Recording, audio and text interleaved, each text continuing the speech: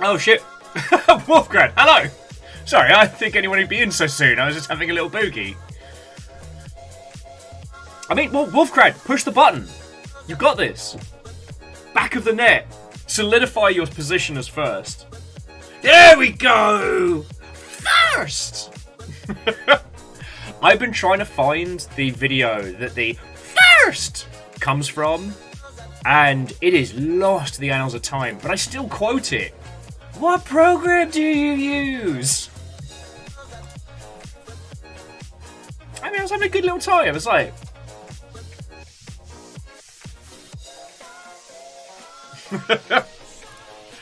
I don't know, I think this summer, it's because we're leading up to Bomb Rush Cyberfunk.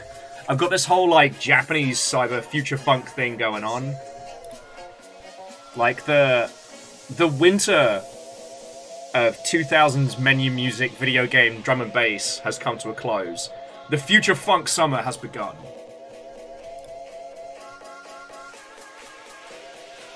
But anyway, how are you doing? To have a little natter before everybody gets in.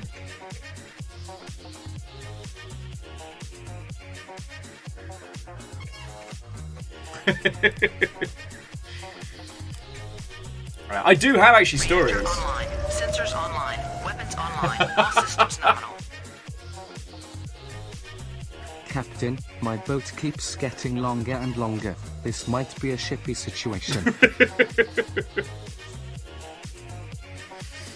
I don't know what to tell you. Like, at a certain point, you're just going to consult a doctor.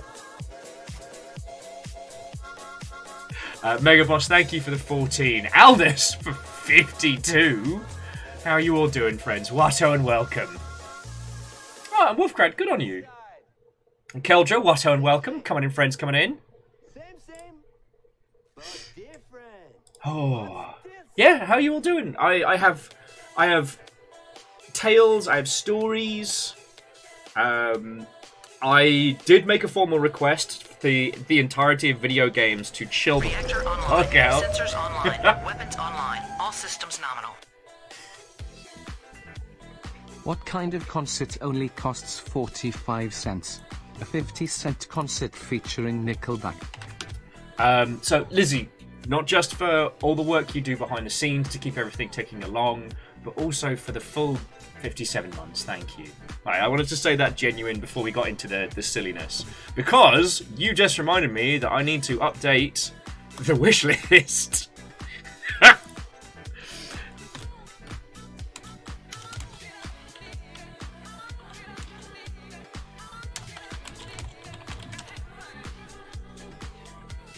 Where is it?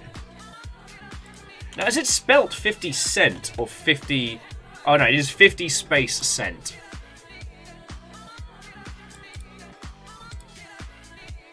Because I realised with everything that we've been talking about and all the ridiculousness, we did not add the seminal 50 cent blood in the sand to the Xbox 360 list.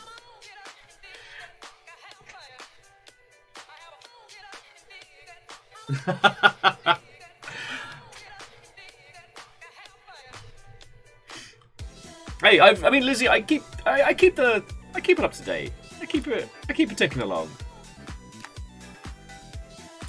What? No. Me again. And despite everything, Kimball, it's still you.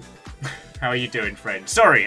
So Kimball, thank you for, like, I mean, putting up with my dumb ass and 43 months and at a tier 2 and all that you put into this little corner. So yeah, thank you.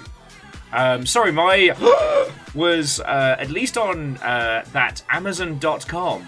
50 cent blood in the sand on the Xbox 360. The cheapest price is $65.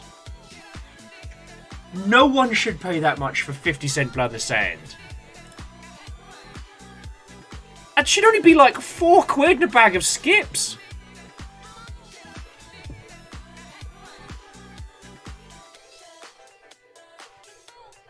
You've got a dev copy of that. Oh my life. The story of 50 Cent Blood in the Sand is fascinating. Like, it was a disaster game Fiddy came in, made a whole bunch of wild fucking changes. Like, it was a disaster development that resulted in some of the best, dumbest nonsense that we put out as an industry. Is it a good game? No. Should you play it? No. But inflicting it upon others is probably its greatest power.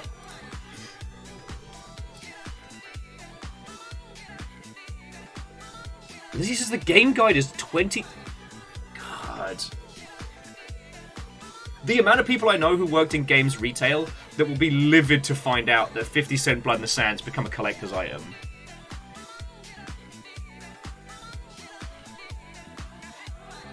Well, okay, so we're starting this stream off weird. How are you all doing? What? Oh, and welcome, Fred. Ah! Fuck, I have to move those. You don't even need to be here. These are the boxes for pieces when they're either pre-primed or ready to be painted. And we're doing a funk train. Okay, it's happening. Ciao.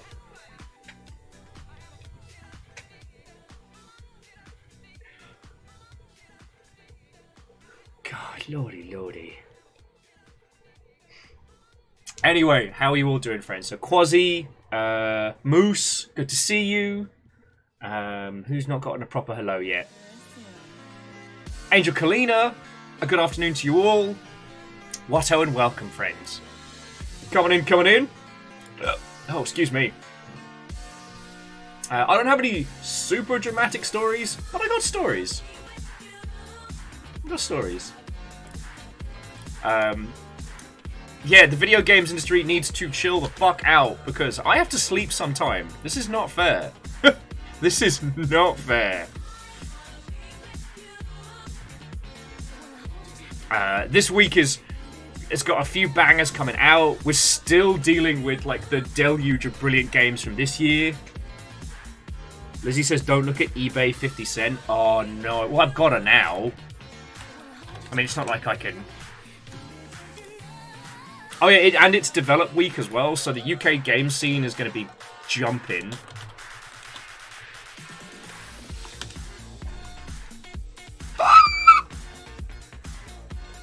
Who gets 50-cent Blood in the Sand graded?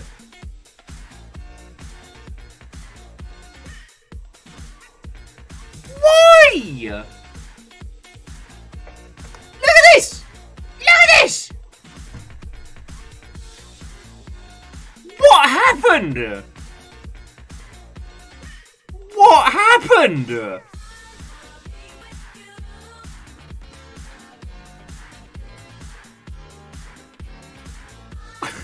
Sorry, yeah. Sorry, Angel Khalid, that was an honest-to-goodness squeak.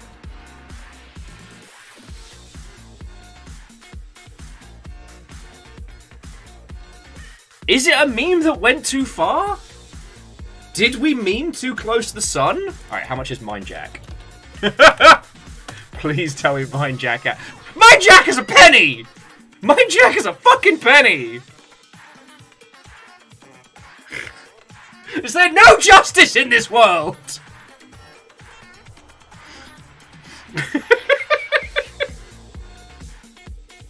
Fucking crimes. Crimes!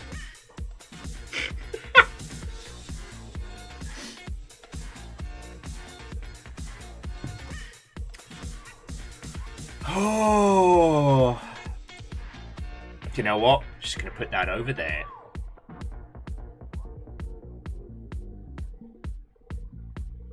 Wolfgrad says, a lot of these people need to relearn their basic maths because a lot of those numbers were clearly higher than 50 cents.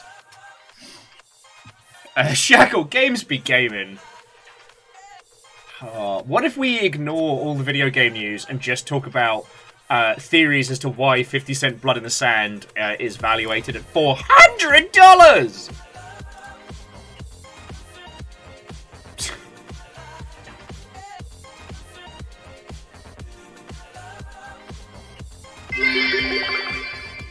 What do you get when you anger a sheep and a cow? Farm animals in a bar mud. That joke came with its own colouring book. Fuck. Thank you for the bits. Fucking terror. Nick, how are you doing? Watto and welcome. Actually, yes. I ran this through my Nick Baitometer, and it got a solid 7.3. We're also talking about 50 Cent Blood in the Sand and trying to work out why it's so expensive.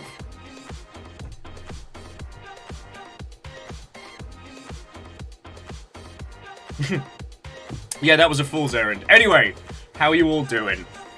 Oh no, and Megaboss, like, I can completely understand, like, some of the classic DS games.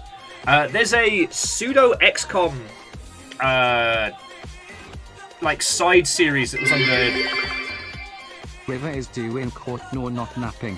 They were resisting arrest. Terror. Terror, Ereman! Thank you kindly.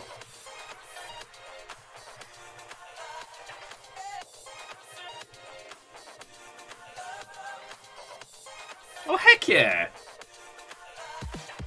Well, that's, so, Nick, that's lovely to hear. Get some good LARP times in, and you can always catch up on your personal projects. But, sorry, before we continue, thank you all for starting us off on a train. Like, you know it keeps this whole fucking thing going, so seriously, thank you. Alright? Kyle was saying that the studio lead on 50 Cent Blood in the Sand now runs Rare and Sea of Thieves. Honestly, if you can survive 50 Cent Blood in the Sand, you are unkillable. But okay. There's so much to talk about today. So much. What ho, it's here on Twitch, let's feckin' go. Let's feckin' go! Feckin' wee! I'm Fearless, thank you for 200 and all. How are you all doing? Does anyone need a cup of tea or like an extra bevy before we start getting into gestures to the games industry? Because it's not all like, and it's not all bad. It's just a lot. Like, both the indie and AAA space have some fresh weirdness coming out this week, with both Oxenfree 2 and Exo Primal.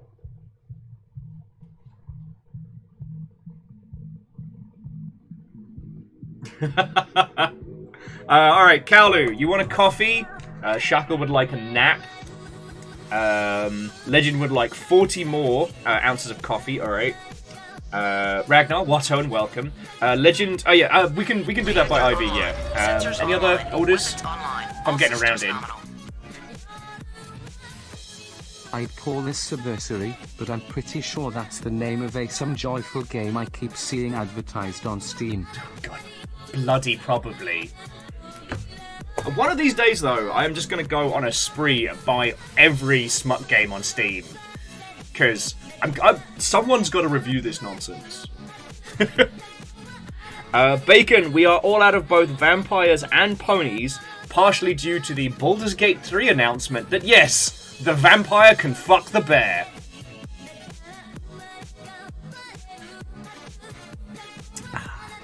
That's not a bit, that was an actual announcement. One of the romance options in Baldur's Gate 3 is the druid, and they can transform.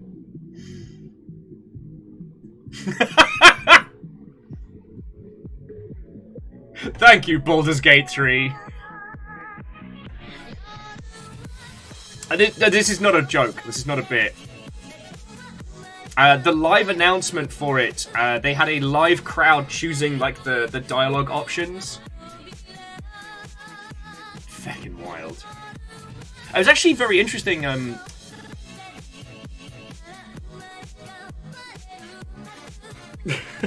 Kymble says, have you wondered if werewolves have were-partners? I don't have to wonder. The internet, despite me never asking for it, has informed me in great detail. I drink and yet I cannot forget. Yes, Moose, the actual announcement did get the Baldur's Gate 3 TikTok nuked from orbit.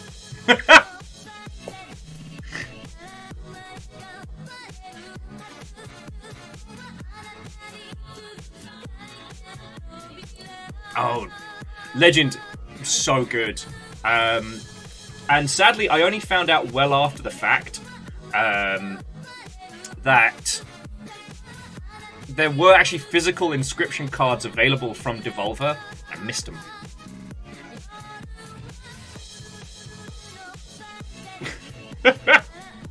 But no, so Baldur's Gate 3 is going to be interesting.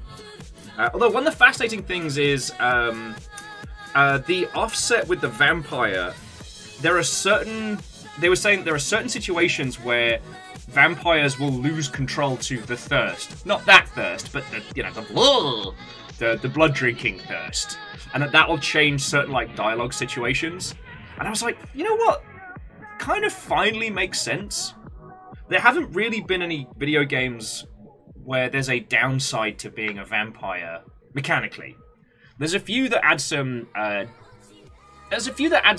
quirks, like what's it called, like Vampire, the one where you play a doctor and you get changed against your will, but aside from that, being a vampire is always unequivocally awesome.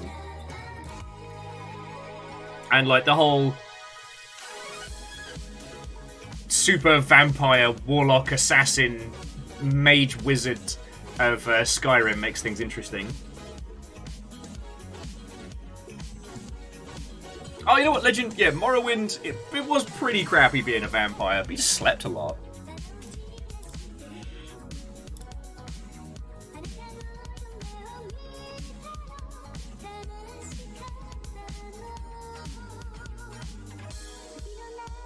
Yeah, no, honest, I think that's where it's at. It's like most vampire video games end up being 90% you're hot and awesome in every way, and you kind of have to, like, babysit a blood bar.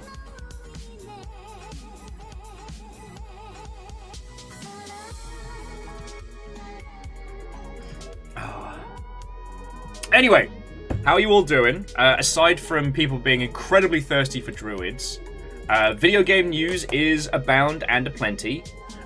Some good, some bad, some... What?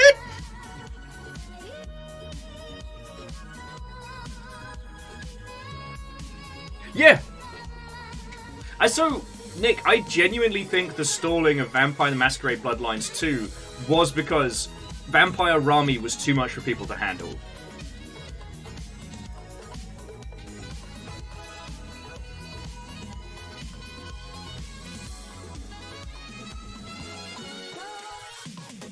So, Wolfcrat, are you suggesting like making it like a survival game where you have to dash from like section to section?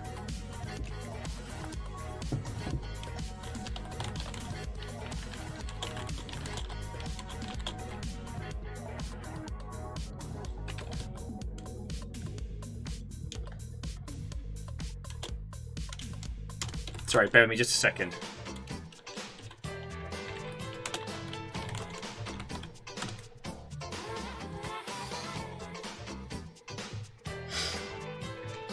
Yeah, little Amos doing his little moves. Just try not to run him over.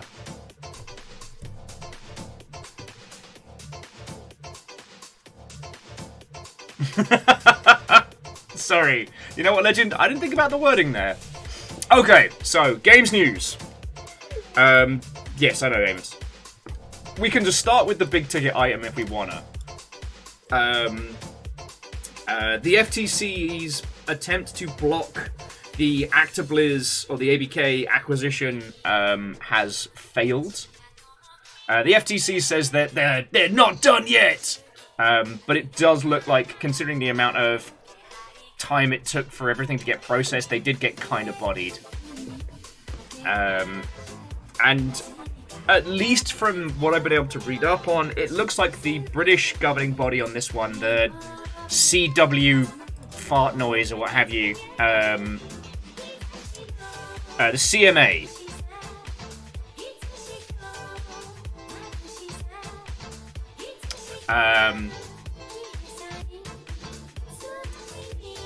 it does look like that one may prove a little bit of a slowdown, but it doesn't look like I'm gonna.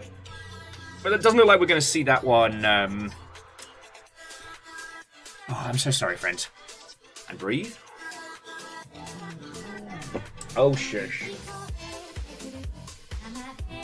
It doesn't look like we're going to see the CMA block this acquisition. So it looks like it's more a question of when than if. I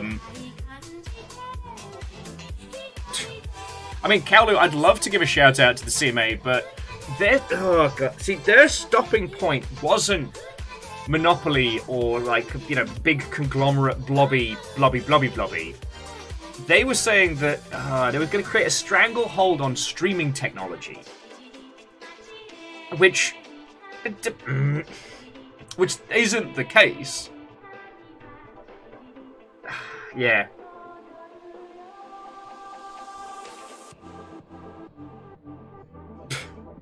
I mean, Mr. Blobby has the power to stop this from happening, but no one can summon the Blobby. None can control them. As we all know, while Noel Edmonds put on the suit, it wasn't long before the suit controlled him. Venom is a dark retelling of the Mr. Blobby story. Anyway.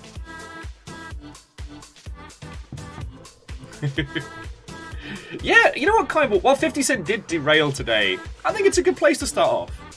So the TLDR is that it is looking very, very likely that Microsoft will be acquiring, you know, the Activision Blizzard King conglomerate. And everybody has extremely mixed feelings on this one. On the one hand, the corporate gobble of creative industries has very rarely been a good thing. Reset the clock! I was rewatching the latest Movies with Mikey episode about Space Jam 2, which was basically Space Jam 2 is worse than you think. He's not wrong. But one of the interesting things about it was kind of the constant cycle of creatives fighting against these gigantic corporate entities. One thing that I wasn't aware of was how the initial construction of Hollywood as an area for the production of film was to get away from Edison's like rampant patent fuckery. And then because of their success, the big studios started popping up. You don't need me to tell you film history, but the big studios, while they did create great art, were not good for people.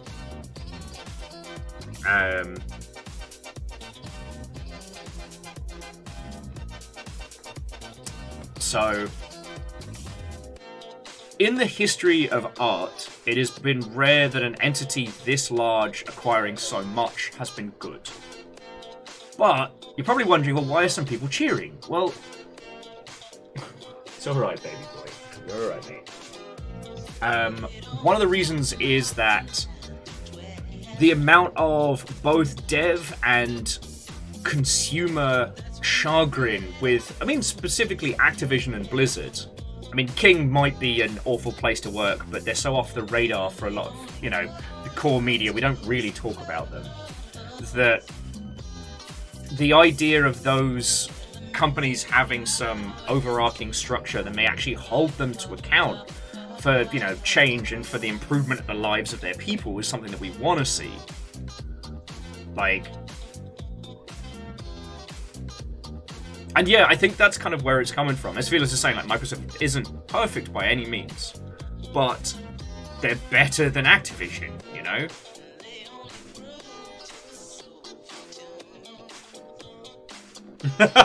Welcome back, Lance. But you'll never be the same again. Now, if we just look at this from a business standpoint, what does this mean? Well, it means that Microsoft's strategy of platform domination will probably continue. I know we've talked about this a lot, but Microsoft's been pretty open about how they no longer really consider it to be a world of consoles. They consider it to be a world of platforms. You know, it's not the Xbox versus the PlayStation for them.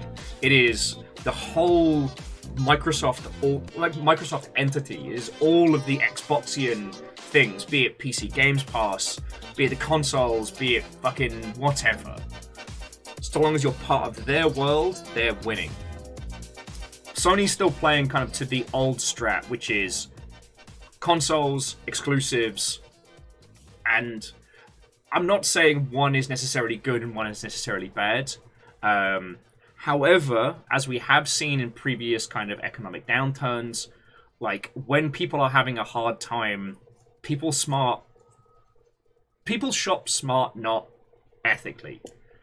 Okay, sorry, I don't want to say ethically. I'm not trying to be a complete dingleberry. But if a large entity says, hey, you're struggling right now, you can have all of these games for $15 a month, and look at all these ones that are going to be coming down the road. That's a powerful, powerful start.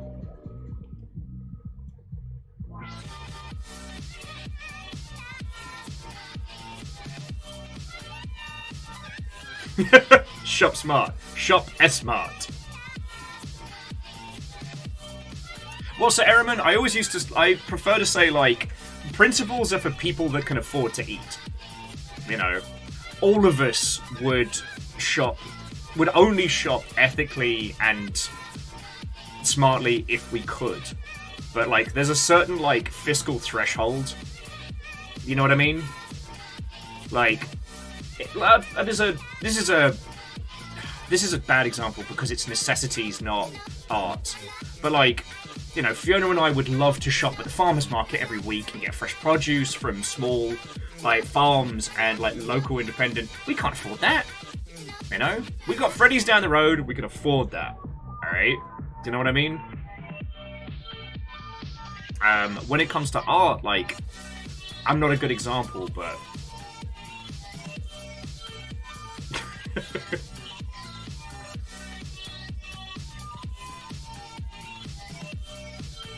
Anyway, sorry, so jumping back. If this goes through, this will be a huge step forward in Microsoft's, like, platform domination strategy. Because, like, suddenly Blizzard properties all become, like, available all day, day on, you know, Game Pass. That's very powerful. They'll probably end up leaving a few of the more integrated structural successes alone for a good while. So, like, we won't see any sweeping changes to things like World of Warcraft and stuff like that. COD is definitely going to change. What is fascinating is that they have promised in a court of law, at least so far as I understand, that they will be maintaining Call of Duty as a multi-platform product. And thanks to failed redacted documents, we know how much money that means. You know.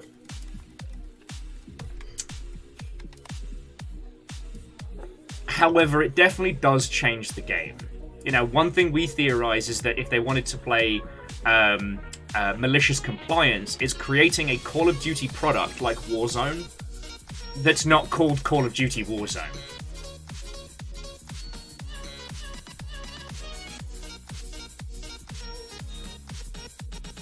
And yeah, Ehrman, also, the promise was for 10 years as well.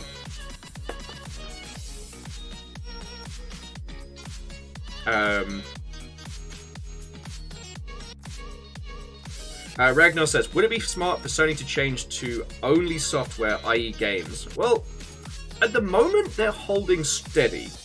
And their business strategy is based around exclusivity. You buy a PlayStation, and that PlayStation is your everything space. You know, it's your Netflix box, it's your Blu-ray player, it's your, you know, feckin' Spotify machine, and it's where you play very specific games that can't be played anywhere else.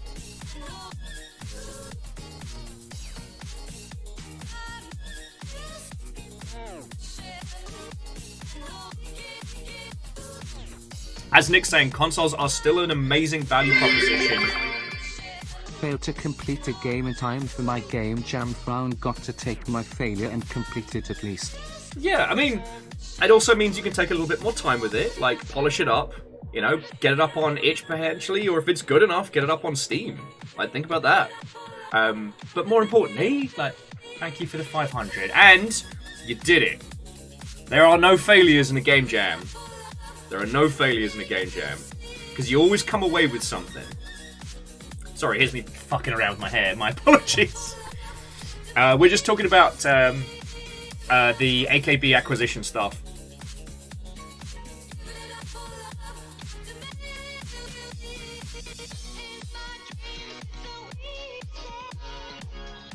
But yeah, so jumping back. Also, Sony doesn't have a fallback strat. They're still not ready to compete on a platform-for-platform basis. Their platform initiatives are very split up and very spread out. And, like, one of the things that was really, really interesting about the documents that we got to see is that things like Call of Duty and stuff like that are still a big part of their whole sales ecosystem. And what that means is that their big seller isn't one of their in-house titles.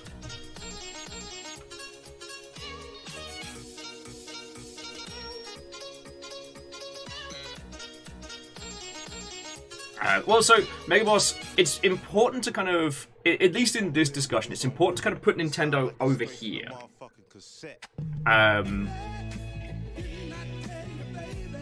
Because it's almost like... Oh, this loop always goes janky. There we go. It's actually... I'm trying to think of where to put Nintendo in this conversation. They're almost closer to, like, Games Workshop than, like, Sony or Microsoft. Like, they have a specific market, they cater to that market, and everyone else can basically get fucked. Like, Nintendo aren't competing with the others anymore. They're playing a different game. Does that make a weird sense? Yeah, thank you, Nick. That's a way better way of putting it. Nintendo is a lifestyle company more than it's a tech company.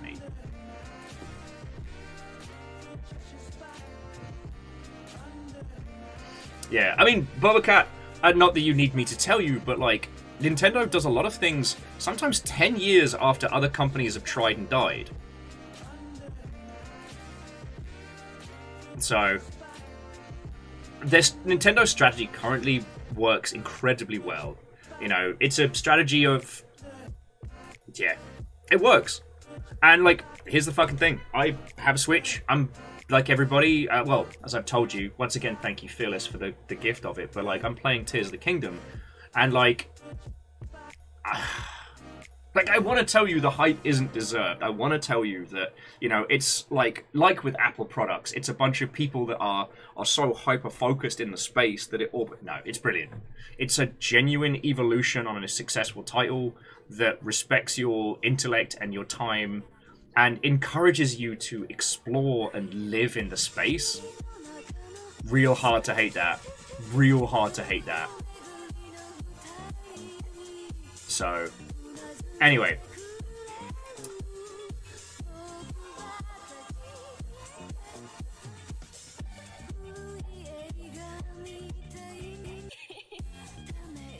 Okay.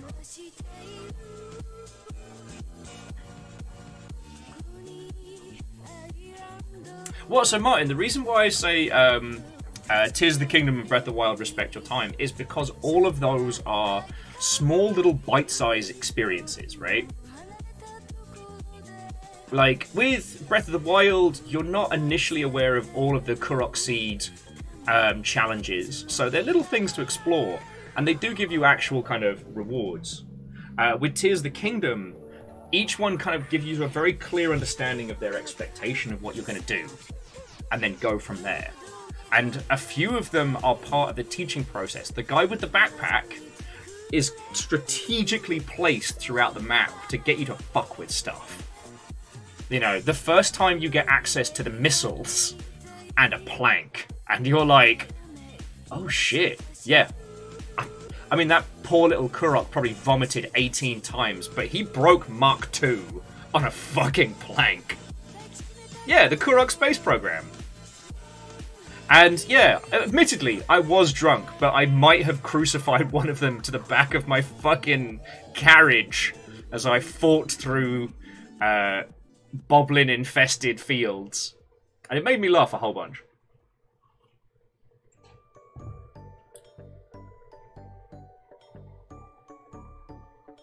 But anyway, sorry. Jumping back. This AKB acquisition will be very powerful. So the things that... We've talked about this a lot, but we in the core media space, sorry, core games media space, always forget about mobile. We always forget about mobile, despite it being a fucking powerhouse. And the thing is, like, Activision, like, King got that mobily money. It is a space that they fucking rule. And of all the parts of this acquisition, that's probably what's going to make them the money back first. And it's wild to think about it. For all the billions that video games bring in every year, like, mobile's like, what? 50% of pie? Also, as a quick aside, to any of you that have Netflix, you can get Shovel Knight Pocket Edition for free, just as part of Netflix. It's incredibly janky. You have to view the mobile app and then install the Pocket Shovel Knight via that. But Pocket Shovel Knight's a fucking great game. It's just free. Get that on the download. Anyway, sorry. Also, Pokemon Let's Sleep, or whatever it's called, will be coming soon. So finally, a Pokemon game that I will absolutely suck at. Okay.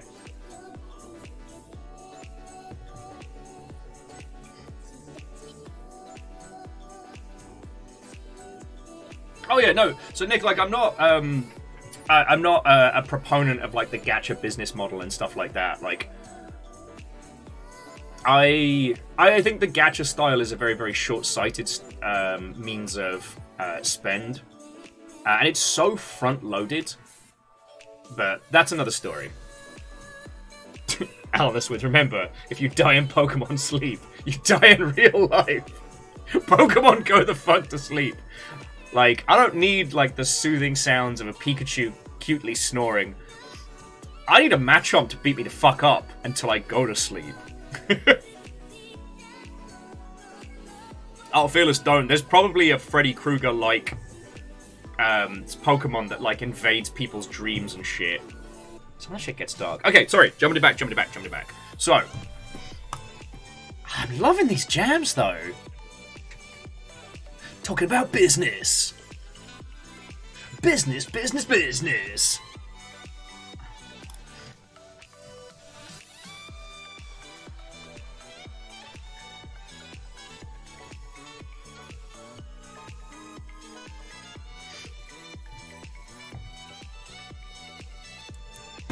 Okay, so Bill Monk, I'm pretty sure it's Gengar that invades your dreams. Anyway, oh, Rilu, Watto and welcome. Who's that Pokemon? Freddy Krueger. Rilu says they only play mobile games through an app that harvests their data, but they get free cards. I mean, all my data is very, very widely available, so... Okay. So, bringing it back. So if this goes ahead, what does this mean? So it means that Microsoft will be acquiring Call of Duty. They'll be acquiring Overwatch, Warcraft, and Diablo as IPs. They'll be acquiring all of King's catalog. And at that point, we're looking at some fucking powerful stuff. Now... to be a happy, hopeful, cheerful individual, there are lots of things that I hope will happen. One, Actiblizzard's style of development, especially when it comes to Call of Duty's like yearly cycle, has put a lot of incredibly talented devs basically on the grind. If they change up their development strategy, it would free up a lot of really cool studios to go back to making really cool stuff. Like, High Moon's just been one of the people in rotation. The same High Moon that made those incredible Transformers games a year back.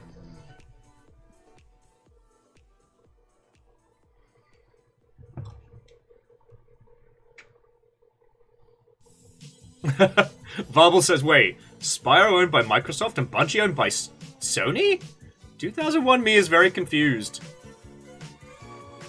Ehrman says Microsoft acquires about like 13,000 people. Yeah. They've got the infrastructure to look after them. a lot of those people will start getting Microsoft benefits as well, which could be nice if the studio is like undervaluing their staff.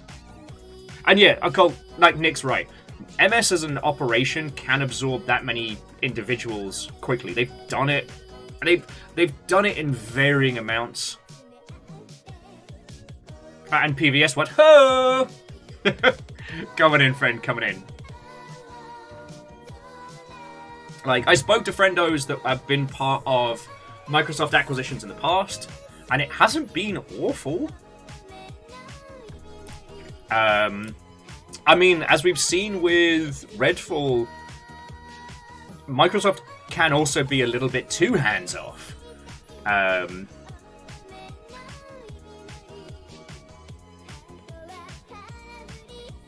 Yeah, Alnis, freed from the With a Destiny B team to the COD B team. Yup.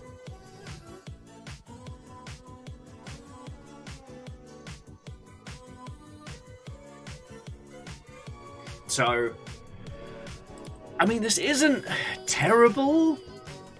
No, sorry. In that regard, this isn't terrible. Microsoft is quite likely to acknowledge some of the unions, and there are already initiatives within Microsoft as an organization for, you know, queer, marginalized, people of color, all sorts. Now, I only know that tangentially. I don't know the specifics of those, but at least there's like discussions being had. Now, Nick was saying, here's my big question. What happens to the COD bonuses? Knowing these kinds of situations, they'll probably continue for the next cycle. And then after that, there'll be a significant rechange. It's unlikely that there'll be like the old orange badge, blue badge will be rolled out to everybody. I have mixed emotions on this. I don't like so many studios under one umbrella, but the FTC arguments were Sony BS gatekeeping emo, and really, how much worse can MS be compared to current Act Blizz? I mean, sorry, Bacon, obviously, thank you for the bits. I agree with you. Like, I just want to say, this is one of those situations where what I want and what is going to happen are very different things. What do I want? I want all these studios to go back to being small, independent little operations, making things creatively. That's what I want. I do not want this big blob of conglomerate. But that's, at this point, this isn't getting broken up. And the fact that, again, the FTC and the CW bollocks British one going trying to block it based on streaming tech was stupid and dumb. But I don't know.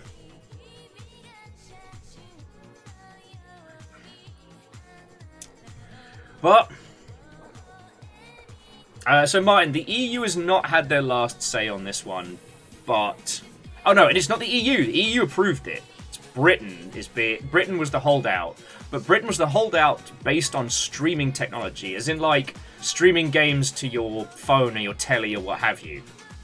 And what's interesting is that is something that, at least so far as we understand, people in the tech and TV industry are trying to move towards quite aggressively.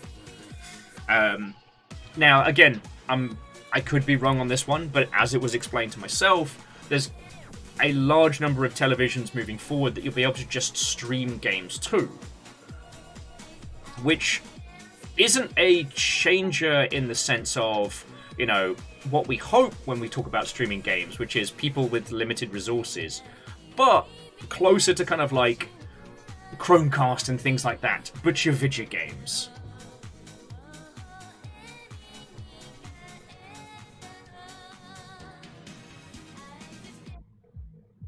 Yeah. Sorry, now, jumping back. People were saying that if Bethesda is anything to go by, like, ABK will be run pretty independently. Oh, so Varbles, possibly. It's just, considering all of the bullshit, at least if I was overlooking it, I would dismantle the Activision publishing side. Like, I'd just get rid of that. Like, bring the good people in-house, like, trim the fat, basically clean out anybody who's a fucking problem, and move that over to Microsoft Publishing, so that you're not basically spending money twice. Now, when it comes to like PR, marketing, and stuff like that, I always think it's better to have in-house than not, but that's not how Microsoft be, you know. Some teams have their internal peeps, but for the most part, they use us a large pool of like community managers, publishers, media people, etc. But they've got spend, and they get things looked at, so, you know, can't hate their results. Teams like Blizzard, who have their own internal comms teams, will probably be left alone. And fucking who knows what they'll do with King.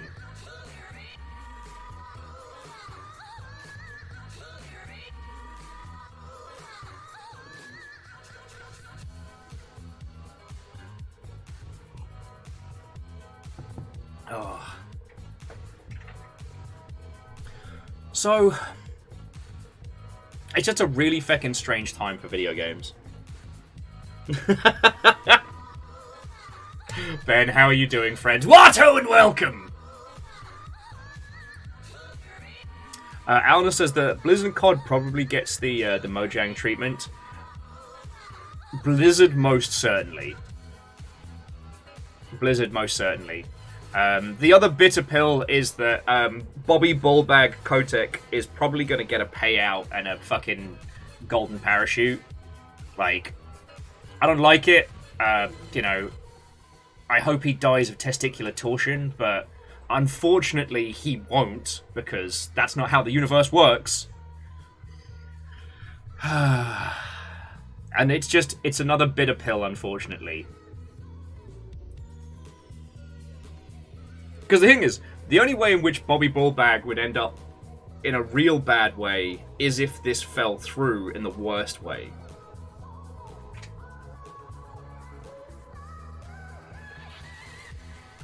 Yeah, Ehrman, that's how it will be.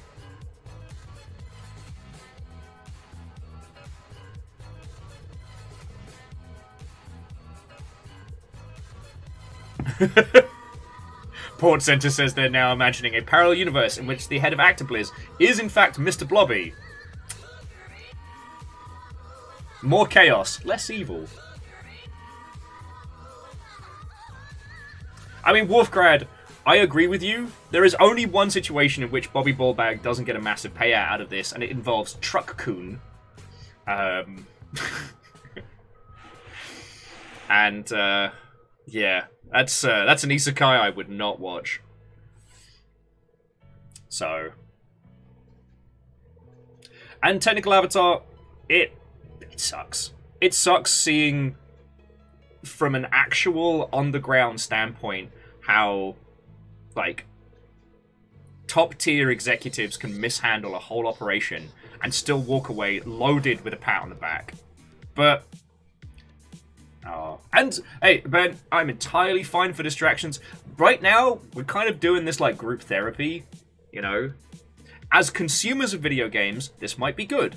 As the games industry, this is worrying, but it might mean that our peers have a better time.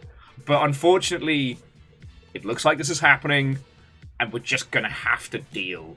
So, better we get the toxins out now.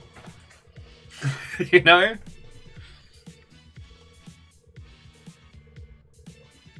Okay, Ragnar, you know what? You've turned it around. I'm enjoying this. That time I was reincarnated as an ActiBliz low-tier employee, starring Bobby Ballbag.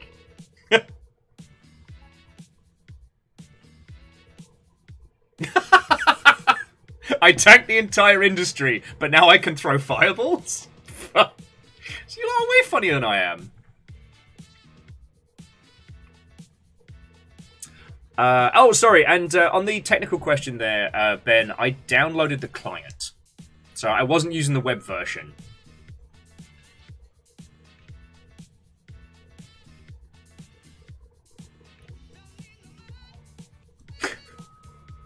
And you're right, also, that ActiBliz King does sound like a sports and show-themed Powerpuff villain. And that, yes, friends, if you need to work out your frustrations on the rich, may I recommend the Dishonored series? Or Hitman. You can do meaner things in Dishonored, but you can do hilarious things in Hitman. But annoyingly, Hitman's not on sale for the summer sale.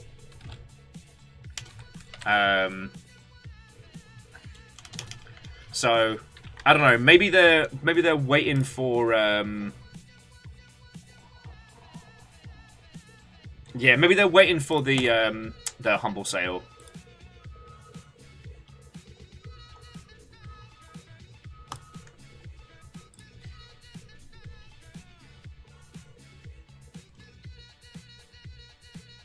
Oh god, Moose, that would be hilarious. Sorry, Moose was just saying that the funniest outcome of this is Microsoft acquires all of this, which then creates a scenario where the FTC has enough to flag up antitrust, and then it has to be broken up. God, that would be wild. See, Fearless, there you go. Now you're thinking with portals. Getting the endemic poison pistol has changed my life. I can now have anyone shit themselves at distance. It's basically the brown nose... yeah, the brown noise gun. Or the brown nose gun. Very different weapon.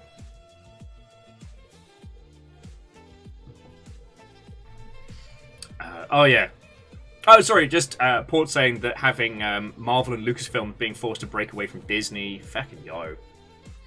Yeah, it feels. I basically got the Bow Disruptor from Transmetropolitan. Kaolu, that's how we roll. But, like, friends, I'm never going to deny you the frustration at these, you know, multi-billion-dollar companies being billionaire knob-ends. It's that thing of, like, in video games, unfortunately, we just have to fucking suck it up sometimes. And I hate it. Like, you know, we should be throwing bricks. We should be causing problems. But that's not how this industry be. So, that's why I'm letting everybody kind of, like, vent a little bit. Now, what I will say is that, at least in the gaming space, like, the potential for success from a small, like, teeny tiny group hasn't been completely removed.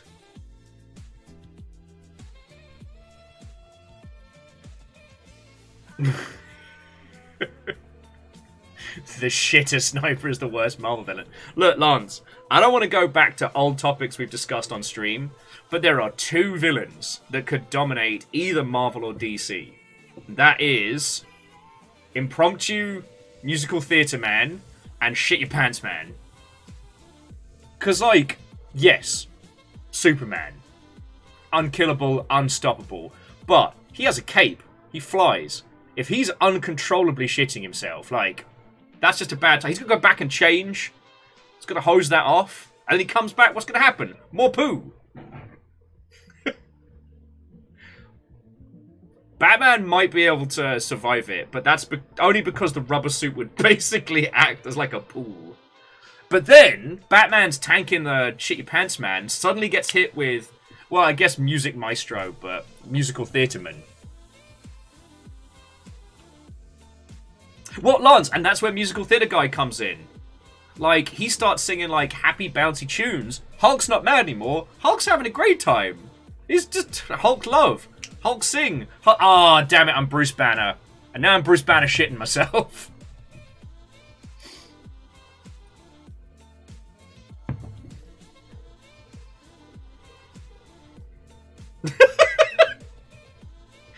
Once again, you lot are far funnier than I am. Kailu with Musical Theatre Man as a Kojima character.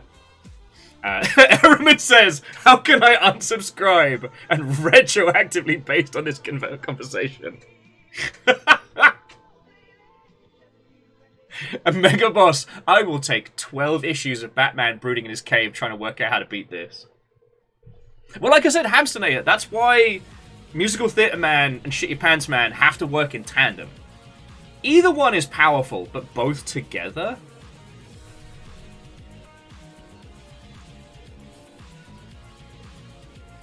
Oh, actually, yeah, no. Alice, Deadpool could not be stopped by those two.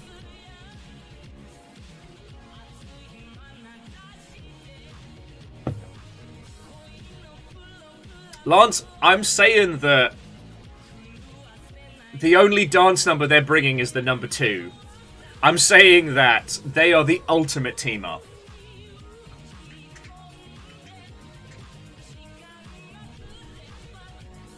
Oh, interesting. So, Nick was just saying that speaking of Kojima, they're staffing up in a big way right now.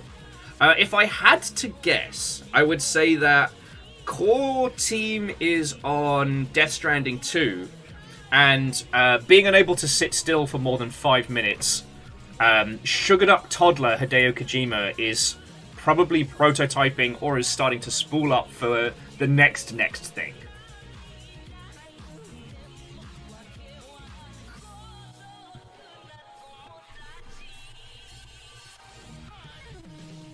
So that's my theory. Online. Sensors online. Weapons online. Hey!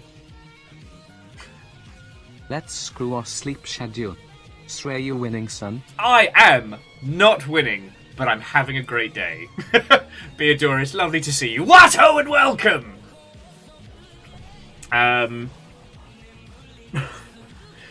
I'd love to tell you, Beadora, that it is a sensible and focused place in here, but we're flitting between discussing the AKB acquisition, Microsoft buying Blizzard and Activision and King, along with the unbeatable villain duo of Musical Theatre Man and Shit Your Pants Man.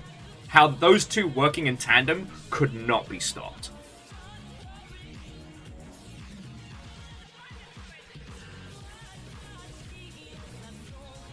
Oh yeah, Moose, that's, wait, no, actually, Moose, I think you might be the person who told me about that. The idea of using a crate of puppies that even the Incredible Hulk would find adorable to change him back into Bruce Banner. Jay Post like, I'm sorry, Wet. I'm sorry, Wet. Welcome to the party, pal.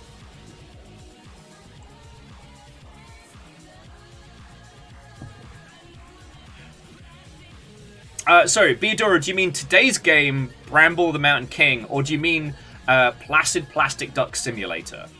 Because I'm happy to talk about either.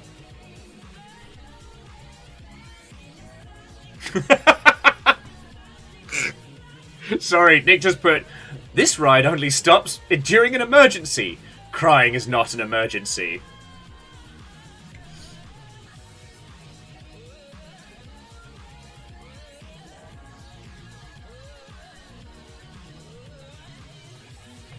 Okay, go for both. Alright, so, before we continue with, like, industry banter and apparently how Musical Theatre Man and Shit Your Pants Man are unbeatable, except by Squirrel Girl and Deadpool.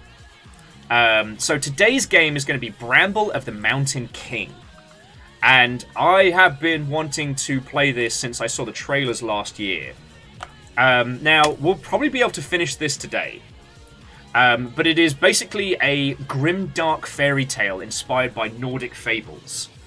We're talking like not Hansel and not Gretel. Your sibling gets stolen by... to explore the beautiful yet dangerous twisted land Bramble in an endeavour to rescue your sister, traverse a wondrous landscape and survive deadly encounters.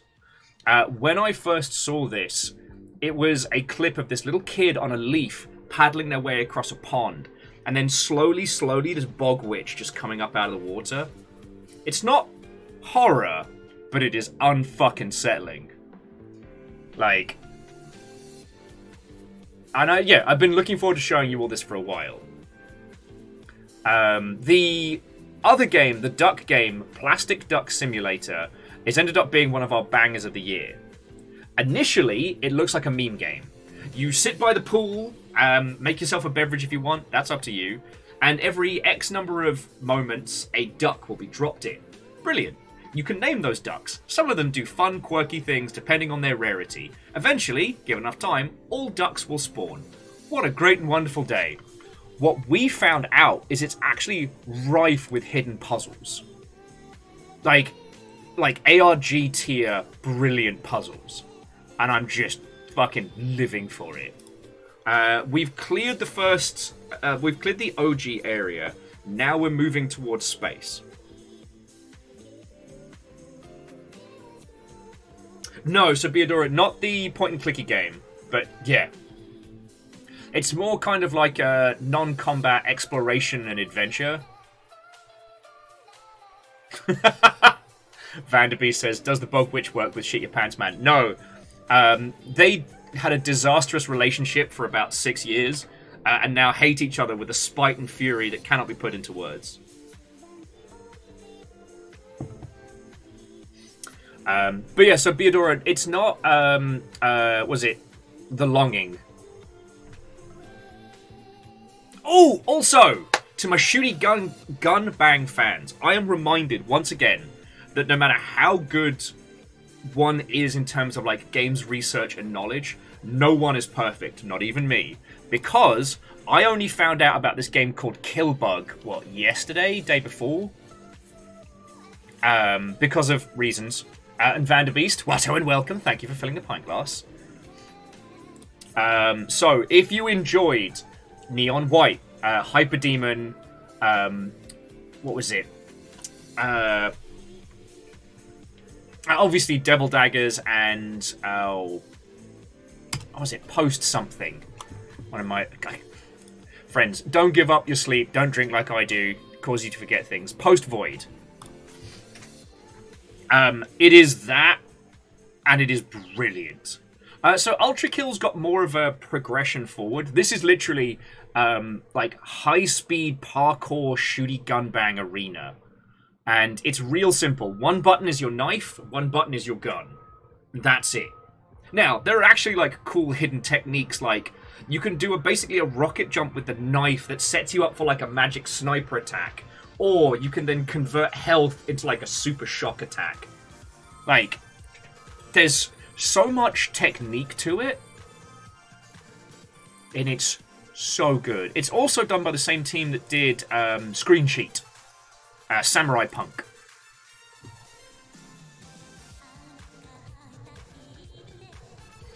They also did Justice Sucks Tactical Vacuum Action. That was their game last year. Which I will admit I haven't had the chance to play proper, but a lot of fun with. And they also did a Roombo, as in Rambo Roomba, First Blood, about and I quote, a comedic top-down stealth action game about being a robot vacuum cleaner and fending off burglars from your home.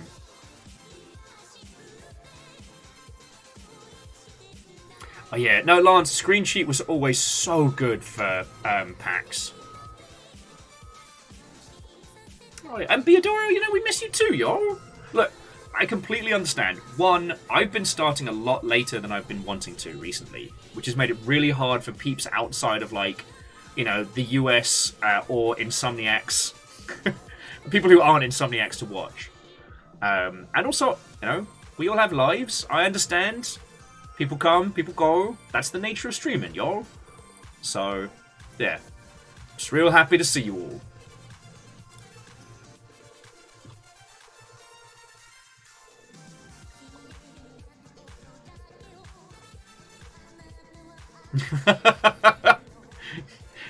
Touche, Wolfcrad, touche.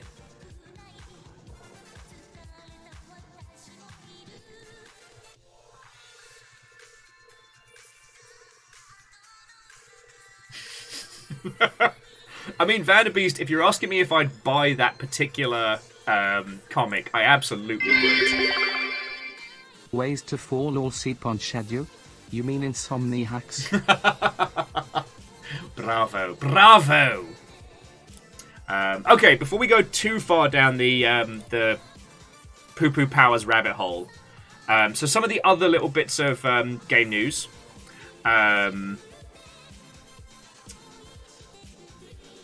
There was an article put out over the weekend about preservation of video games.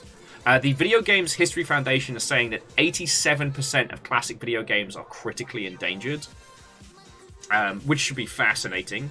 Niantic, specifically the Pokemon Go side of Niantic, is facing external complaints of rampant workplace sexism, which could end up getting spicy.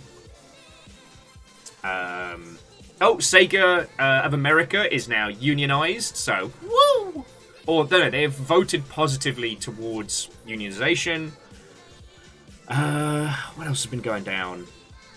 Oh, we found out the wildest fucking weird shit over the weekend. Sorry, this is a tangent, but this is a tangent that I need to share with you. So, as you might have seen, like, things have been very difficult here. Mostly just due to the amount of animal care required during the day. Like, the combination of this, plus consulting work, plus looking after these animals has meant I haven't really had much of a life. Outside of, like, occasionally being able to jump into the Discord in the late evenings. So, over the weekend,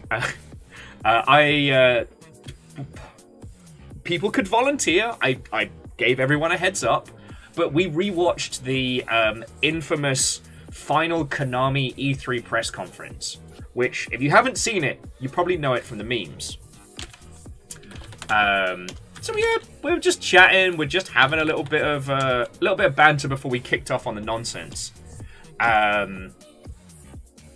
We started talking about Time Cop and all the weirdnesses of time travel and stuff like that. And then someone was like, "What? Did they make a Time Cop video game?" They did. It contains none of the licenses to any of the actors. And it's supposed to be a sequel where you stop the person who invented time travel. Seems fair, right? Like, I mean, I'll show you the cover art over here. Like, oh, that's actually not a. Give me a good sized picture. All right, yeah. So it's basically this like, what if you smashed together Judge Dredd and Cyclops and got something not quite as good as either? And we ended up going down this fucking wild rabbit hole. Alright? So, one, this game was technically a disaster. It did not sell good. But okay, so here's where it starts getting wild. One, a completed version of the game was developed for the Sega CD. Like, completed and finished. However, JVC pulled the Sega CD version publishing, and it remained completely unreleased until 2007 when it was leaked in its entirety.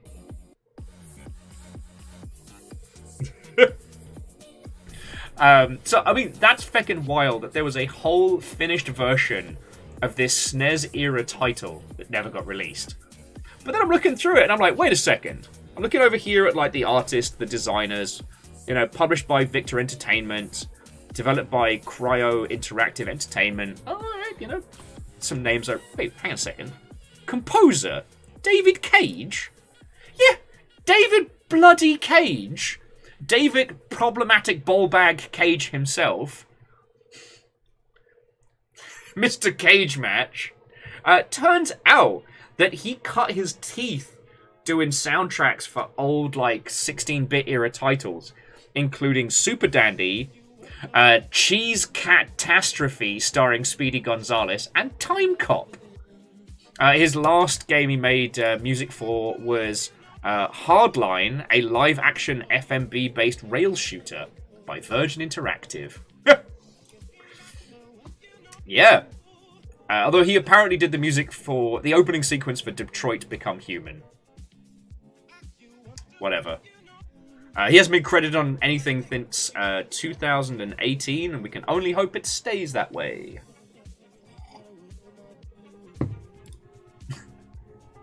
David, I know writers that use subtext and they're all cowards, Cage. I think I love the fact that no matter how many comparisons you make between, you know, Garth Marenghi and David Cage, it'll never be enough.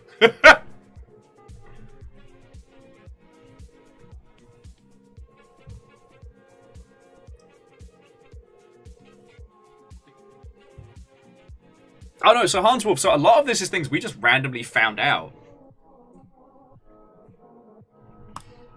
Oh yeah, no, and Dustin, I don't know how we're going to do it, but I want to try and get a Cybermania 94 shirt for next GDC. So Hans Wolf, the cliff notes is that David Cage is not only a hack, but also a bit of a piece of shit. At least according to reports. Yeah, so that was a bizarre tangent that we went on the other night. We already talked about... we already talked about sexing the bear. Allegedly. Allegedly!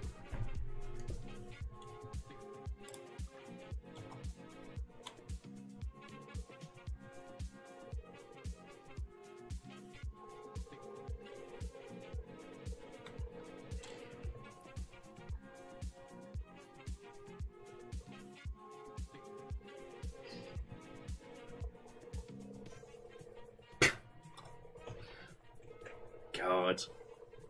I mean, Dustin... sorry, not Dustin. Ragnar, I want to laugh about that, but David Cage had the full might of Willem Dafoe in a game and barely used them. Like, well, barely used the power of Willem Dafoe. So, I have no faith. We've talked about this a lot when it comes to, like, you know, the story of, like, named creatives and stuff like that, and how there are probably some incredibly talented people that work at Quantic Dreams that Nick Cage takes... Nick Cage is a treasure and a joy. That David Cage takes basically credit for, or people that don't want the spotlight and things like that. And that's a larger portion of what's kept Quantic Dreams going. But, you know, dude likes to run his mouth a lot. Nicolas Cage x David Cage cage match.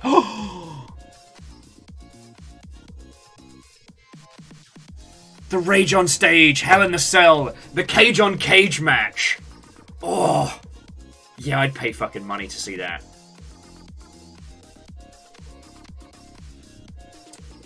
So I don't want to regale the whole story, but yeah, Alnus is correct. One of the few video games that David Bowie was ever directly involved with was the Nomad Soul.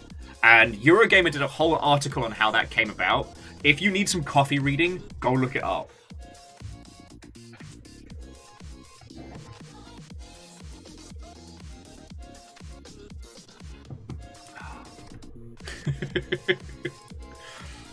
What else has been going down? Oh, so, friends, this week, Exoprimal... 2 Cage 2 Rage Tokyo Drift. Fuck yeah. Ringside seats to that, please. God, no one's betting against Nick Cage. Pickles Cage. Isn't he the green one from Dragon Ball Z? Ah. Cage v Cage, Quantum Breakdown, pay-per-view, one night only. But yeah, so Exoprimal's dropping this week. I believe it's dropping on Game Pass for those who have it. And they have said, Capcom have said they're going to be doing Exoprimal X Monster Hunter crossovers. I'm not going to be streaming Exoprimal, but I am going to play it. Because I'm curious. This feels like the Capcom of yore. The Capcom that brought us, like, Dino Crisis 2 and all sorts of wild, wacky shit. And I'm okay with that. For those of you who don't know, the plot of Exoprimal was time-travel dinosaurs were being harvested as power, which broke time. And now you and your buddies have to conduct dinosaur research to make the ultimate suits that will be able to survive the ultimate dinosaur so that you can save all of space-time.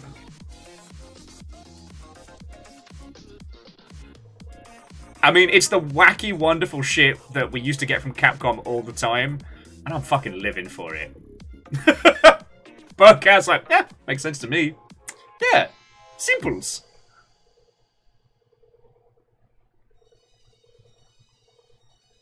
Beadora, the dinosaurs have time traveled and are also fuel for time travel.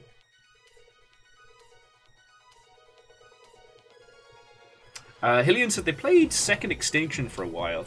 There was that little spree of dinosaur shooty gun bangs we got. The thing is, Captain Hillian, I know it, but I get all the dinosaur titles all... Oh, God. Yeah, no, you weren't kidding about sorry. If we look over at the Steam page, it's that thing of like, okay, so all reviews mostly positive. Recent reviews very negative, which sadly speaks that like they either haven't been selling well enough or they're having business problems.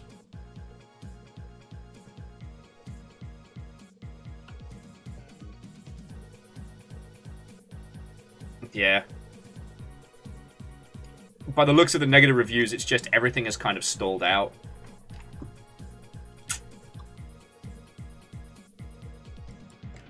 Ah.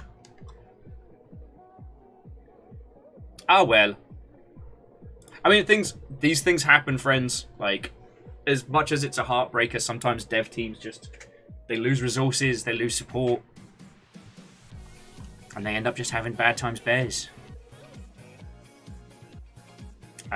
But I know there was a handful of these, like the dinosaur shooty gun bangs, and I was quite surprised to not see it really continue. But I know the Hunter Call of the Wild team tried to do a dinosaur one, and it sadly did not land. That's actually a lot of teams over the years have attempted to make dinosaur hunting games. Very few have succeeded.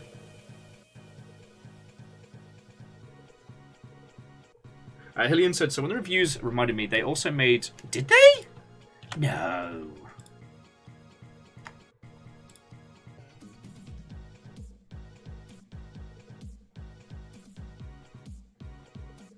Oh, okay. So, alright. So, Systematic Reaction is a team inside of Avalanche. So, it's a bit nebulous, right?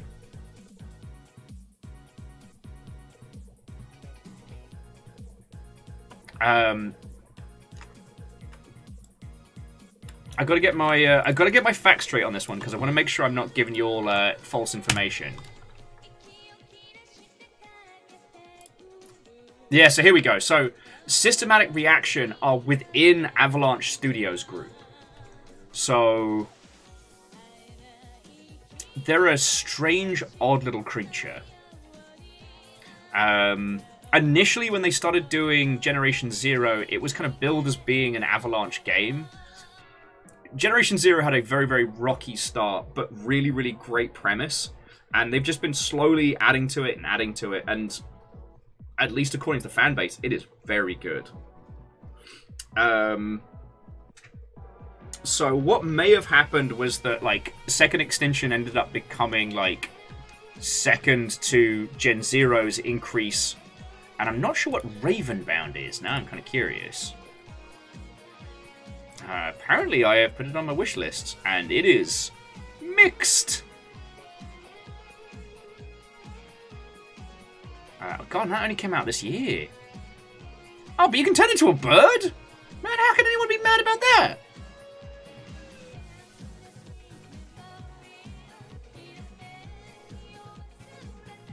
This game is a masterpiece in how not to design a game. Ooh.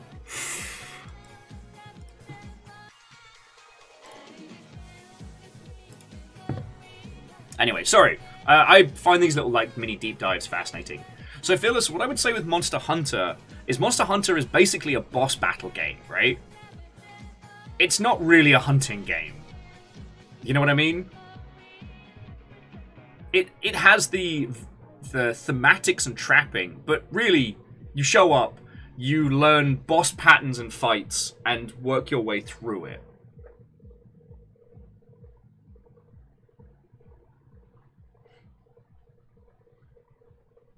Whereas, there are a few people that have tried to do, like, the realistic hunting.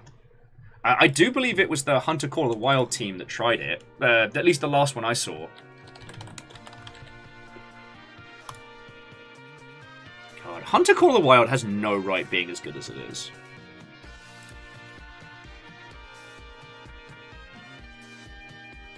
Sadly, their Call of the Angler didn't do as well.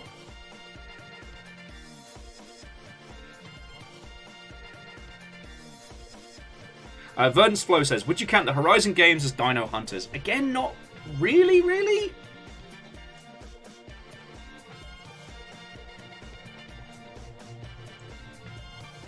Phyllis says they know guys making a fancy hunting game that's all heavy metal cryptid themes. Love to hear it.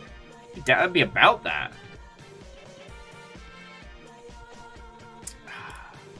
Yeah, so Hillian, this is the problem with, like, you know, being a functioning alcoholic with sleep problems. It's like, sometimes all of the titles kind of blend. E. E. E.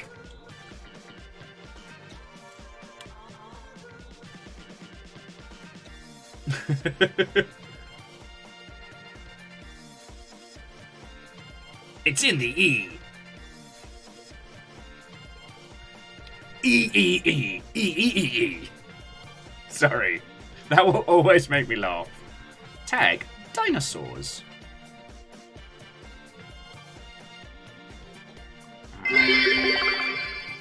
E. Just... Okay, Geographic and J-Post, thank you both. But we're just E. What are you trying to do to me here?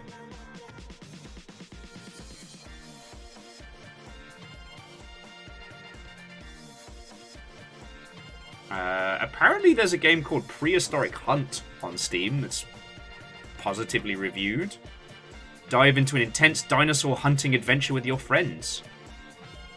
Huh. It's early access, but... E. Yeah, I have to do this every time now. E. I'm trying to talk about hunting dinosaurs here!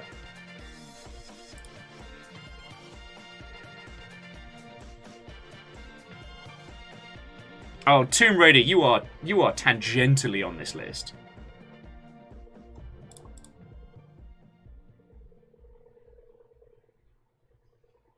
God, here's me trying to... Oh, Primal Carnage was one of the early success stories. I mean, we all know why dinosaur games aren't more prolific. It's because, like, animating stuff like that is super complicated, super time-consuming. And a lot of it, like, a lot of dinosaurs need bespoke animations. So you're really making, like, a rod for your own back.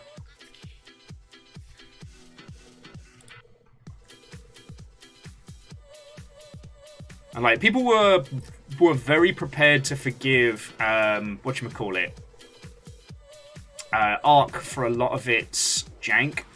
Just because, like, it was the only gig in town.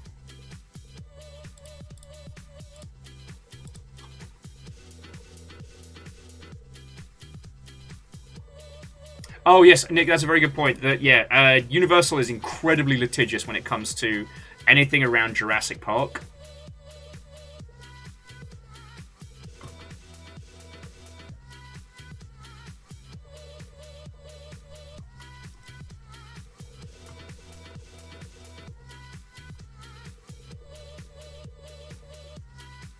Alright, I'm just finding out about a bunch of dinosaur games I did not know fucking existed. Apparently there's a game called Oakwood, a long-abandoned campground nestled in the forests of British Columbia. Explore the woods, caves, and dilapidated lodges in search of your friends while surviving prehistoric horrors. Fuck yeah. What, I'm a sucker for a good dinosaur game? Anyway, sorry, we're going down the rabbit hole of dinosaurs. This is getting into, like, I like turtles level. PP Sports. It's in the balls. Remember, friends, dinosaurs are stored in the balls. You know when you start saying something and then you realise what it is you've said out loud? I am so sorry.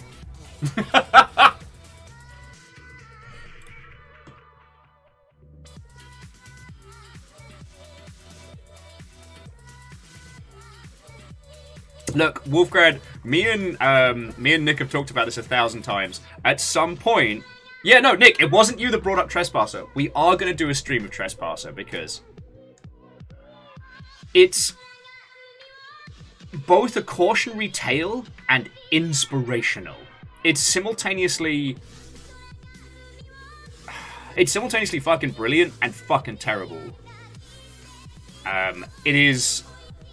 the foundation for which some of the greatest games in our industry is based upon. And also it makes you look at your boobies to find out how much you've healed. So...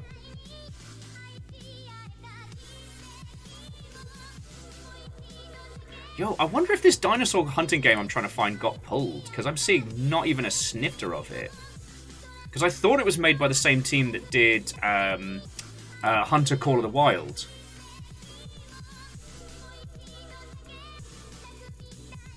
Well, no, so Hillian, what's fascinating about Trespasser is the boobies thing wasn't intended. That was a solution to a problem. Alright, so for those of you who don't know, alright. At some point, we'll have to do a stream on Jurassic Park Trespasser because it's fucking brilliant and terrible. The intent was to make a fully immersive title, alright? It was the building blocks of what we've now referred to as like the immersive sim movement. You know, the idea that everything that your character does is in the world. So if you want to find a gun, you have to physically go, pick it up, and hold it in your hands. You know, you solve puzzles by physically moving boxes and stacking stuff and things like that.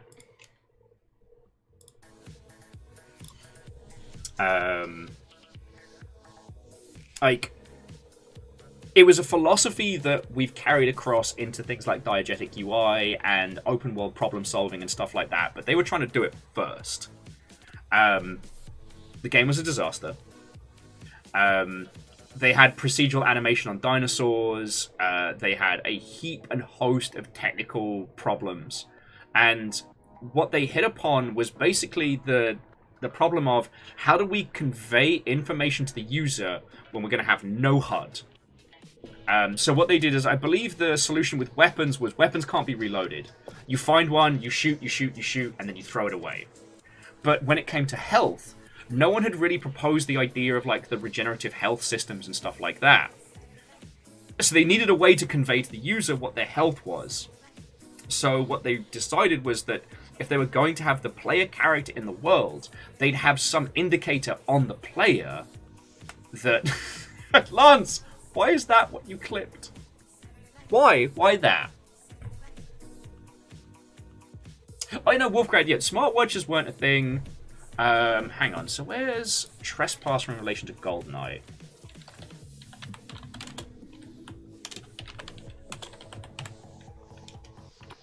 Jurassic Park Trespasser was 97. That was GoldenEye.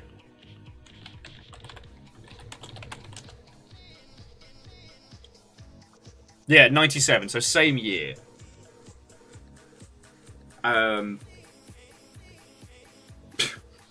Lizzie, you absolute terror. You know, friends, when Twitch roll out this whole new clips thing, the nonsense that you clip may end up going to the greater outside world. I just want you to know that there may be a potential for these moments to be spread far and wide. Anyway, so the solution they came up with was to put a tattoo on the character that you could look at to deem your health. But the problem was, the arms are doing stuff in this system, so they didn't have anything else they could show. So they came up with a solution by putting a tattoo on the character's boob, because you're playing as a femme-presenting character, and it's a heart tattoo that shows your health. Which can... like, you can see how, without checking with anyone in the outside world, how that might be like, oh shit, that's a really good idea. Oh yeah, that saves our problem. You know, our character just looks down and goes, oh, there's the cool... without thinking it through. So yeah, to survive in that game, you are constantly looking at your own boobies. Ah, how much did that dinosaur bite me? Booby time! Oh look, boobies. Oh, and my health.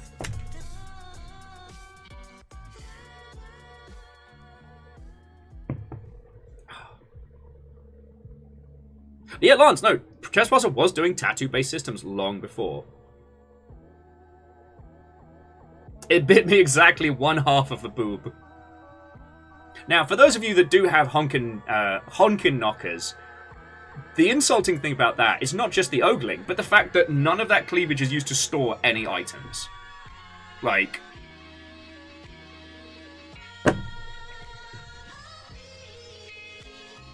just saying. I'm just saying.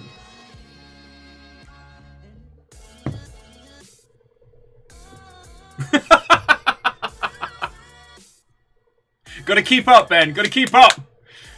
Actually, but you'd be amazed that the dinosaur hunting and the breasted boobily has a large amount of overlap, and that's Jurassic Park Trespasser. The only reason I haven't streamed it for you all sooner is that, like, from a technical standpoint, it is not a simple thing to get going. And, you know, I know because Nick and I are both fans of this game, or at least its legacy, and Nick's offered to help work, like, take me through, like, getting it running on a, like, modern hardware. Sorry, Lance with the... It's called the Cumulative Health Estimated Storage Totals, aka Chest!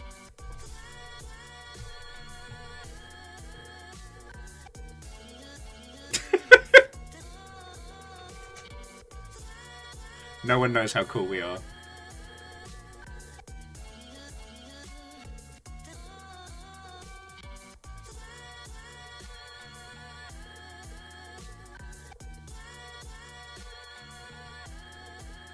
Well, no, so, like, Beadora, I didn't mean that to come across as reductionary. Redaction. I didn't mean that to come across as me being a monstrous knobend. It's, you know, from hanging out with a lot of femme-presenting friendos, especially at, like, you know, bars, clubs, pubs, LARP events, etc., you know, they will use their bra essentially as an additional storage solution, and it works. Like, no hate. It's just, it's one of those instances that none of the people in the design process actually had honking great big knockers. Like, because for a system that's looking at trying to emulate a more of an immersive thing, the fact that, you know, you would be able to keep, you know, key cards and things there.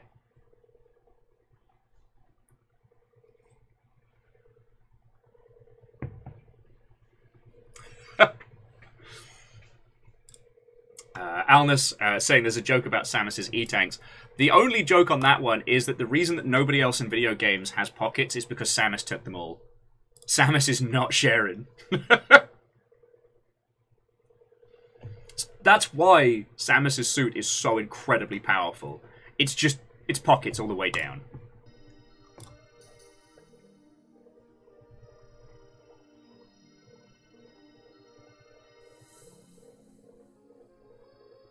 Well, so, another game that I'd love to go through with you all on this very subject. Not the booby subject, but the...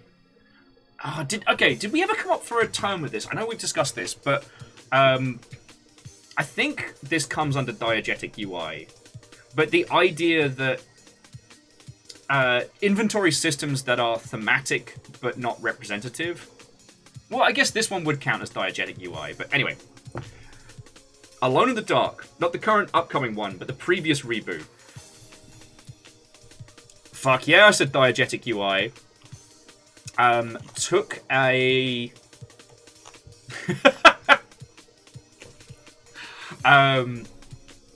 took the idea and kind of took it to a more sensible conclusion of the idea that our main character's jacket, that all the inside pockets of that jacket are used for storage. And so throughout the game, when you're crafting like Molotovs or flaming torches, what have you, you open up your jacket and you actually look in to see what you've got. Which was fascinating, but unfortunately, it kind of created this... It created a situation where, in the attempt to create a diegetic UI, it creates an unrealistic situation. Because... if your character is wearing a jacket and has 3 bottles of, like, ethanol alcohol, and then gets pushed down a flight of stairs, and opens up the jacket again, it's like, oh, all of my inventory is still in perfect condition. Like, you've set an expectation in the world that it's going to have that diegetic element, you know? Like, you don't get that same feeling from, say, Deus Ex, because the inventory is completely representational.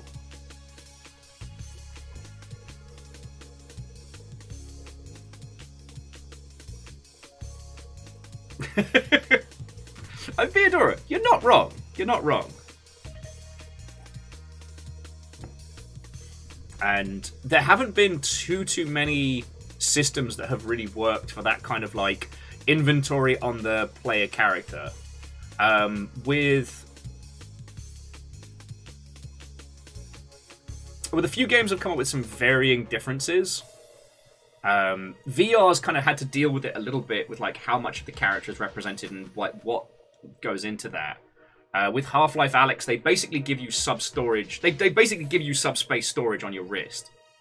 I do like the fact that in Half-Life Alyx, if you bring a fucking crate with you, you can just load it up full of grenades and ammo, and just have this as like your emotional support box.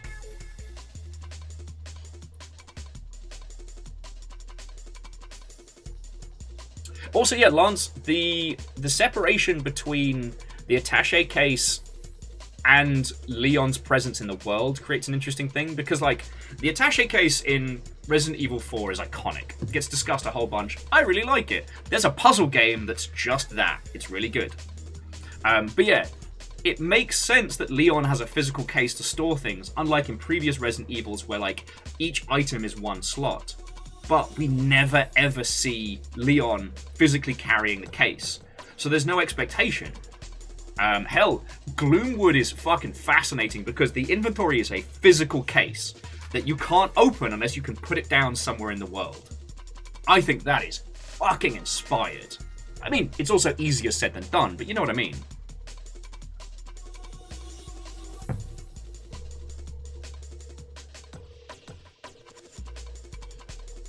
Ragnar says, the inventory of Zombie U was cool. It was. It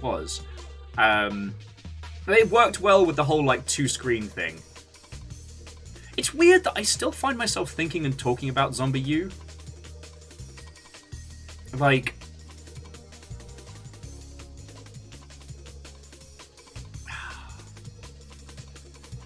sorry.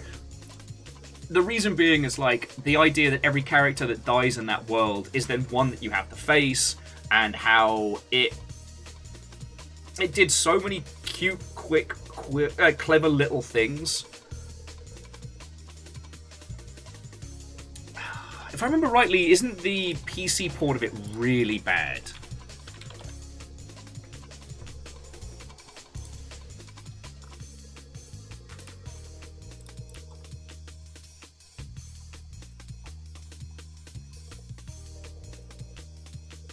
Yeah.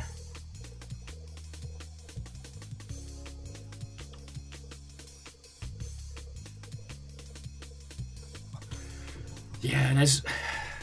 I'm definitely not going to acquire a Wii U just for this.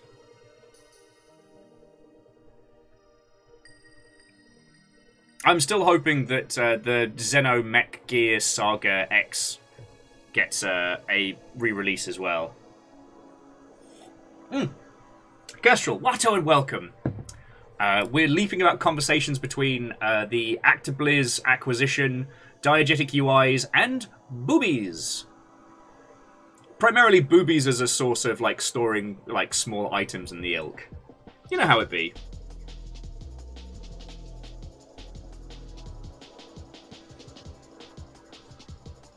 Now, I will say that for as much as it is a real thing that people do, I would not suggest doing a booby-based storage for your games. Because no matter how brilliant, inspired, or great in terms of representation your game is, you'll always be the game that hid stuff in the boobs. Yeah, boobies. Big, stonking tracks of inventory.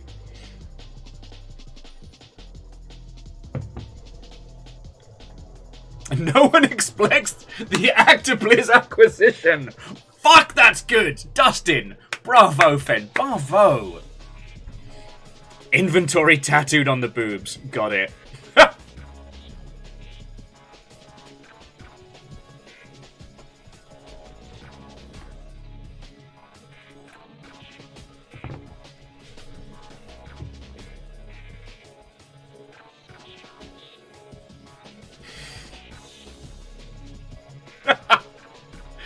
There's too many good jokes. Abiadora says, just don't stick important notes down there. Get sweaty. True. Kestrel's like, be nice if the boobies were that useful.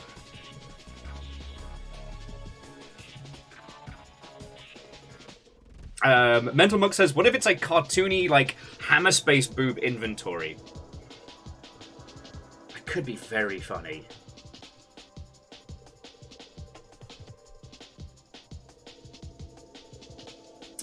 I'm trying to think of how to implement that into a game that wouldn't completely eclipse every other feature.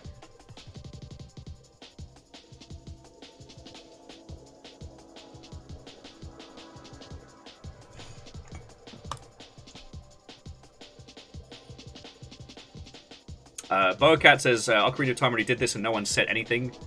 At what point in Ocarina of Time does someone have honking great big norks for storage? Did I miss the boob section of Ocarina of Time? Did I play the wrong version?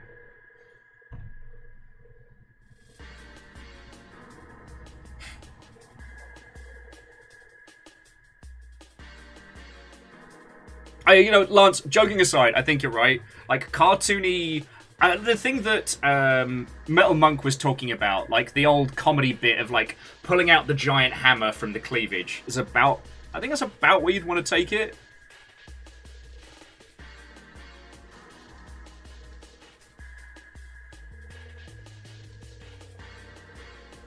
Oh, the Great Fairies. Yup.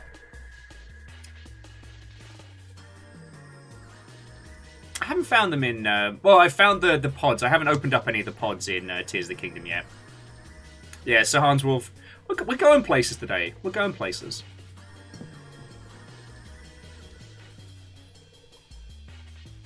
God. I haven't talked about Boba this much in relation to video games since... God, the last time we talked about Oni-chan Bara.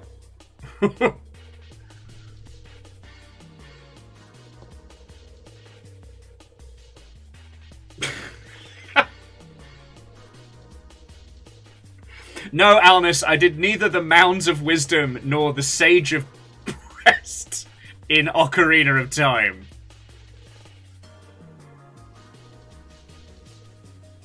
So Hans Wolf, I mean, we have played War Thunder. I'm just worried as to where this thread is going.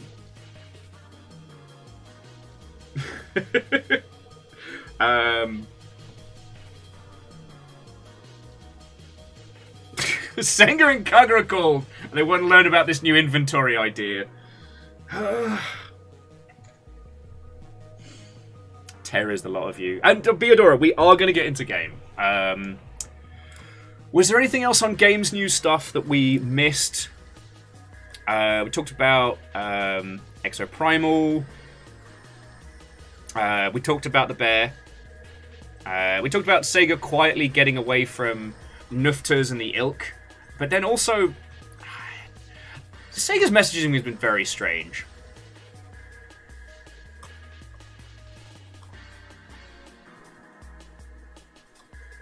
They've, at least if I've seen, like, simultaneously, they mentioned over the last, like, few weeks that they're absolutely moving away from anything involving blockchain. But I think they also made noises about potential, like, Nufter game stuff. I need to find the details on this.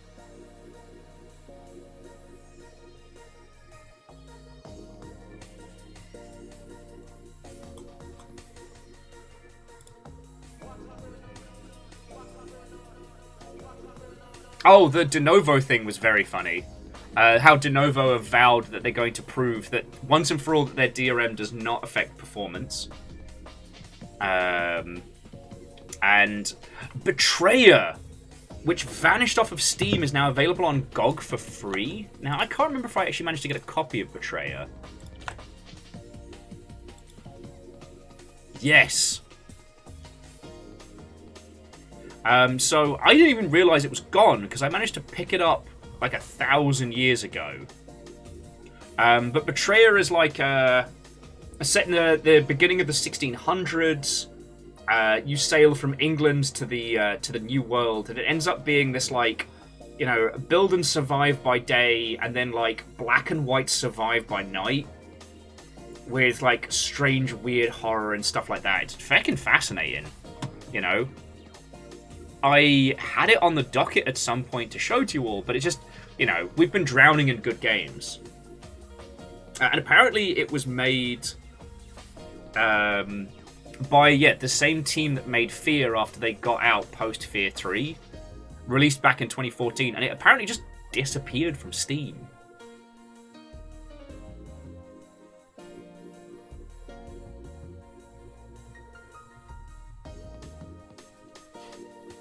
Verdant Flow, we did mention that briefly, that the study found that like 87% of games made before 2010 are unavailable. I did. Now, knowing how the emulation scene be, I don't think those titles will disappear, but I do think that it's something to bear in mind. Because there will be blind spots. There's a big concern now about the physical media disappearing.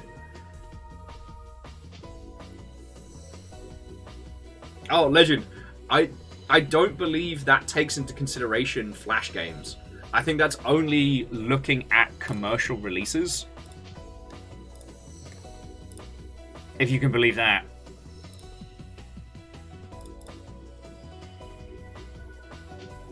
So... Oh, yeah, sorry. The big concern is degradation of physical media. Reactor online. Sensors online. Weapons online. All systems nominal. 57 months. Hey, before we know it's gonna be Whamass. Who want Wham Shark ice cream? How do we jump? Hello, Will. Have you seen Dave the Diver around? So, sorry. Thank you for the full 57 months. Lovely to see you. I have seen Dave the Diver. I don't currently have a copy, but we'll see how that changes because of stuff and things. I've just come to accept that we're going to have to play Dave the Diver at some point. And I'm frankly fascinated by how well it's done. I saw it across my feed and I was like, oh, that sure is a cute little pixely game. I guess we'll never see that one again. And then, boosh. Like, it's done feckin' gangbusters. Like, okay, to put into consideration, Dave the Diver, as it currently stands, has nearly 30,000 positive reviews on Steam. 30,000.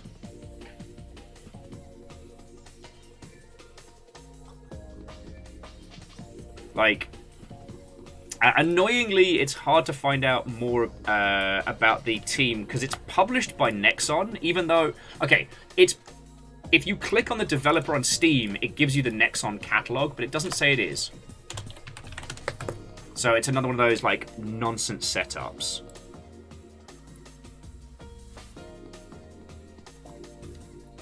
Sorry, I am well aware that it's about diving and fishing, and I am scared, but it is what it is.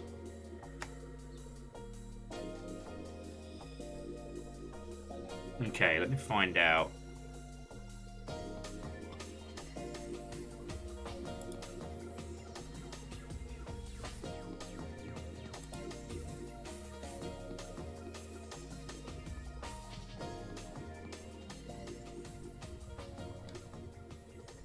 Okay, so far as what I can tell, so Mint Rocket is based out of Korea.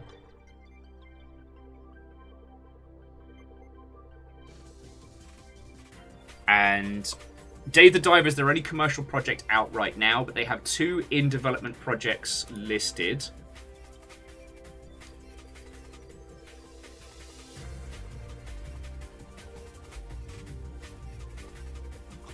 God, I might actually go... I might apply for one of their review keys. Yeah, I'll do that later.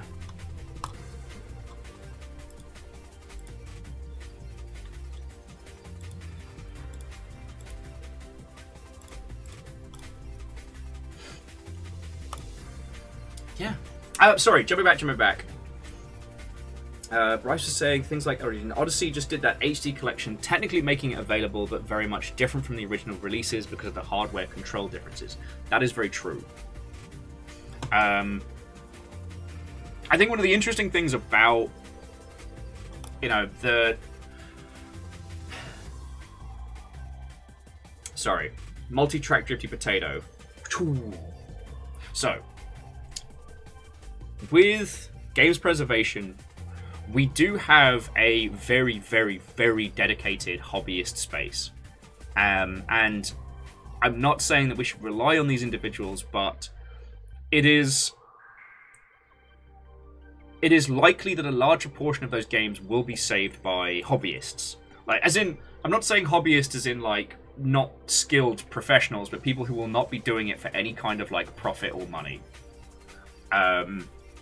With a lot of these games, when things go south, the IP just ends up sitting in, like, completely imaginary hell.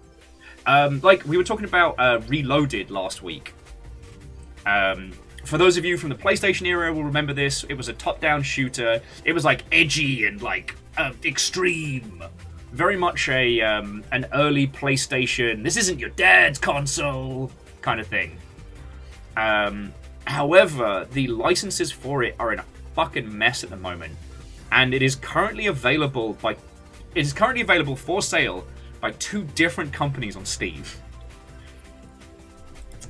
Only one of them lists the original dev team, but like it's a great example of how over the years these IPs can get really fugly. Asari says, so if official games preservation happens, what do you think would happen? Well, I mean, I think a lot of the big studios moving forward will start, like, keeping better stored copies of their, you know, gold masters, and may or not look into storing hardware on which to run them. There are a few institutions that are trying to preserve stuff, you know, video game museums and whatnot. But I think the thing that we're starting to see is, we talked about this a lot with, you know, the death of Twitter and stuff, is, you know, getting out of the mindset of video games being there forever. And that mindset has kind of been installed because of games are a brand new art medium. We haven't had great losses, or at least not great losses recorded. And for those of us who have grown up with video games, like comparable to other mediums, there's always this perception that, like, you know, a video game cartridge, that's always going to be fine. Oh, Megaboss, go get some sleep, friend.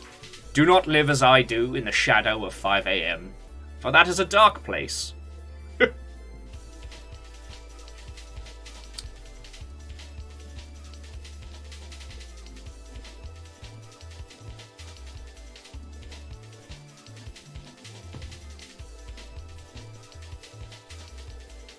I lost my train of thought. I'm very sorry. Oh, just, yeah. People getting more into the mentality of, you know, this will not be here forever.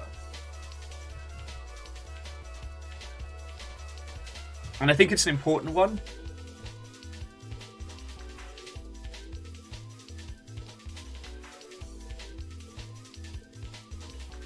Lance, sadly, no. But I'm still, I mean, obviously I'm pro-unionization. I can't see a situation in which unionization gives individuals the tools or the source to be able to preserve these titles. Like, there's also a certain part of our medium that almost thrives on the generational gaps.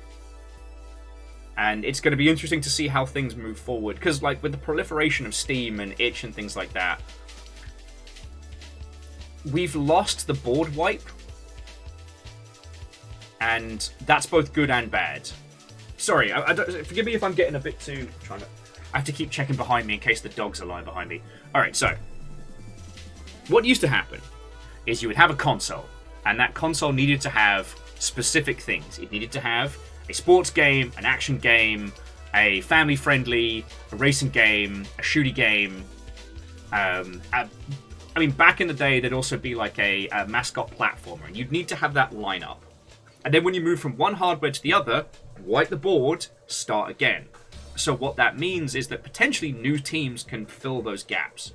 And as hardware increased, so too did the breadth and depth of what kind of titles. You know, when we got the 3D platformers, we had those, and also the mascot platformers. You know, we had action games, but also shooty gun bang and things like that.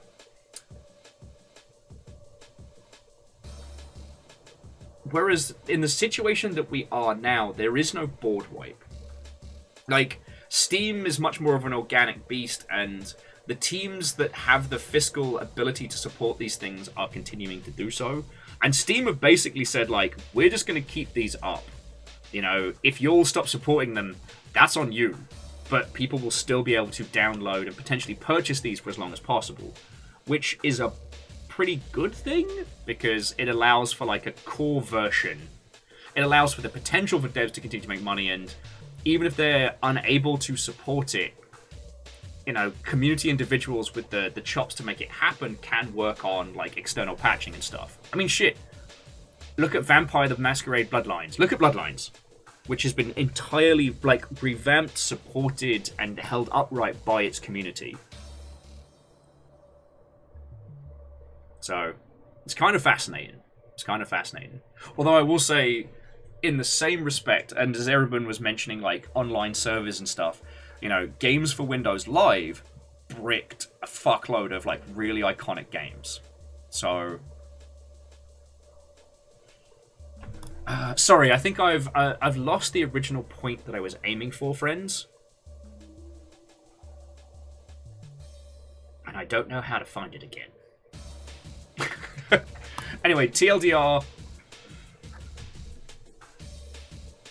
I'm really hoping that teams like Night Dive have shown the value in continued support.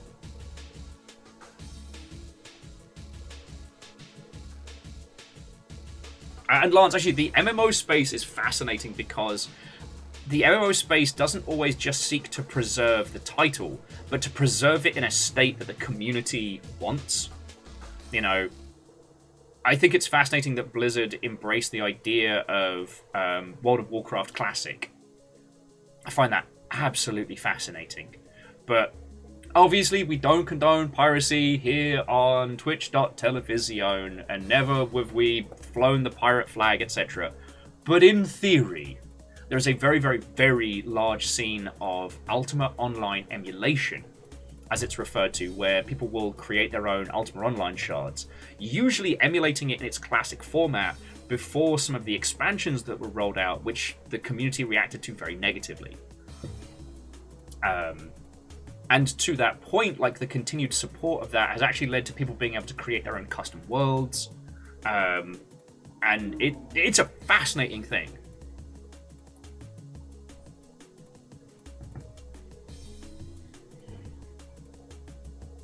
And Durry, Watto and welcome.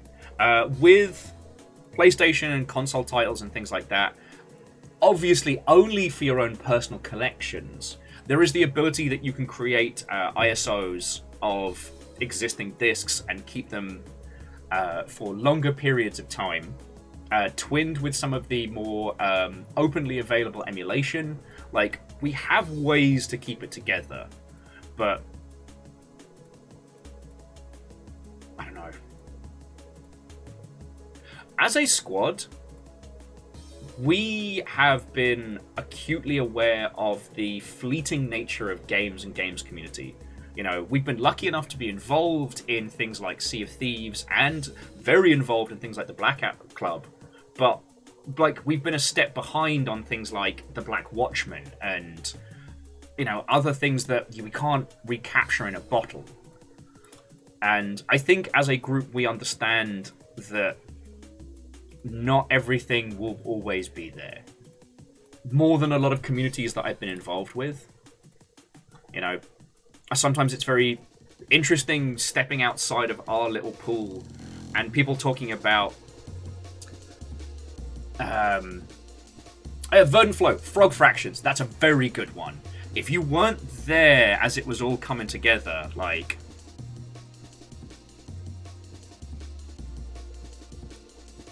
you missed out on the whole Glittermitten Grove and the mimetic nonsense of, is this Frog Fractions 2? I actually spoke to that gentleman a couple times. I could get him on the show.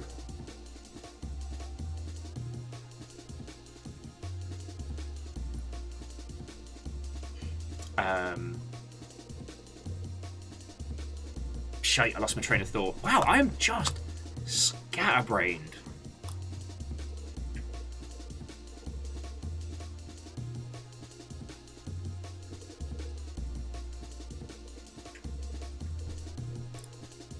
No, whatever it is, it's gone. Sorry, friendos.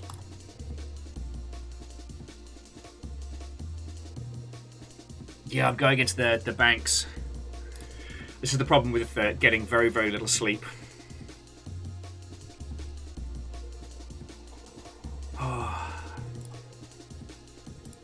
I actually went to bed last night at a more reasonable hour and sober. I thought I was going to set myself up for success today, but Amos decided that we were going to do the crazy hours much earlier. That's another story. Okay. So, obviously, we can keep talking about games preservations and nonsense like that. Hopefully my point comes back around, and hopefully it brings donuts, because I haven't had donuts in ages. But we're going to be getting into some video games in a little bit. Today we're going to be playing Bramble the Mountain King. As I said, this is a dark, grim fairy tale story. It's not quite horror, but it's very, you know, the children are lost in the forest, and we're not sure if they're going to make it back. You know, this ain't your Disney's fairy tale.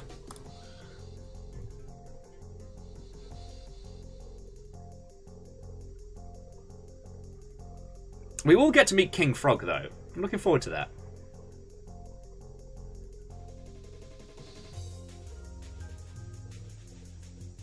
Oh, is it on Humble? God, Verdant Flow, that's how off my game I am today. Didn't even check Humble today. I guess I'm kind of waiting to see when the Humble summer sale starts. I guess they're waiting until after Steam's done their thing.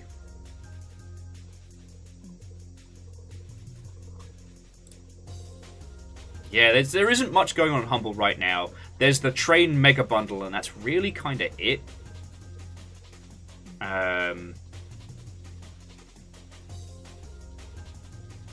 Yeah, even the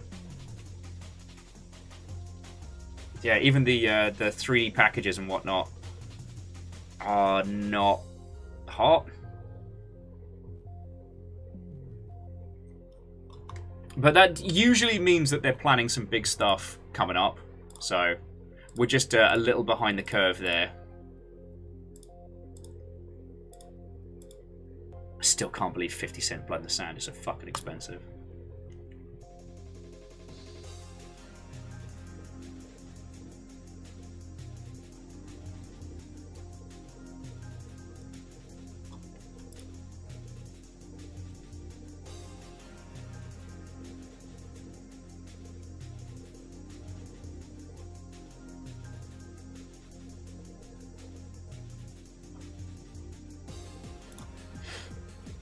Oh.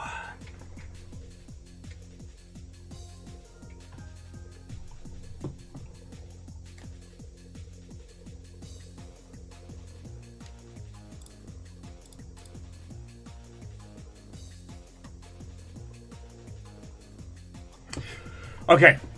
I need to stop going into space. So, friends, if you would forgive me a couple minutes break.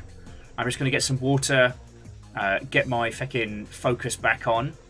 And then we'll start with Bramble the Mountain King.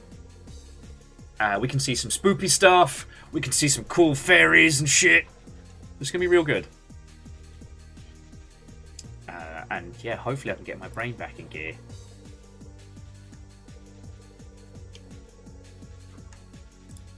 Hopefully. I don't know. It's all lost. It's all lost. Numpties in Spa-Archie. I think what it was aiming for was Numpties in Space. That'll be Thursday, actually. Thursday we're doing a game called Deliver Us the Moon. Because I didn't realise that Deliver Us Mars, which is a game that came out this year, is a direct sequel. I was going to play that, and then I found out that Deliver Us the Moon is like, it's an immediate sequel. So I was like, okay, well, we've got to play the first one first.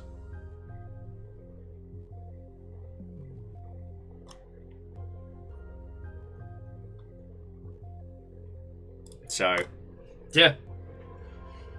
Oh, I guess the only other like weird little story was from I did actually end up going to Sober on Saturday, which was real nice. It was a bit of a whirlwind, and I wish I could have stayed longer. But what's been really fascinating now is everybody in like the streaming space, those who have played Armored Core and know it, it's almost like a strange rallying cry. So I'm very much looking forward to being your like mech teacher. Like I'm gonna play Mech Dad come Armored Core launch, and I'm really looking forward to it.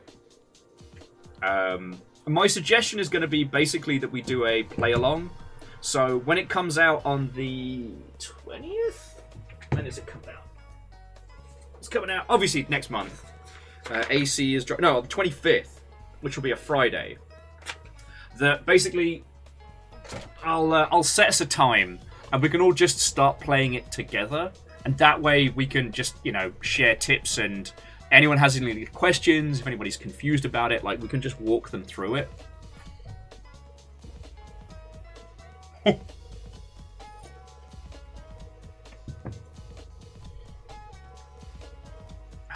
But no, just going to Sober made me think about that a lot. And I'm real excited for it. Like, I really am. Yeah, well, the problem was Kestrel, it fell off the wall, and I haven't found anything to reattach it with. So, it's a floor calendar right now. Hey, legend? Then feck yeah. I'll just have to make sure that I'm a decent enough pilot.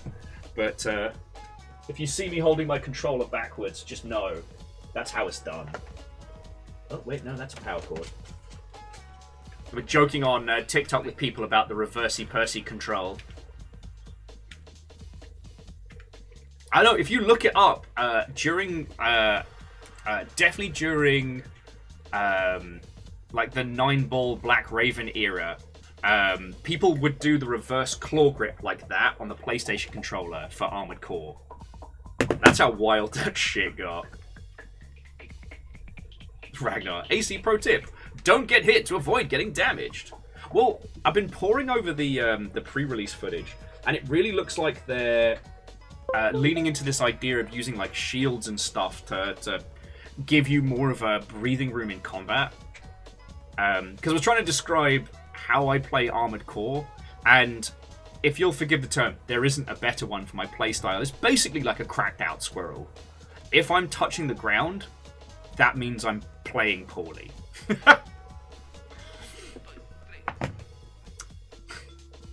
Now, will that change in this upcoming one? Probably. Mainly because I don't want to give you all motion sickness.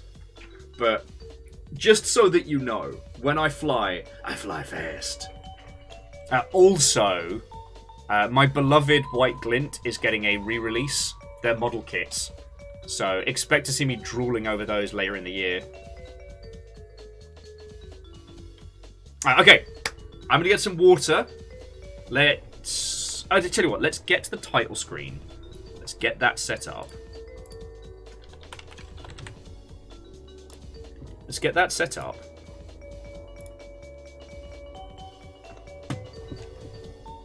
And then I can grab some water and we can go from there.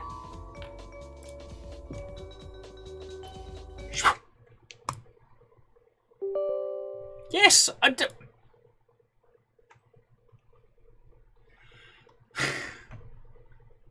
Ah, yes, the trifecta: Armored Core, Ace Combat, Assassin's Creed. Or AC squared, as you call it. Cubed. Fuck. Killed the joke. I'm sorry.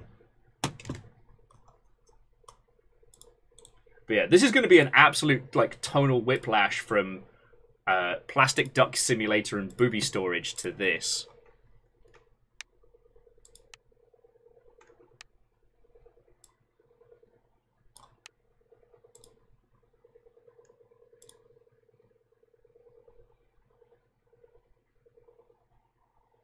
Quack marks.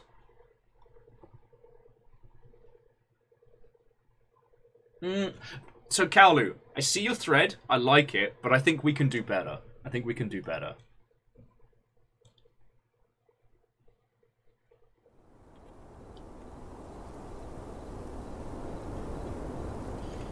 All right.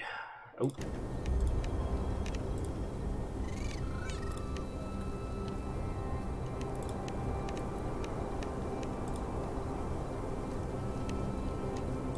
Absolutely on.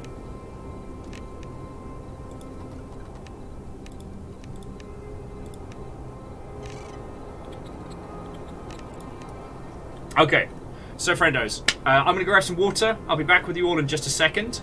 And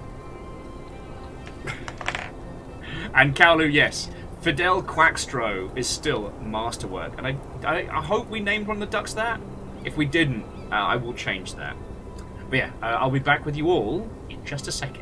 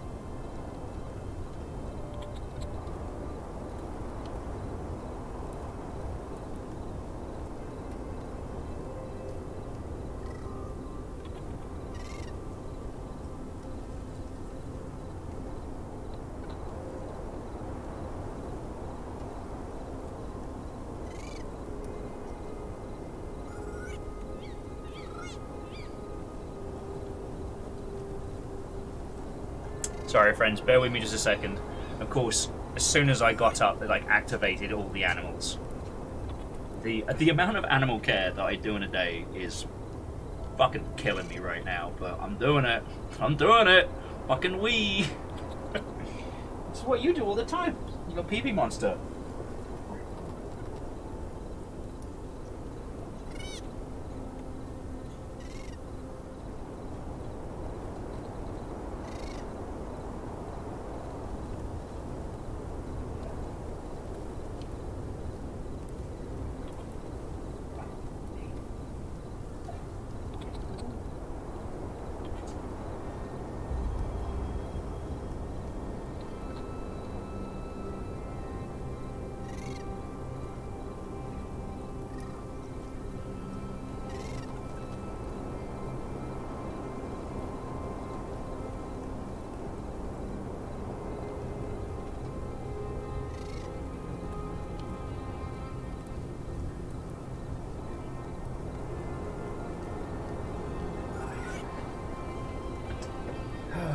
Right.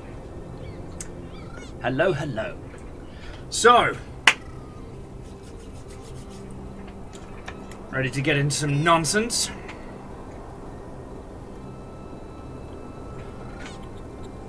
Whew. I'm actually not sure if those are birds. I think we might be being heckled by, Reactor online. Hey! Online. Weapons online. All systems nominal. Snuggly! Brambling on as usual, I see. Absolutely. Snuggly, you're part of the Jurassic Park Trespasser fandom, right?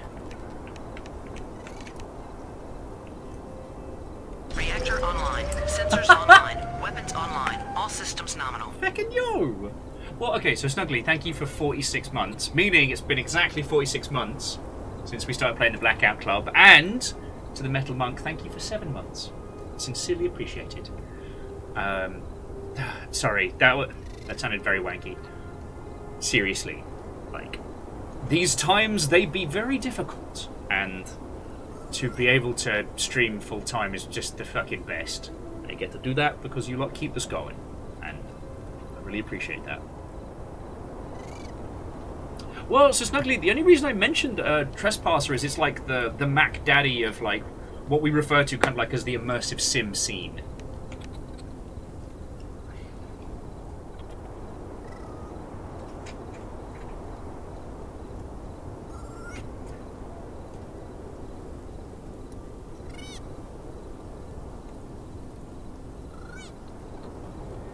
I swear basis is me, or did the Discord server just go down?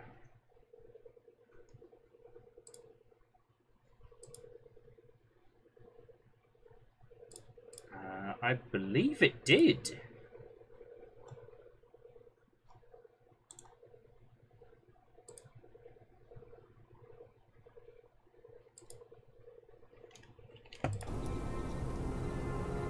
Oh.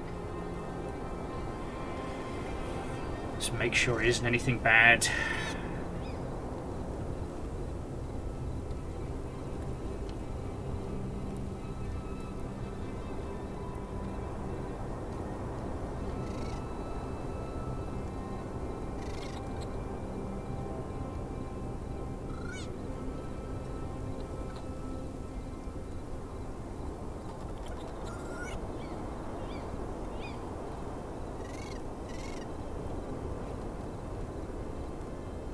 Interesting. I can still access it just fine from via mobile. But yeah, I've got 5 out. Okay, so it's not just us. Thank you for letting me know. But it looks like, yeah, there's some nonsense going around.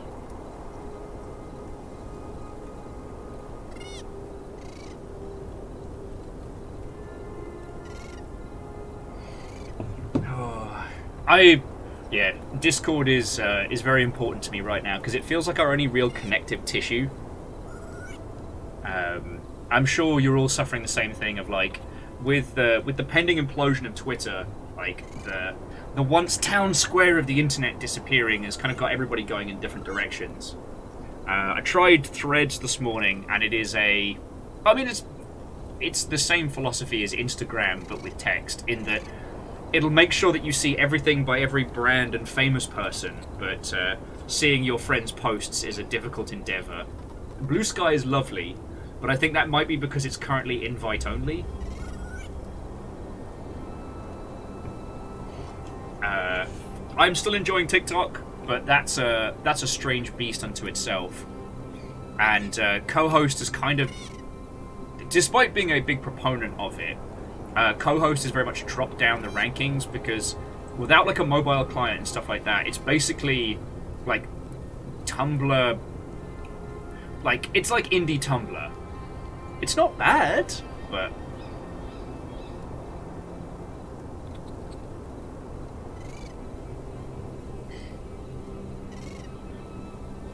yeah, Scatter Winds, find me on Mastodon. Actually, SquarePeg wrote us up a guide on, like, people who are not on Mastodon, here's how to join it. And I haven't had the chance to even work through it yet. Because somebody eats up all my time. He said sarcastically at the dog. But yeah, so I'm on co-host. I just haven't had the time to use it.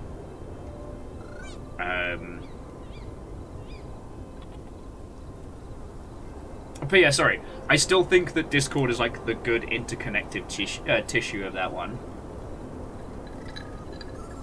I just wish people wouldn't invite me to, you know, there's been a few times where it's like, you know, this server invite could have been a DM, you know what I mean? Oh, very happy for the longship. Sorry, I'm very grateful for the longship. I'm happy it's there. I'm happy we got that. Okay, enough stalling, enough faffermancy. Let us begin Bramble, the Mountain King. No, so Verdant Flow, I haven't had the chance to like set it up yet.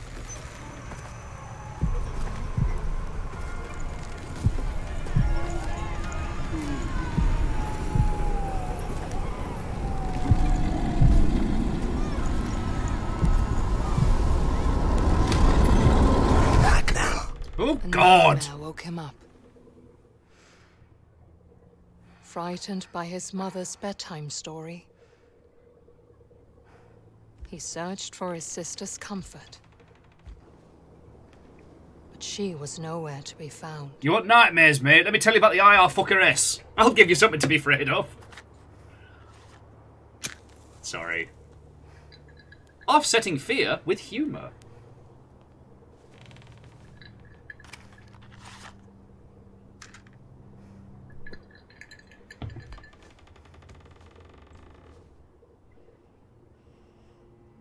Oh, and we are in.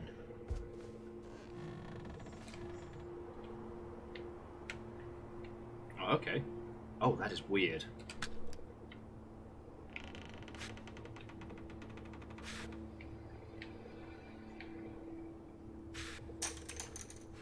Ah, beans.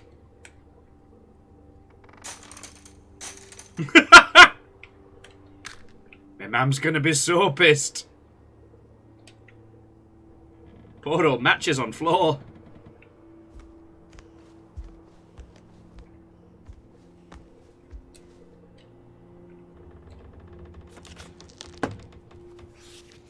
There once was a girl who snuck out of her bedroom window at night, even though her mother had told her not to.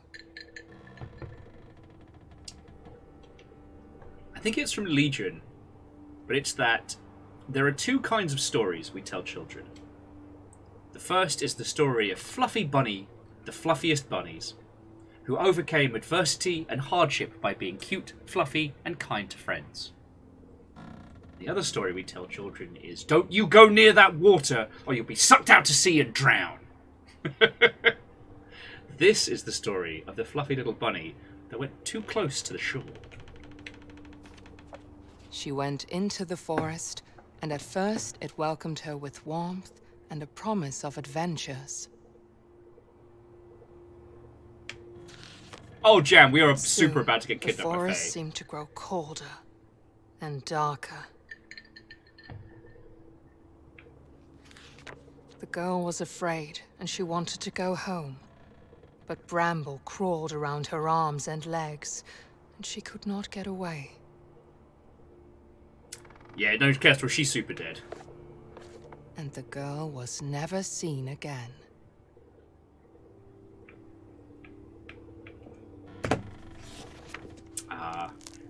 The That is original... what happens when you do not listen to your mother. Especially you, Lilymore. Their mother had said before kissing them goodnight. The youngest, however, had decided, fuck this noise.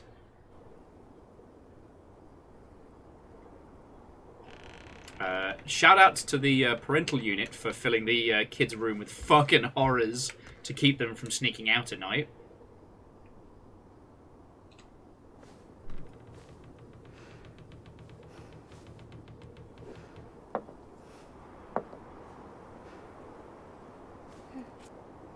So, Indrid, Watto, and welcome. Though, God. I think, we were working this out the other day. My first professional stream, I think, was 9 years ago. It was a year after Rome 2 came out.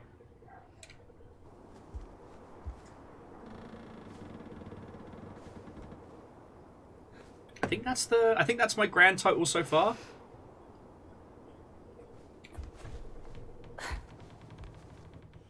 Yeah, even on tiptoes, you're a tiny wee bean.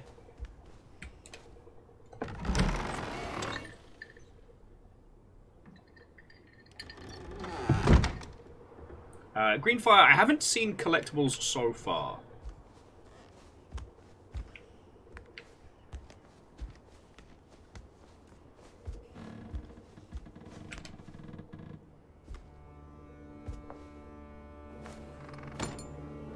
The darkness outside scared him.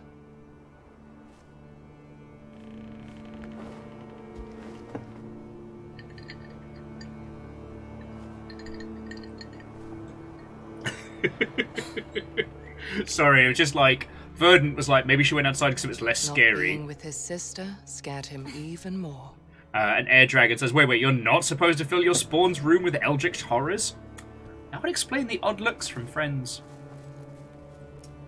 Yeah, Ragnar. Oh no, the Total War Rome 2 Doggo trailer is, I think, 2 years old by this. 2 years. Is 10 years old by this point.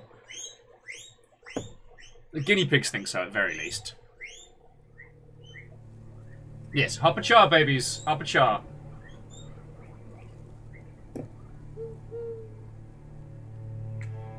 The nearby forest was a familiar place during the day.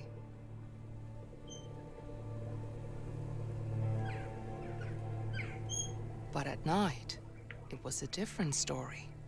Night, it was spoopy. There was no trace of Lilymore, and Ulle wished he could ask the pine cones if they had seen her. As we all know, the pine cones are incredibly rude and probably would have just said, "Get fucked, mate!"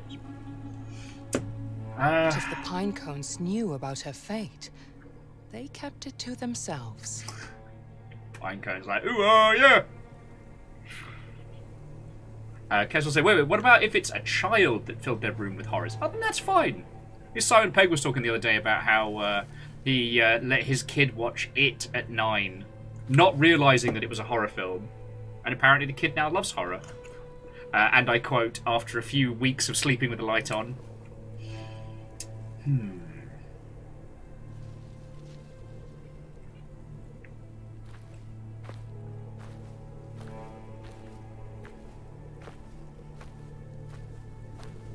Well, Sugly said that's basically what happened to them. I accidentally saw Child's Play too young. That was one of my nightmare fuels. That. Oh, and the Mario Brothers movie, the fucking Goomba transformation scene. Hey, Hedgehog, I need help. Fucking Sonic.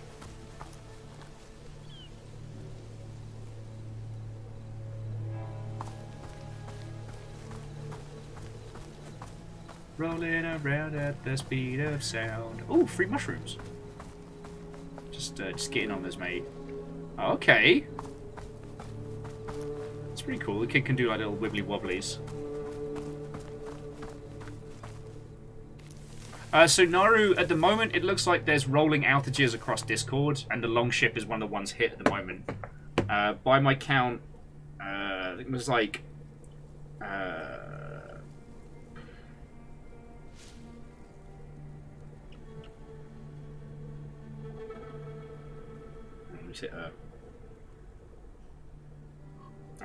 so yeah, the Longship's kind of like bouncing in and out. I've still got access to it on mobile, but I don't believe I have access to it on desktop. Bless you. Pause that for a second. So yeah, just seems to be rolling outages across Discord.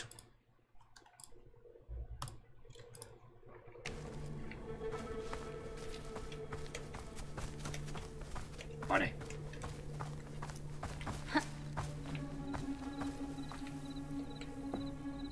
It's a little pinecone man. What's up?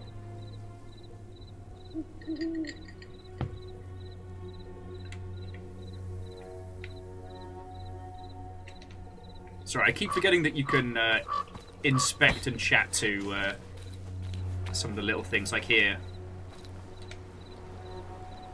So, circle of pinecone people. All hail Pinecone Lord. All hail Pinecone Lord.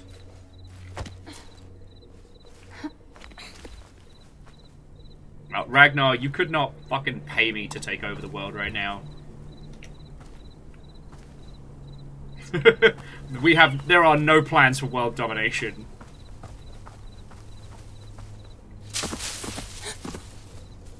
That actually got me, I'm not gonna lie.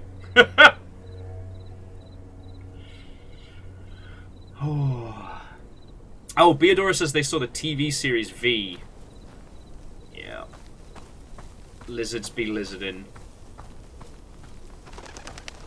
I was saying to Perios yesterday that with all the ARGs and puzzle games we keep playing, that combined with my shitty sleep schedule and rampant alcoholism, I'm a little bit worried that with, like, you know, the Black Watchman and stuff like that, I'm going to start getting all conspiracy theory-y.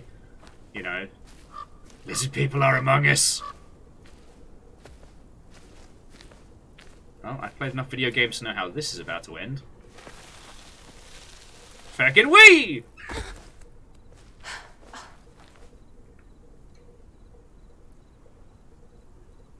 Ragnar, I think it's brighter for you than it is for me, because I've got the lights on me so you can see my dumb face. Huh. Fey trap? Fey trap.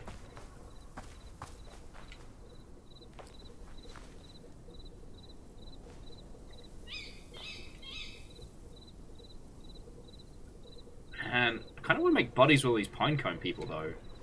And they get what's up. Yeah, this is fine. The only way this could be more sus if there was an actual ring of toadstools around it.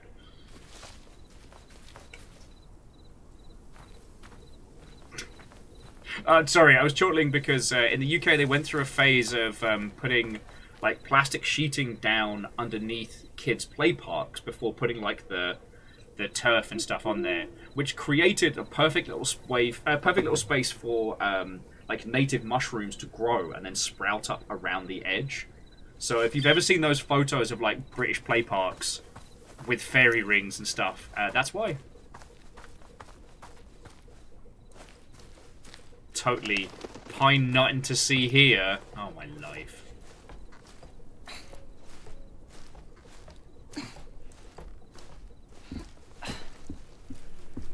Let's fucking go.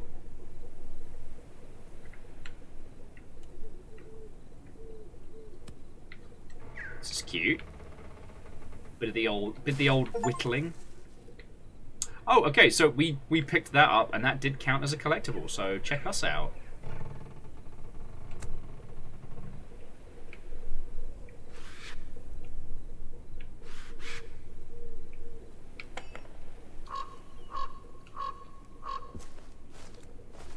Oh yeah, no, Kestrel, this game is absolutely gorgeous. We haven't even gotten into the good shit yet.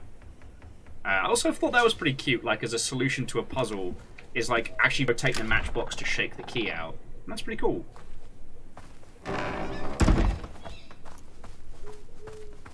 Like, to my understanding, this is a very cinematic game, so we're not going to be doing too much other than some occasional sneaking and jumping.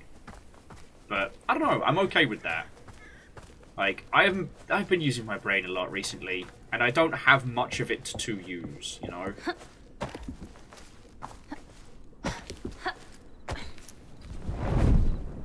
That seems fine.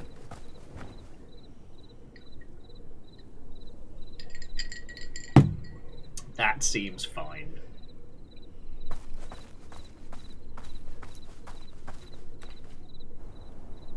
Little Pinecone family, what's up? What's up, friends?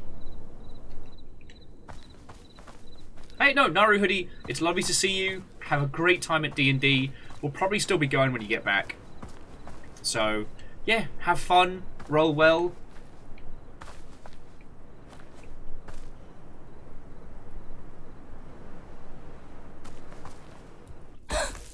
Balls. I'll suck it up, kid.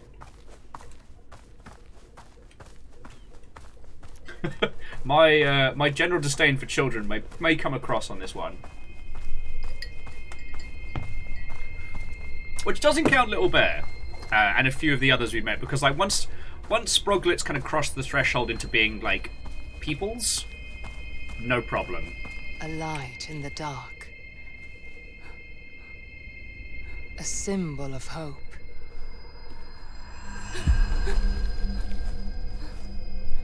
Oh God, I forget. I remember you saying Kestrel. A spark of courage.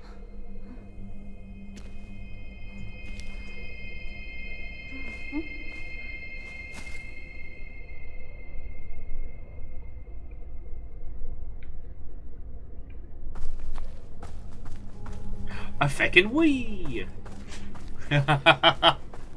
Good on you, Kestrel, good on you. Hey, what's the point in having Sproglets if you can't tease them a little, right?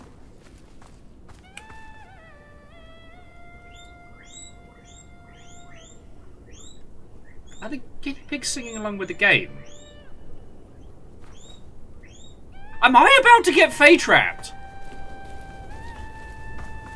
Worse fates.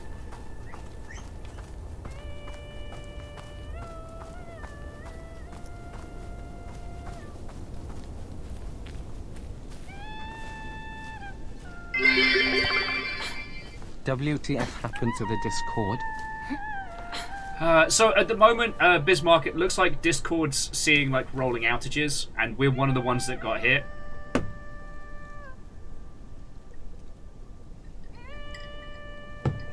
Oh, Ragnar, you think the Nuggies are trying to warn us? Okay. And sorry, and Bismarck, thank you for 34 months.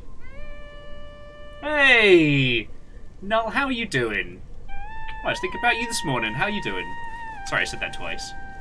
We were talking about Jurassic Park Trespasser and, like, the immersive sim scene.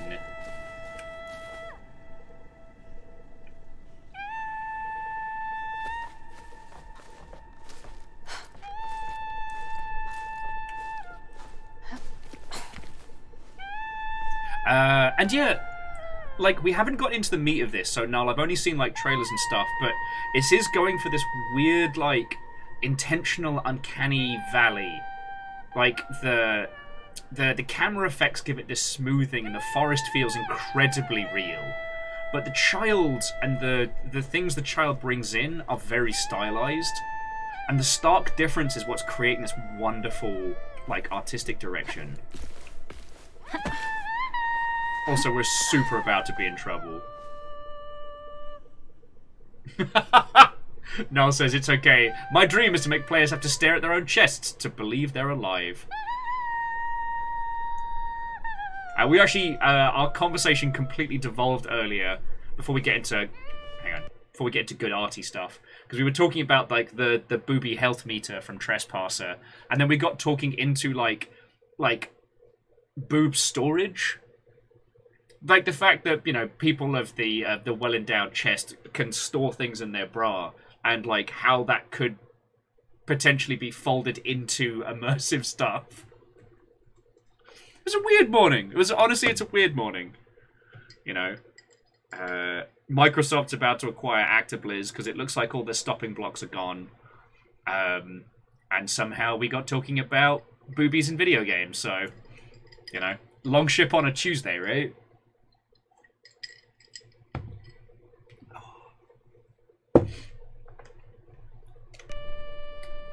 Which definitely makes for some tonal whiplash between that conversation and this game, bless you.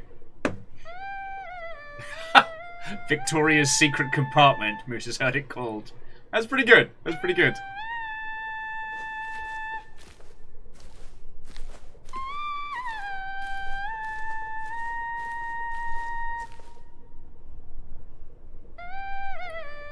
I will say, the way in which we're being pulled through this title has that, like, that inevitability of fairy tales. The child, like, we, the reader, know the child should not go into the forest. They should not go towards the singing creature. And yet they do. And I think the way in which games progress, kind of, it's almost like focused curiosity. Oh, okay. Oh, that's what Beadora was talking about. Thank you, Durry. Sorry, Beadora was saying, Beadora and Durry was saying this is called Kjolnling, and it is a Scandinavian herding call. Fucking yo. So the fact that the child is being herded.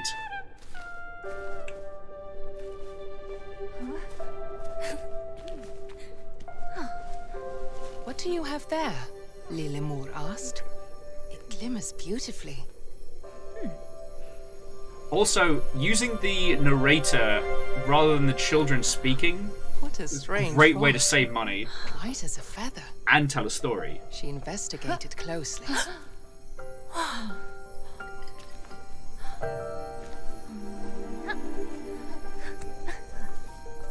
Let us play, little brother, Lillemor bubbled. See if you can knock down this pine cone. That's Mr. Pinecone!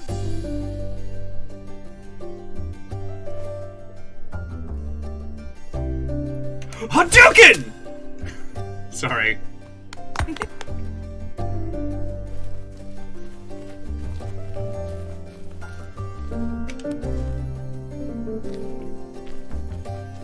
Alright, here we go. From downtown! Hapacha! Now the face!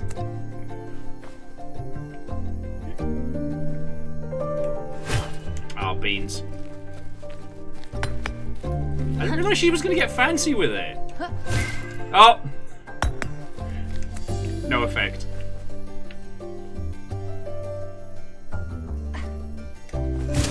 Pachow!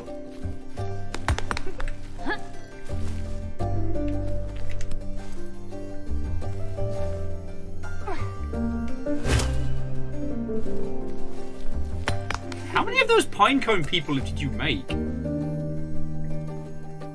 I missed that. Ah.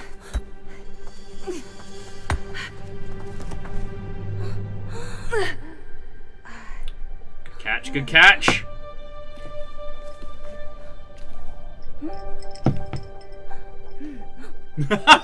Noel's like, this is why she left bed. Embarrassing her in front of the pine cones. And with that, Hansel and Gretel got Looney Tuned into the Feywild.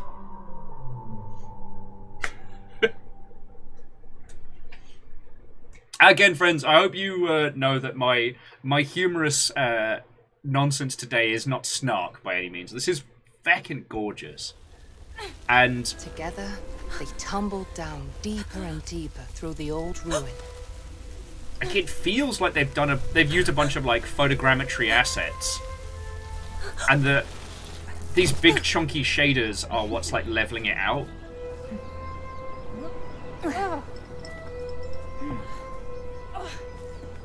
Follow me, little brother. I will protect you, Lillemor said. Having gotten them into fucking trouble. She was never scared like him. Ulle wished he could be a little more like his sister. Big mushroom. Lillemor loved adventures, and Ulle loved spores. Lillemor. delicious.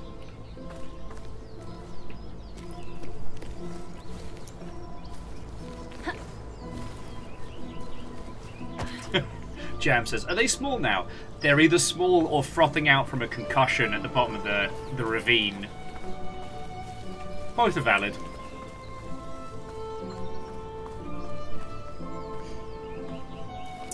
So Angel Kalia says, instrumentally it sounds a lot like Frozen. Alright, I don't know a lot about, like, Disney, it's not my forte, but to my understanding, like, Frozen emulates a lot of different folk music styles from across Scandinavia, and I think this is going for a specific... Beodora and Dari said the particular type of singing, which would indicate that this is emulating Swedish. This is emulating Swedish folklore, and so if the Disney musicians were drawing from the same well, that's where the similarities are coming from. The Frozen makes me desperately wish that Paradox would make a Disney fantasy 4X game. Because the amount of times I've gotten drunk with friends and we've talked about how basically the kingdom that, you know, the monarchy from Frozen would have been one of the most powerful nations in the old Disney world, being like a central point for trade throughout a large swath of the world, and having, oh, I don't know, a super witch ruler who could obliterate armies. Like...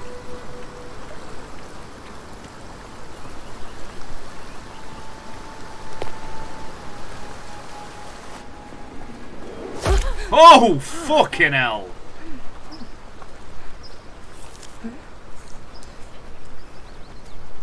Oh shit! Gnomes are here!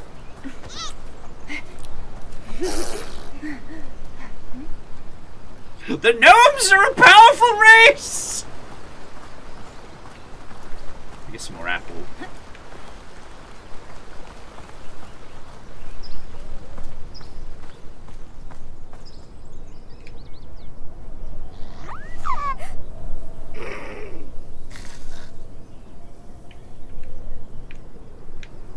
Alright, the Fae are not happy with me. Do you want gnomes, friends? Because this is how you get gnomes.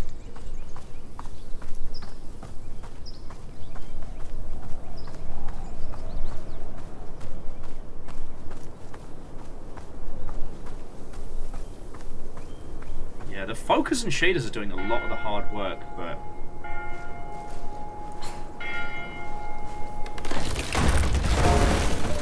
Bell's fucked! But yeah, no, seriously, if I had to guess, I'd say that there's a lot of... They may have used a lot of the Unreal assets, the pre-photo scanned. Bell's fucked too. Bells!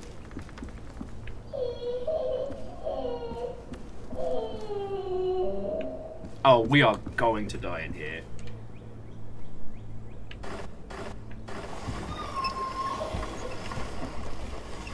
You're a little gnome, buddy. You're okay. Do not go to the baby. The gnome's got...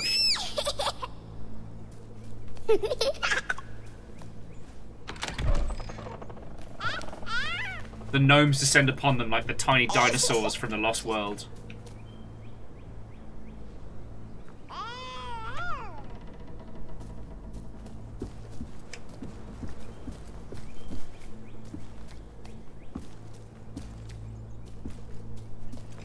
Come in, fucking gnomes.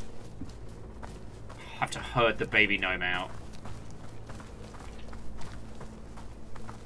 Gnomes are peculiar and playful creatures. They live peacefully in daylight and keep in their houses at night. Like you little fuckers shoulda. Visitors that don't want to eat them were unheard of. Until this day. They have a pet hedgehog! Everybody shut up! Oh, they have a pet hedgehog! hedgehog! I want to feed the hedgy pig! I want to feed the hedgy pig.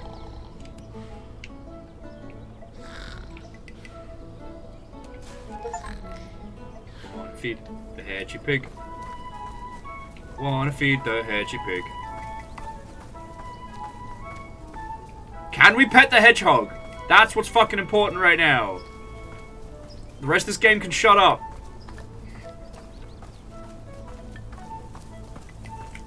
You present me with a hedgehog the size of a cow and I can't pet them? Naughty. It's alright, your buddy.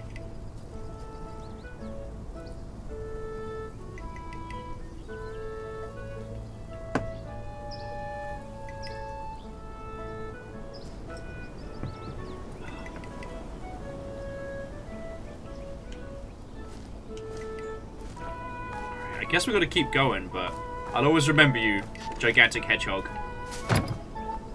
Oh no!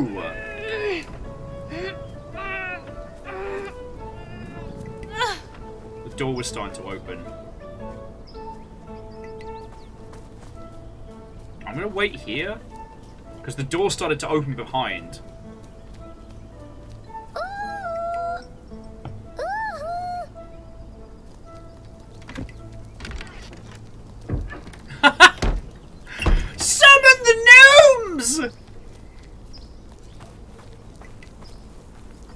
Sup, friendos? You shall be my mighty gnome army!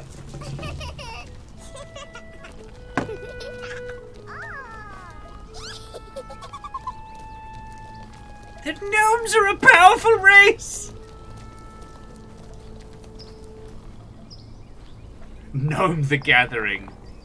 Alright, gotta find the gnomes. Alright, so we got one there. Gotcha. Oh, I see you there. Gave yourself away, you little terror. Yeah. Right in the back. Mushroom gnome. Mushroom gnome. Mushroom gnome. Dancing around with the mushroom gnomes.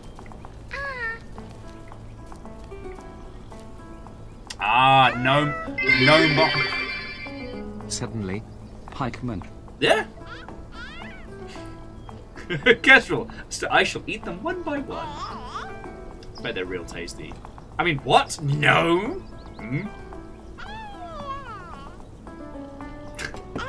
Gnome country for old men.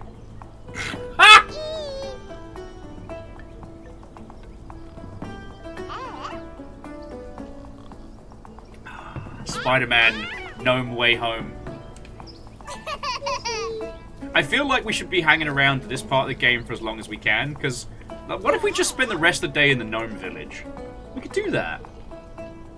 The hills have pointy red caps. Oh, sorry, where are my manners? Fearless, thank you for the bits, friend. Seriously. On the subject of Pikmin, has anyone found out why Nintendo hates the blue Pikmin?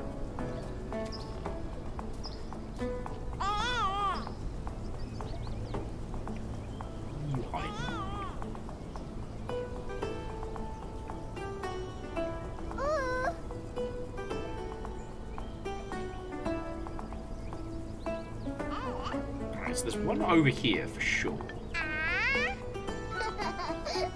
Final gnome!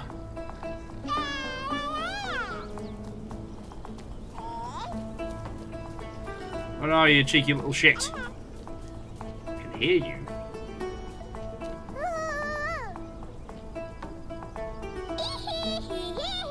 There you are, you little gobshite.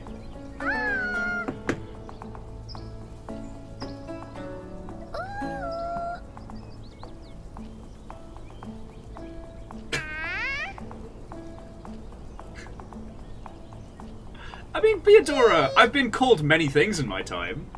Dustin, you say that they're tasteless because they have gnome meat on their bones. But you obviously never had chicken wings. Gnomes are the chicken wings of the fantasy world. It's all about the sauce.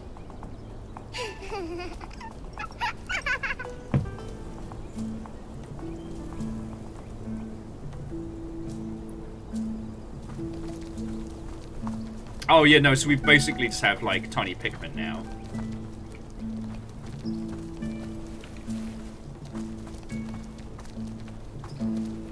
Okay, that's cute. They're just following along. Edgy pig friend? Oh no. Man, Gnome Dad is just giving no fucks. Like, that is a mid-afternoon booze snooze if ever I saw one.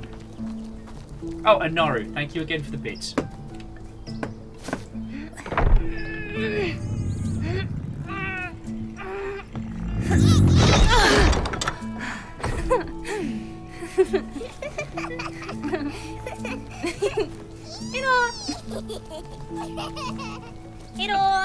This is the happiest we're going to be all game. It was at this point the children decided to leave the happy gnomish village and head to the spooky mountain of death.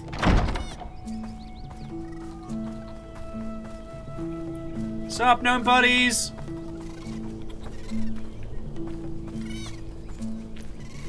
These like Cabbage Patch Kids.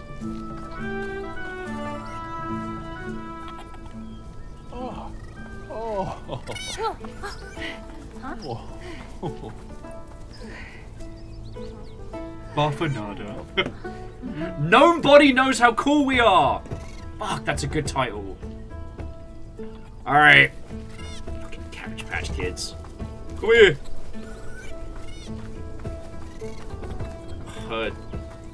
Herding babies. Herding literal babies.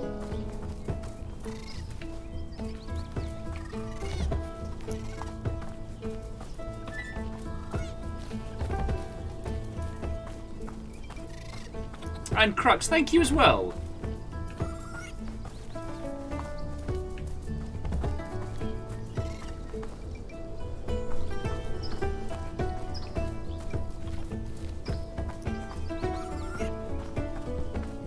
Oh, there you are, you little shits. I am not a good gnome dad. I'm gonna level with you there. So Darthy, at the moment, Discord's got rolling blackouts, so it's hopping up and down. Thank you for checking in. Thankfully, it's nothing bad. Right.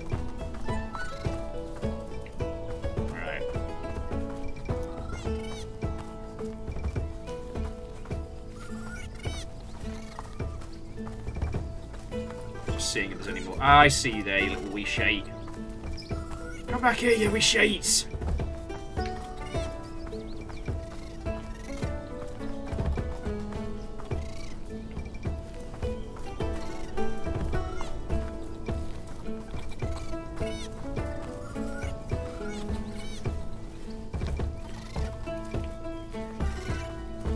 Sometimes, for no reason in particular, I'll look up footage on YouTube of the Cabbage Patch Dolls craze. There's this one clip of a guy in a game, like a toy store, with a fucking baseball bat screaming at people to calm down as they're like literally trying to pull each other down to grab these Cabbage Patch Kids. I think about it a lot.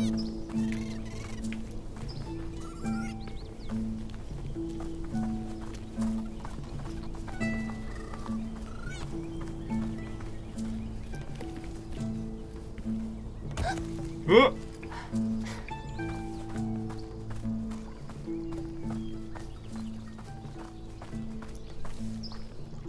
Oh no.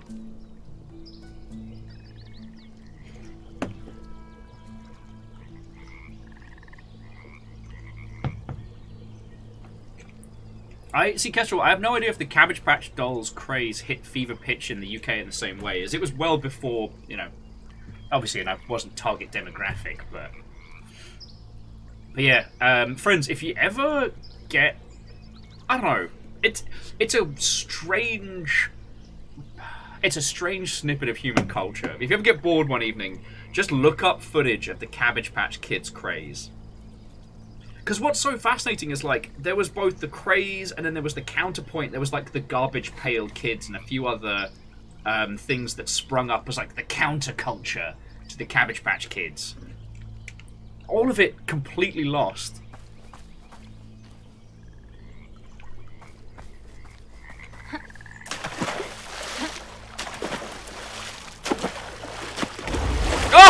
child is super dead. Oh, fuck!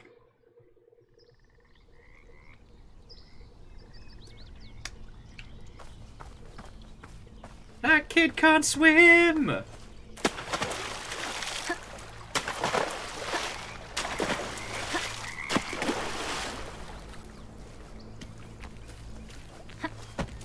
That kid can't swim!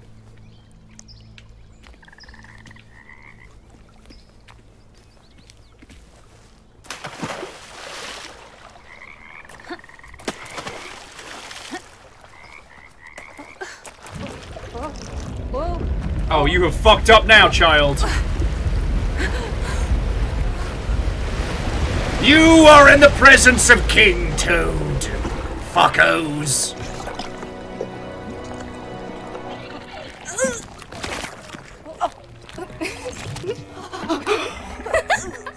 King Toad Voms, you welcome.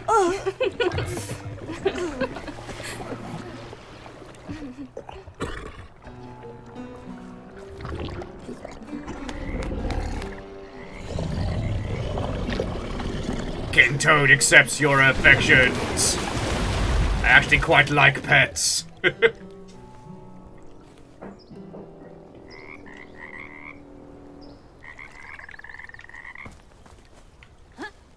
There is no way this journey is going to go badly in any way, shape, or form. Nothing bad happens to the tiny folks in stories, right? Fucking right?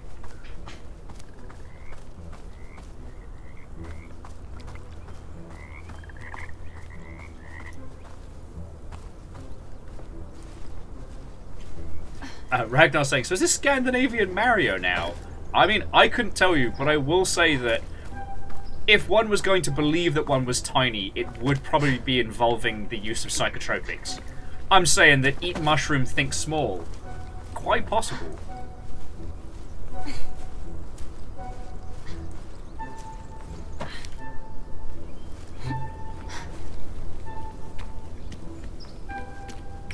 Ah, why didn't I call this stream Hansel and Regretel? Fuck, that's good! This always happens. I come up with great names for streams like hours in.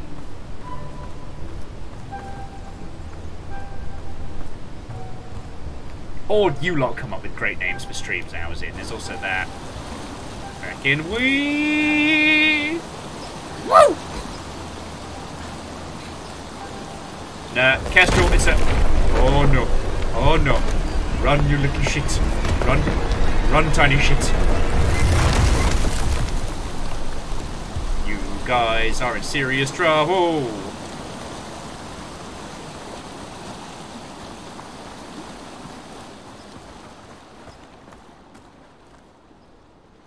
Biro says, if Ollie meets a bear, feed it blueberries.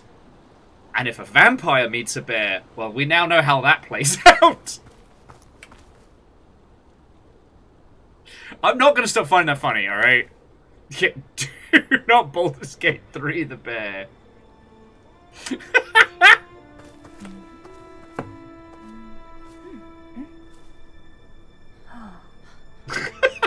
They were both curious in different ways, while Lillemor quickly ran along. Ulle could get completely enthralled.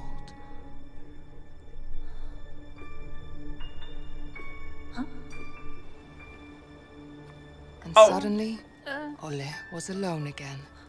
Good work, dingus.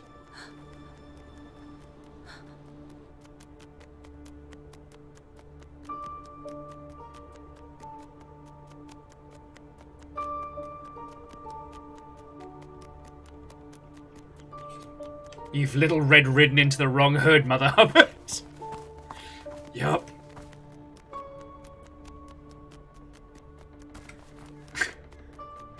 Flair, how are you doing, friend? What and welcome. We're playing Bramble. Bramble is children playing stupid games and winning very stupid prizes.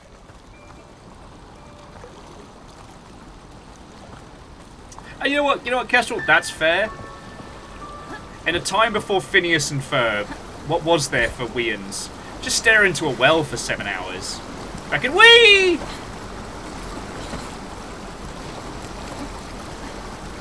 Sadly, Flair, you missed the gnomes. Whew. But you've not missed the children making poor life choices.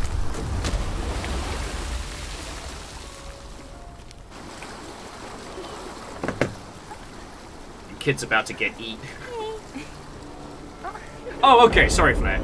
Oh, fuck! As the guinea pigs scream their warnings.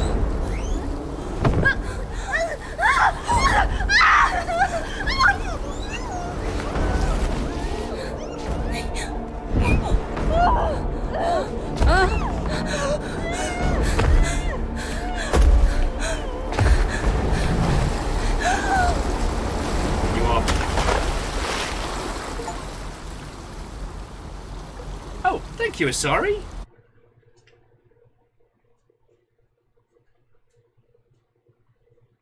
The river was strong, and Ule was weak. He did not stand a chance. Damn, Book. Savagely. Soon, He's a the sound child. of the river faded. Ole was happy to have firm ground under his feet again.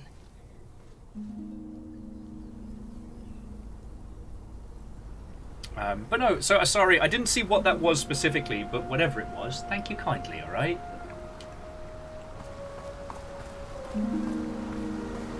His outfit has changed.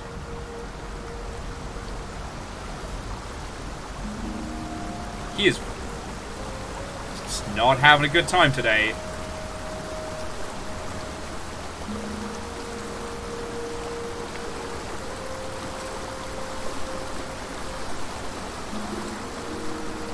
Welcome to the field of tiny babies.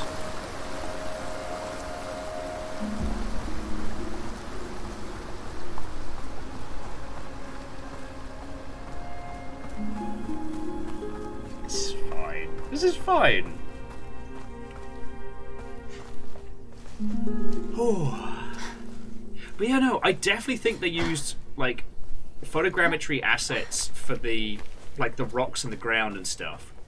And, like, just the fact that the kids don't speak and that they have this, like, overly... It's not hyper unrealistic, but, like, the palace definitely over-accented on the sproglets. It's really striking, like, an interesting space. Yeah, no, he is super unconscious, about to have a bad time.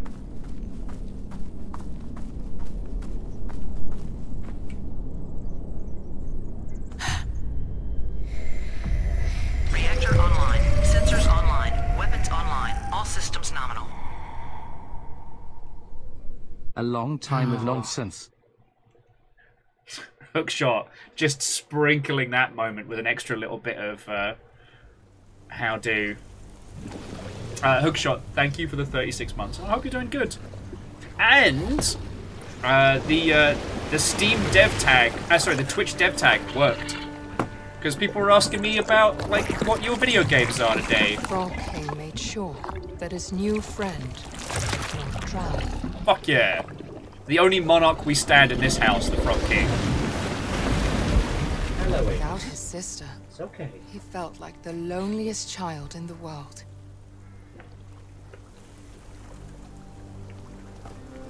Yeah. He just wanted to find Lillemor and go home.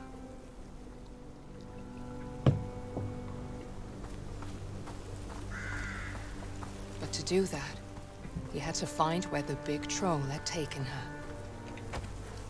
That is an ill-advised maneuver, Mawian, but alright. Yeah, Frog King legend.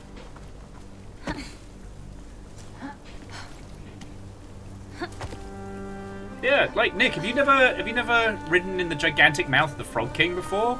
That's how I used to get back from the pub.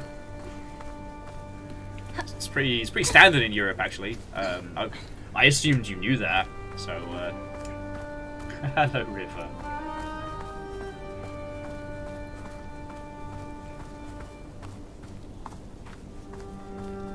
And I definitely agree with what Noel was saying. Is like I do think like the fixed camera angle and how they're controlling our viewpoint definitely helps in creating this like really good visual style.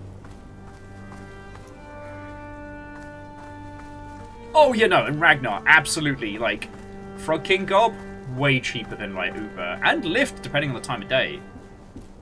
Though the surcharges later on can get pretty brutal. Yeah.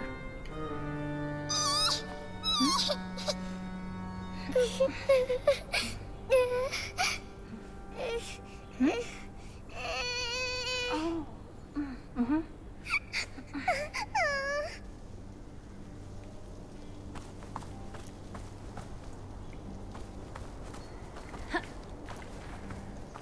Okay, so there's a toy up there. Okay, so yeah, we need to use obviously a cart full of pumpkins to climb up so we can acquire the Gnome Kid toy, I think? Oh yeah, no, and Nick, you're absolutely spot on. The narrator is the main story character. Must help so much in terms of like localization costs and stuff.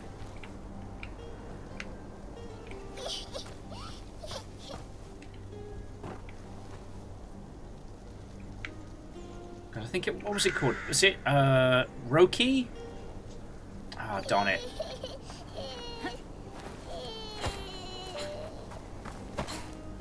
There was another title that we encountered that had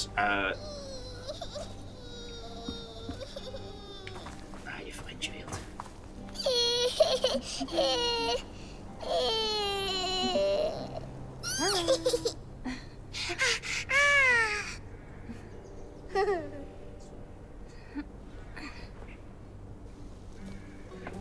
Alright, so we've got the key to get through. Oh, you know, actually, Beodora, that's a very good point. They are probably, like, you know, berries of some description. Gnome house, gnome house, gnome house. Does feel like the guinea pigs keep trying to warn me, though. Anyone else getting those vibes?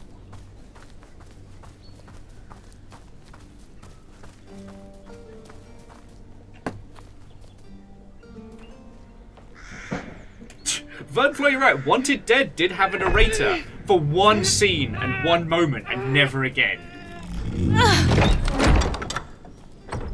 Oh, kid's been lifting. Friends, will you excuse me just for 2 seconds? I guess I'll leave this up. I'll be back in just a moment.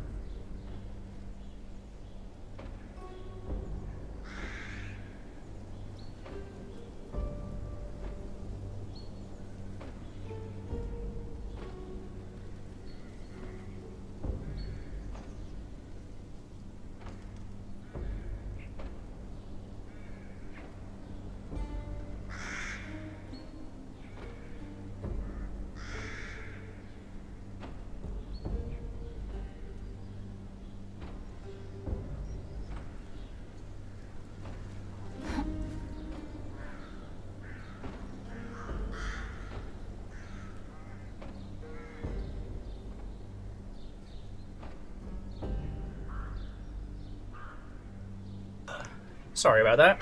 The downside of actually staying healthy and hydrating, right? Okay. I mean, Snuggly, I don't mind these tiny gnomes. I just...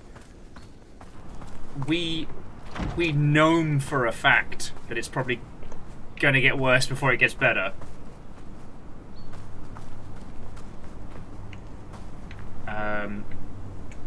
Oh, Nick's pointing out the camera hand wiggle is a weird touch.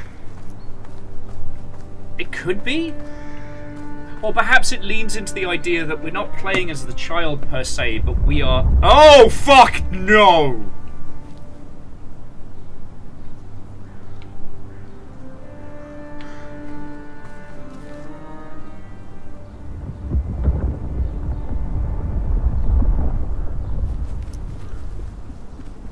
Yeah, you're gonna want to run.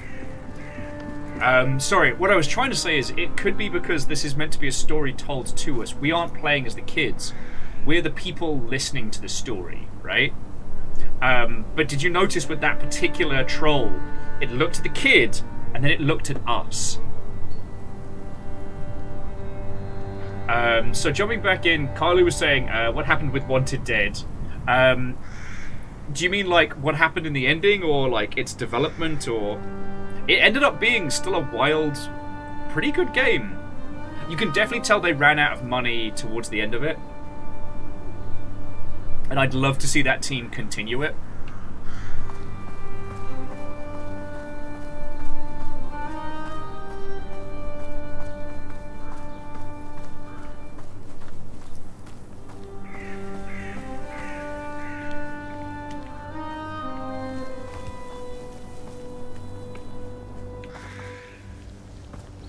Oh, I do not like this. Oh.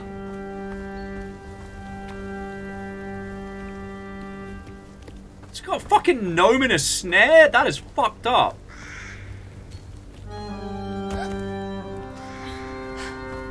Yeah, this is gonna get way darker, isn't it?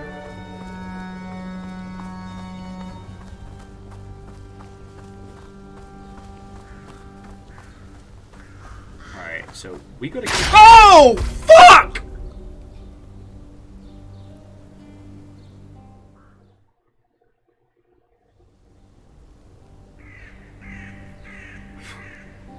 Once again, I am Hansel and Regretel.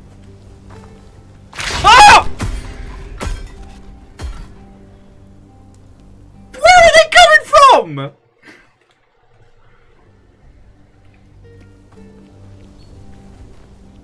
Snuggly, Limbo? Fucking Limbo, this is more like Saw!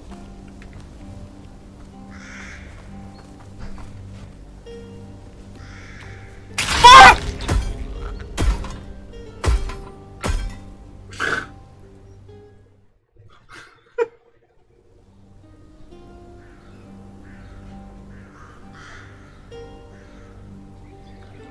I'm gonna need a cup of tea in a second! So which way do we even... Oh, okay, it wants us to go up here. You're alright, baby boy.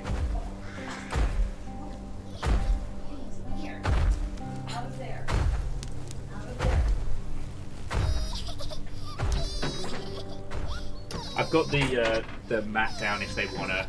It's one less thing for you to worry about. I don't want to go in there right now. It's so... Is it?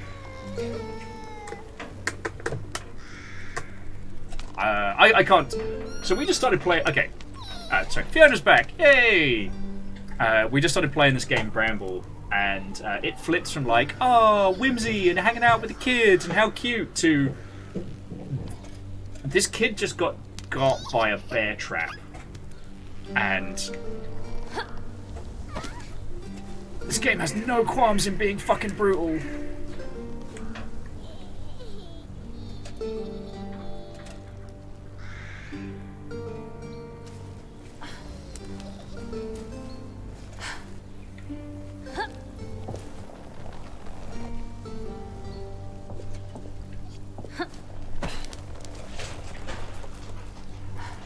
I always find it interesting with titles like this when they do have like fail states and like death states and things like that, but the actual amount of time that you lose is very, very limited.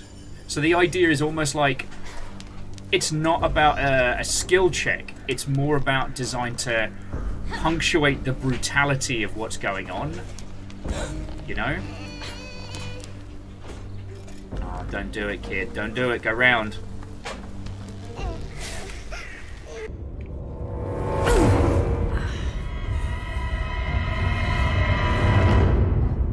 No!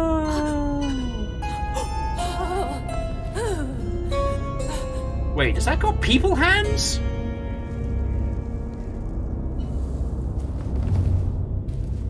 I don't think it's a moose. I think it's... It looked like it had people hands.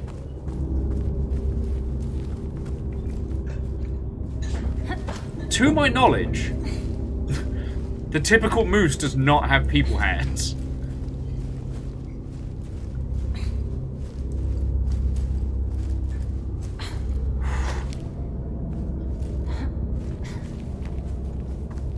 Oh, Dice Goddess, did I say hello?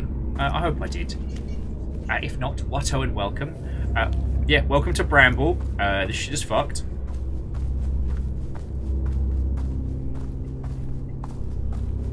Oh, Ragnar says it's an elk, not a moose. Okay, that explains the people hands.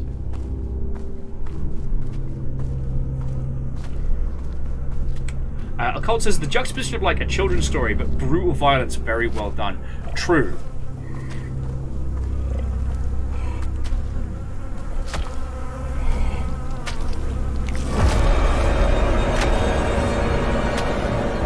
Oh God!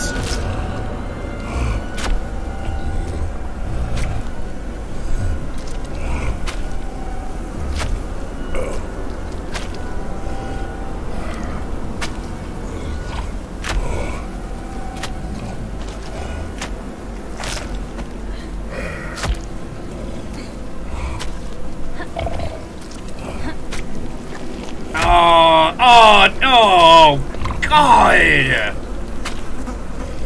Look, I only thought there'd be a... I knew there was... Oh.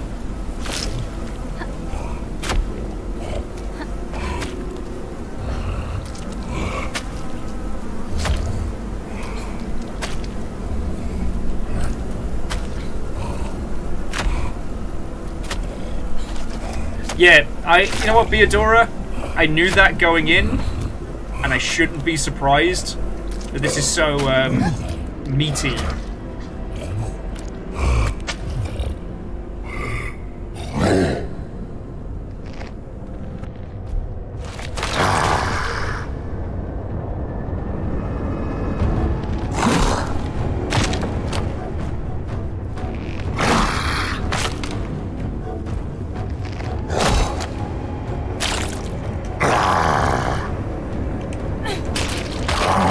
Shit in your eye, mate!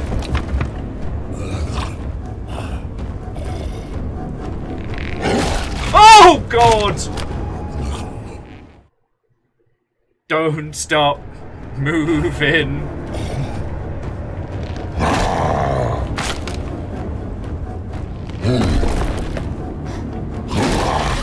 What? Some bullshit OP.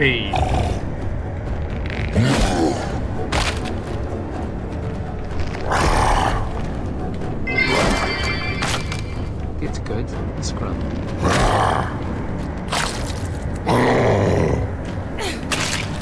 Shit in your eye!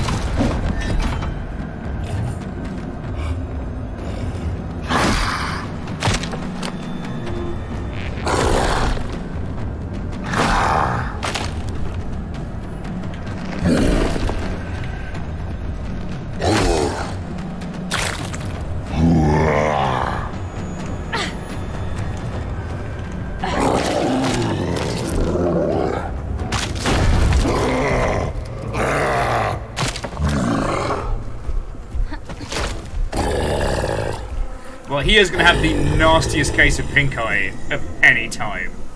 And PVS, thank you for the bits. Get good scrub! More like scrub and get good, am I right?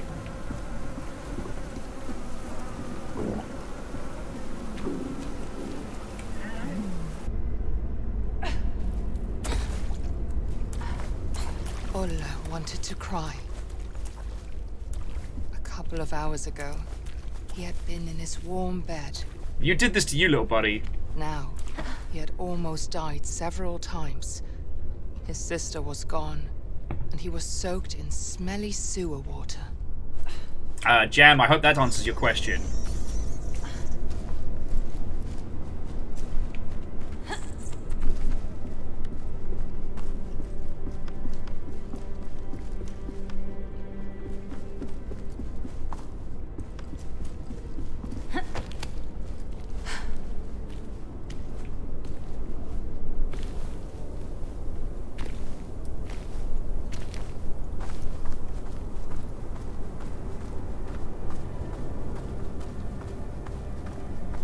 Okay. Alright, friends. We're gonna save us some gnomes. I think the Longship as a whole has always been pro-gnome, right?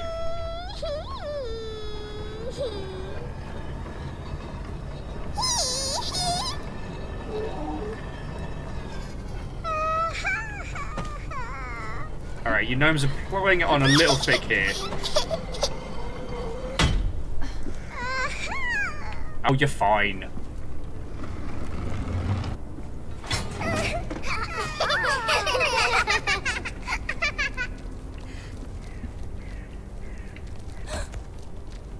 Ah, you're fine, kids. Shake it off.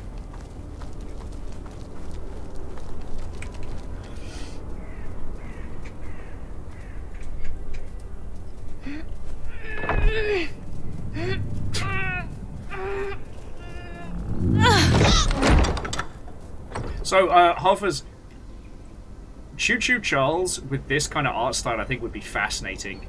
But I thought the interesting thing about Choo Choo Charles was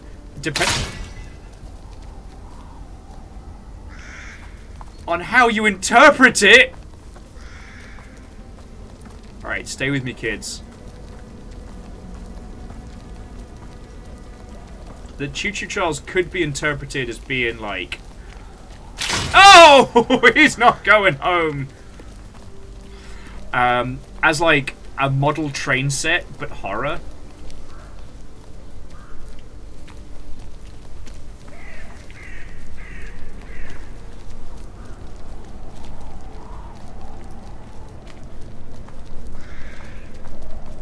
Well, Papa Gnome, I got some good news and I got some bad news.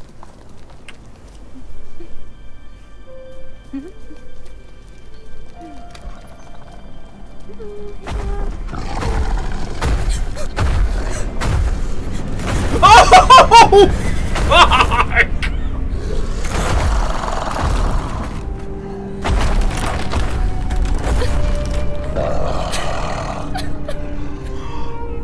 Fucking hell!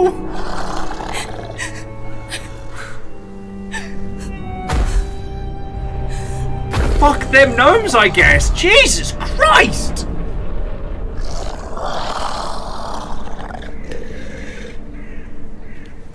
There's no place like home. There's no place like home.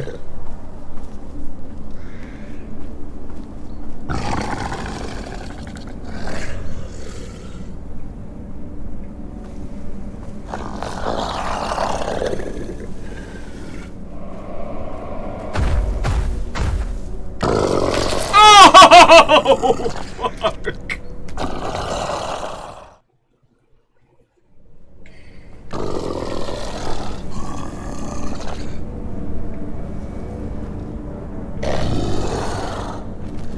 There's no paste like gnome.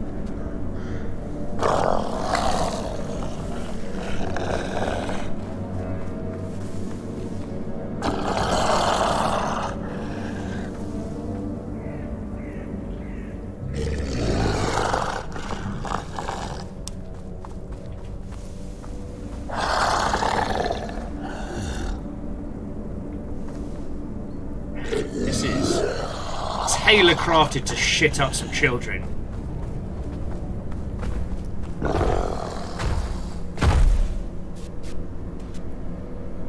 No, no, no.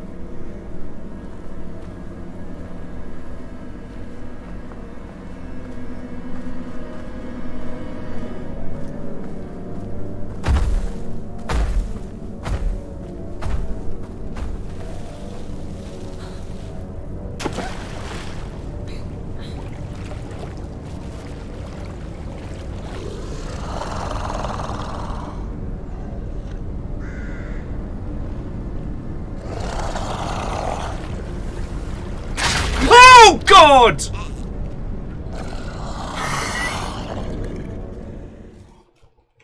What the fuck? I am taking a second to fucking breathe here. Jesus! Let's play Bramble, Will said. It's a dark, grim fairy tale, not realizing how dark and how grim. Jesus fucking Christ!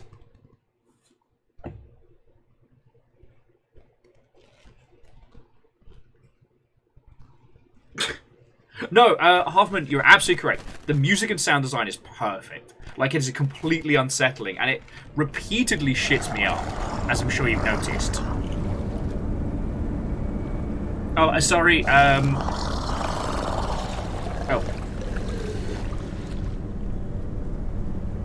Ah, okay, so the light tells us where the traps are.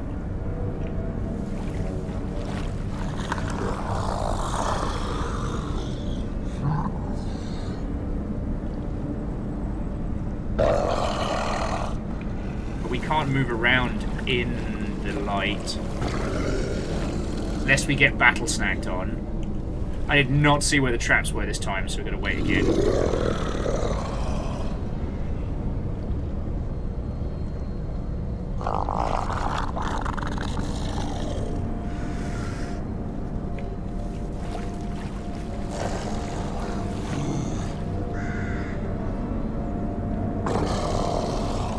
How do they have so many fucking gnome traps?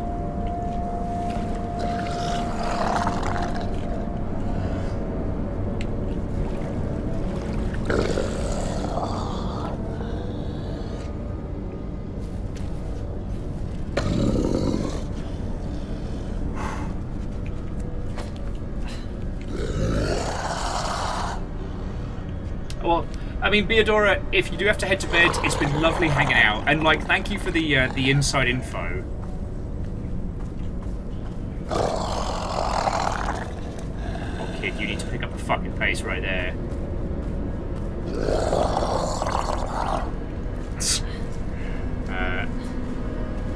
Kleisel says gnomes are like rats. Where there's one, there's dozens. I mean, do you want gnomes? Because this is how you get gnomes.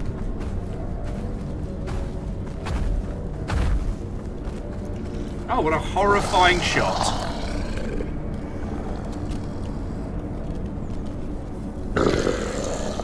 Go big or go gnome. Ah!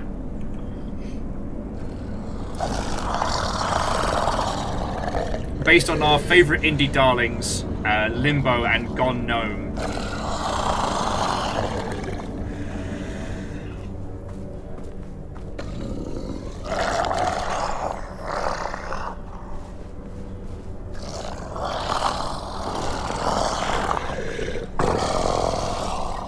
Yeah, no, Kestrel, I had to get a shot of that because that looked so good.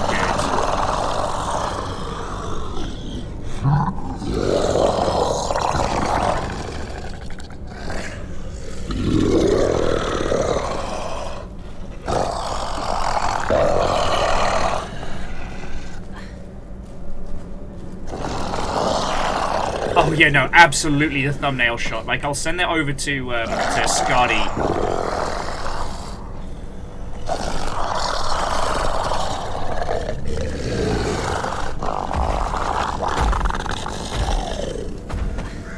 Also, the other things about this that's so interesting is, like, this is a very curated, like, linear experience.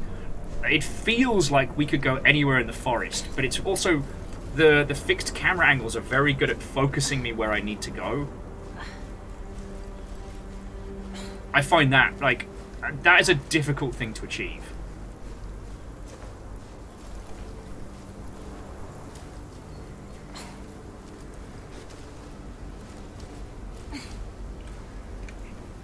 Like, it's one of those things that's real easy to say.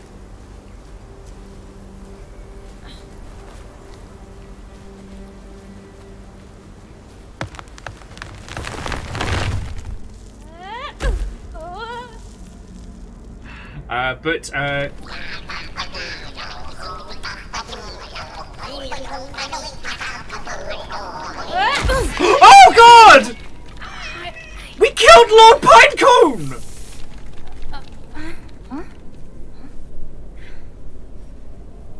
fucking regicide!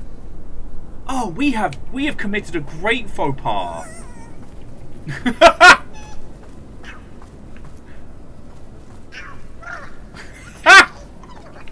But we can kick over the pine cone.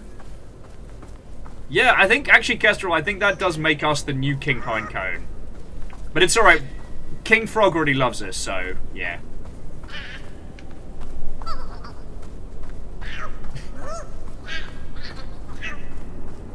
I should stop kicking this, but I don't want Forget to. regicide, we just started a Fey war.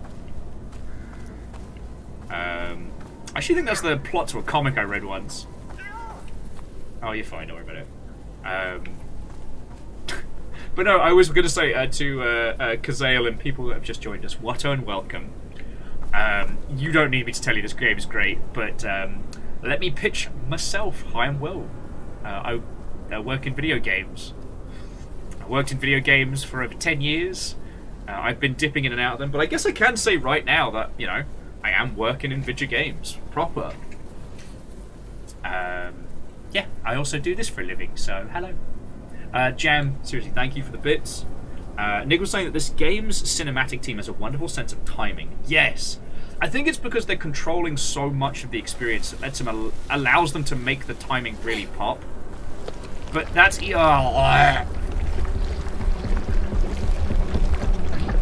Oh, whatever that... Oh, God!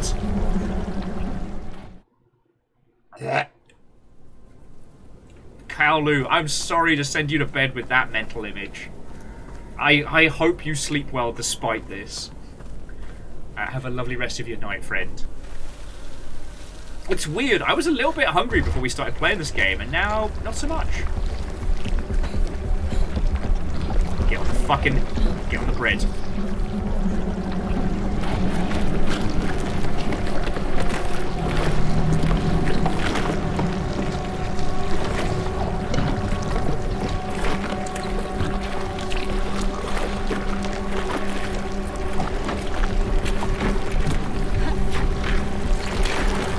Oh, it can change direction. That's good.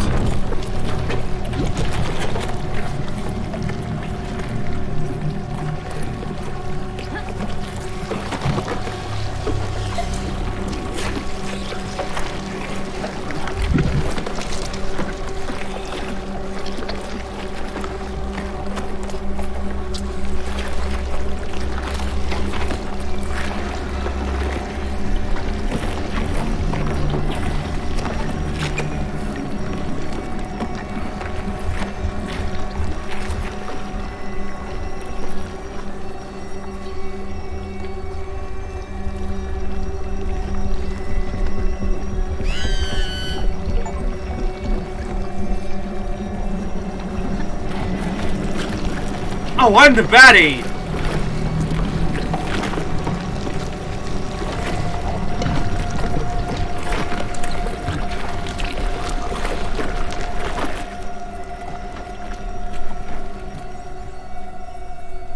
Oh, I'm the baddie. Ooh, okay. There was something specifically about the tiny gnome screams that were just immediately cut off without mercy. Makes me think that I'm the baddie. I'm the baddie now. I am the villainous child. Oh, Snuggly, I have played Little Nightmares. I haven't streamed Little Nightmares. Because as much as it's an exceptional horror game, I don't think there's really much to be doing, like, in the replaying of it. You know what I mean? Nothing against Little Nightmares as a game, but I think, like, if you've seen it or experienced it, I don't think there's anything else to be... Oh, I'm sorry, little niece.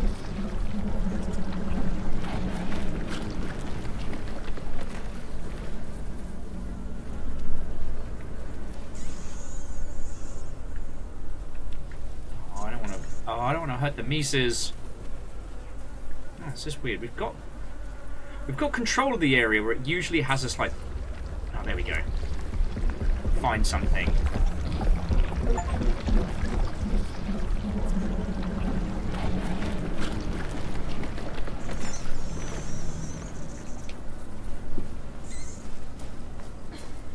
Get out of here, little mouse.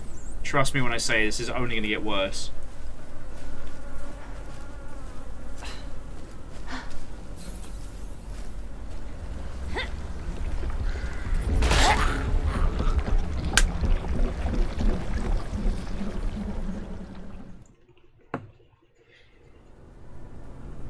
Oh shit!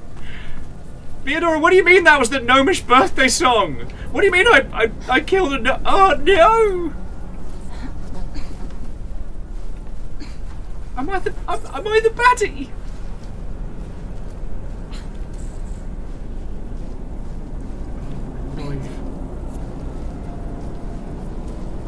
I did not think the game was going to get this visceral. I expected dark, you know. I expected a little bit of the old, you know, bad times, but...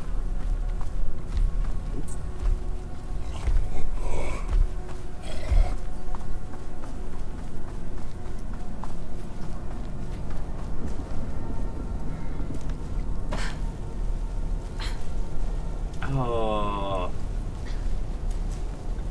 Oh, that is not nice. We are just literally climbing on the mold of this carcass. Oh. Oh. Yeah, that's bad times. I'm so glad I did not drink last night. Well, okay, I went to bed sober. This with a hangover would have been another round of, and then Will Chunder's live on stage. Bad soup. New soup! It's bad. Oh god!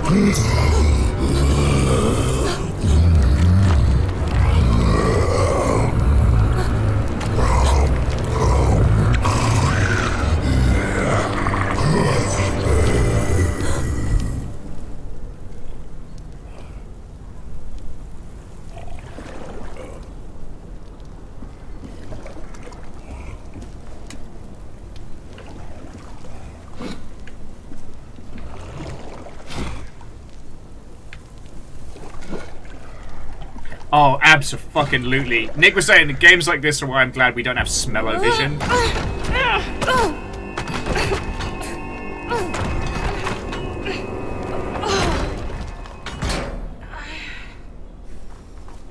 Time to run, fucko. Time to run.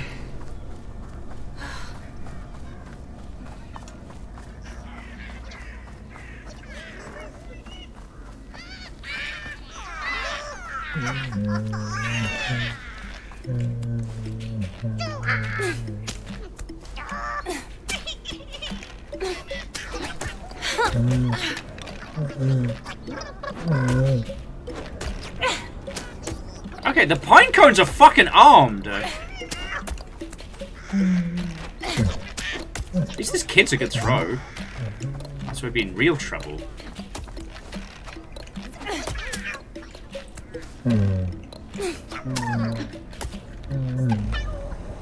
Theodora, trolls do love boiled children. They're kind of like a garnish. For the ill-treated giant.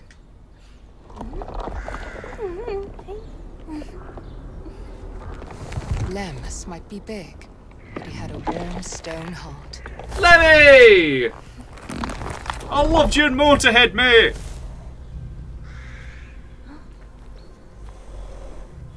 All he longed for was a friend. His face scared him the most. Unaware of his own strength, with such joy and happiness in heart, Lemmy accidentally clapped and obliterated the child. Even so, it seemed like he had found one. Shut up! Lemmy doesn't know that I've sacrificed a gnome and killed King Pinecone. My body count is high. It's alright, Lemmy. We're just friend buddies. Aww.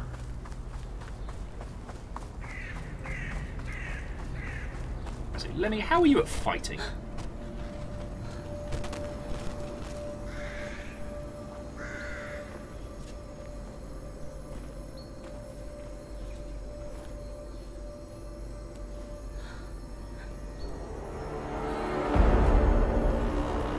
Oh no!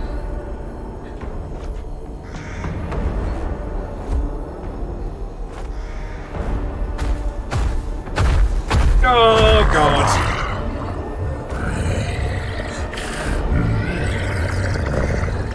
He's behind you! Oh, fucking hell.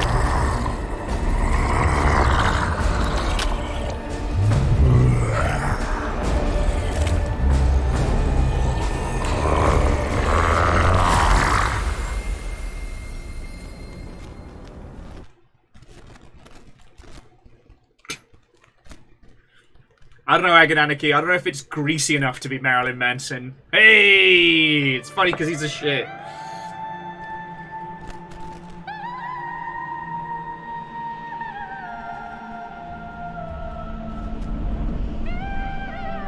Nothing bad happens. Was it? Nothing bad ever happens to the Simpsons, kids.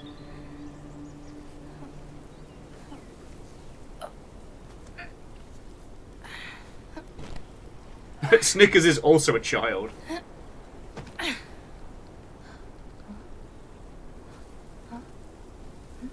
better not fucking flash fried Lemmy.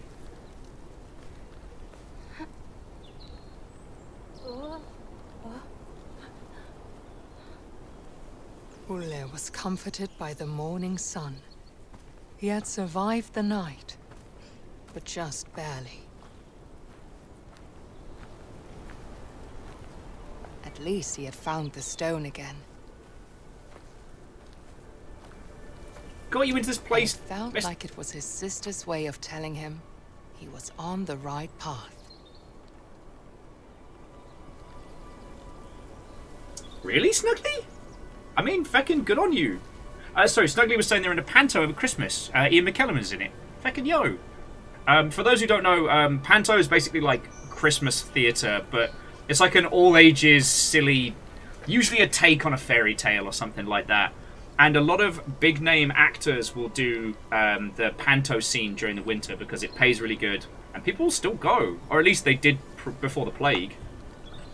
So it's not uncommon to see people like Ian McKellen or Patrick Stewart, you know, as like the fairy godmother in something. Yo, yeah, Ian McKellen was Mother Goose. Feckin' yo. Were you touring or was it local? Because I did my drama training out of Chichester, so the panto scene there is pretty jumping. Obviously, don't dox yourself, but I'm curious, you know.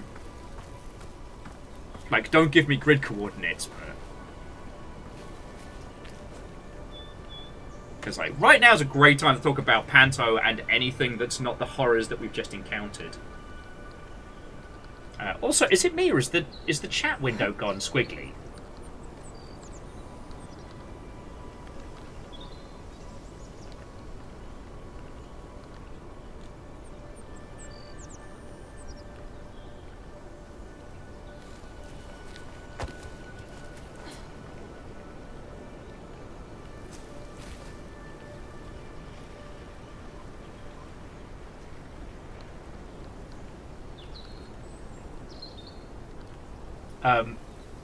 Friends, can you still hear me? Hello?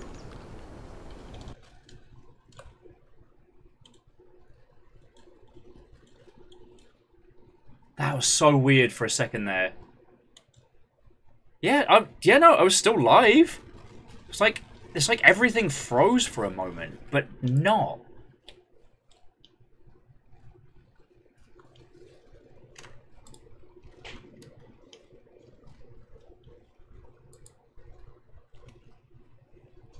How very strange. All is strange and weird. Are we dead? Or is this Ohio? Okay, so Snuggly wasn't there themselves, it was the audience. Yeah, so Snuggly, all I saw was he was Mother Goose. Alright. Oh. We shall resume.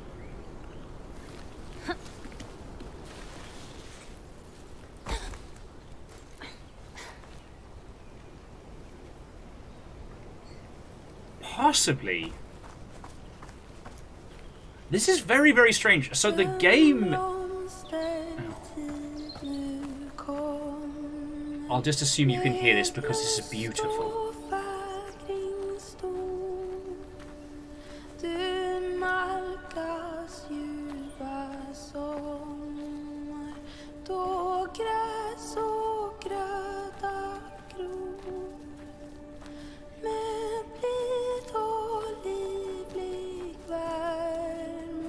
Little gnome friends! Sorry about your friend!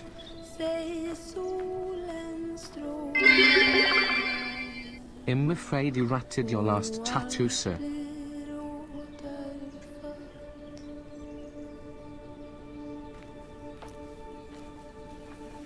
Everything on my end is completely frozen, so there's naught but us and the music right now. So I will say thank you to whoever that was in a second, but I just...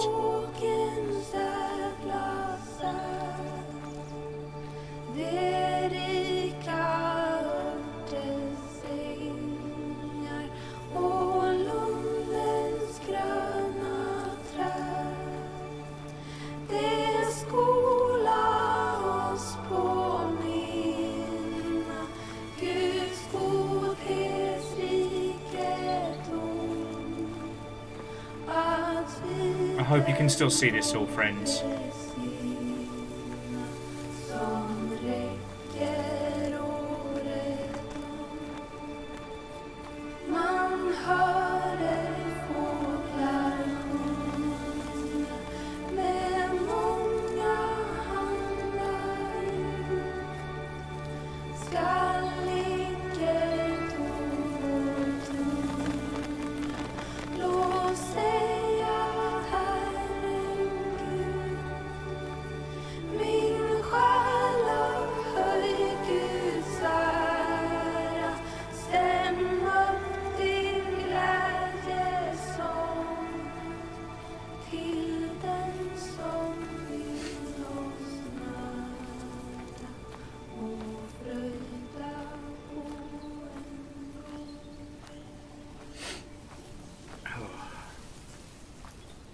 I didn't expect that to get to me.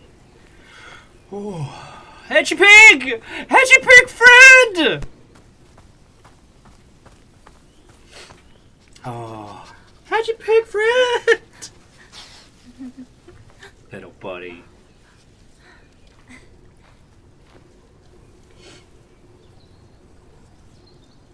We use a little worm on a stick to drive it around. This is the best.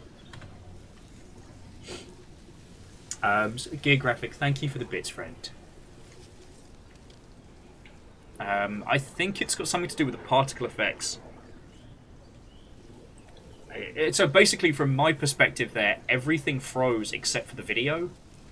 I don't know if, Gear Graphic, if your alert popped up, but I definitely heard it. But, oh, just caught me off guard. Let's go, Hedgy Pig, let's go. Look at this little fucking cutie. Alright, game. Video game. Bramble, I'm talking directly to you. Not to the dev team, but to the game itself.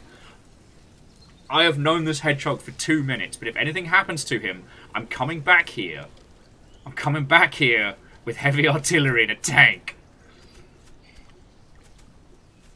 I'm calling up the Devil Daggers crew. Oh, look at his little paddle! Fuck, this game is good. Look at his little paddle. I'm the little hedgehog doing a little swim. I'm gonna make it. Oh, hello.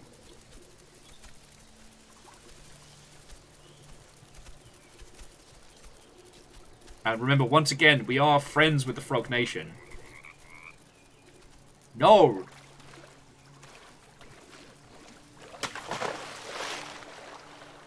This hedgehog's gonna make it. I believe in him. Apparently none of the other gnomes saw what we did to that gnome in a cage, so...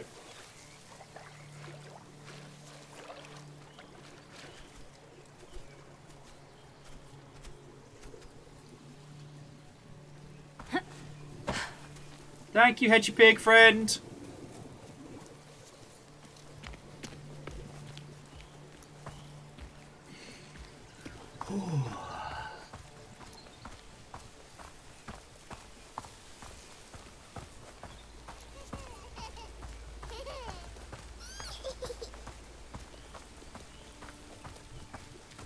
Can't help but love these little gnomes. They are cute as shit.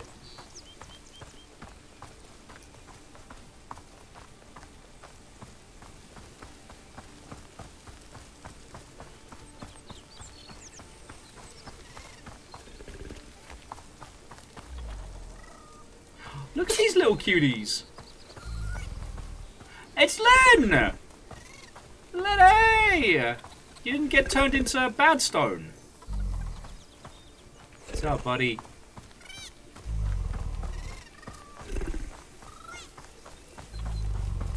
Oh, I think we've got to corral the Weans.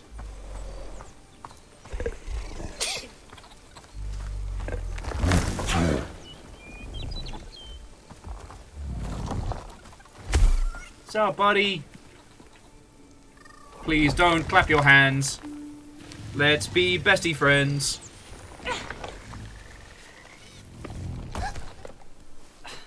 Nah, see? Even this game has a heart. Nothing bad happened to the hedgehog. Gnomes? Can't... I can't promise that gnome's making it.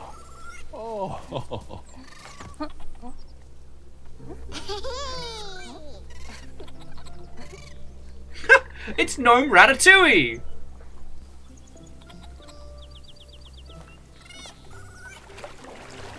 Shh! Hoffers, shush now. No, the hedgehog's gonna be fine. I feel like these gnomes are seconds away from disaster, but the hedgehog is okay.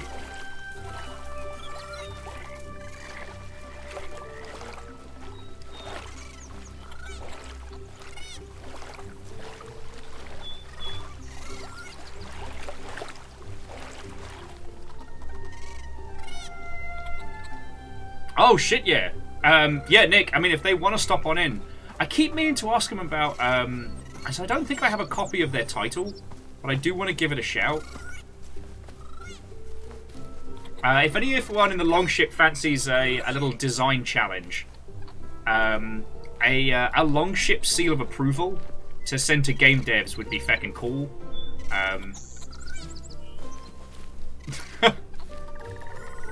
Because I've wanted to do that for a while.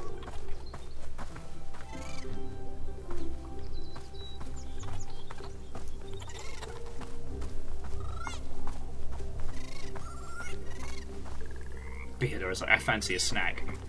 Beardor, are you thinking... are the gnomes making you hungry?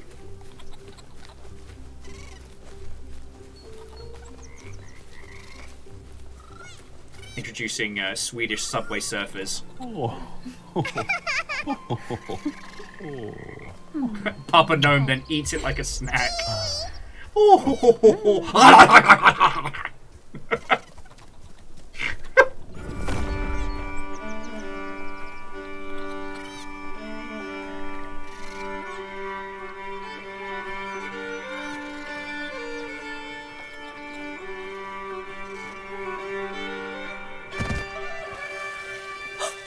Oh crap, we got some fade bullshit going on here.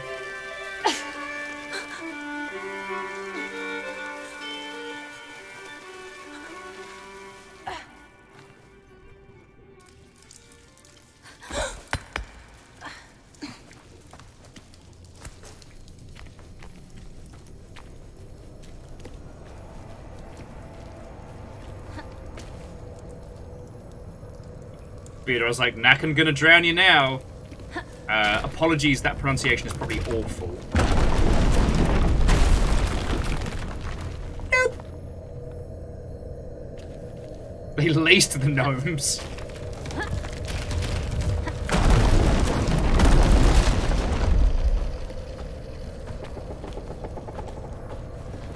We should have been gnomeward bound.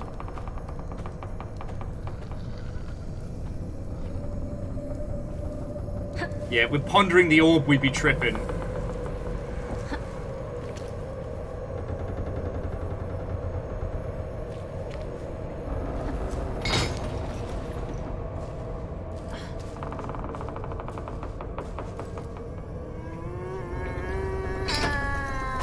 I do not like whatever that sound is. I miss the norms.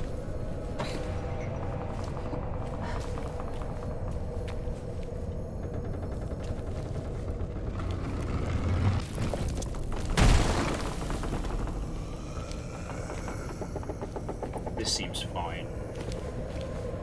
This seems fine.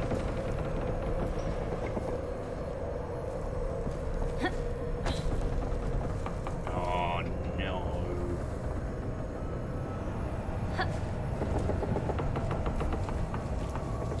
This is gonna be bad, isn't it? This is gonna be really bad.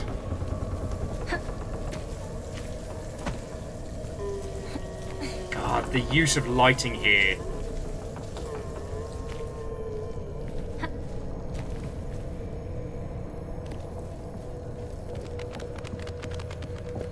You see modern horror games that can't command the lighting even a tenth as good as this.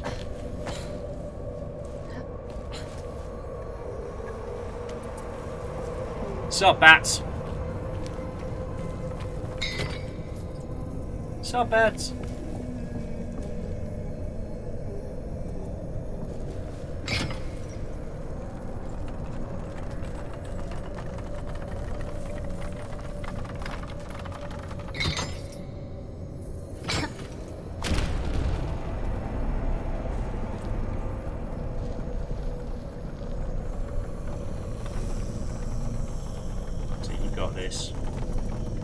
Stay level.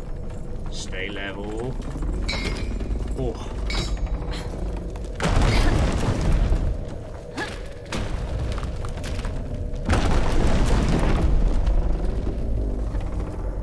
I thought Gnomish, like, architecture was supposed to be sturdy. I thought that was their whole thing.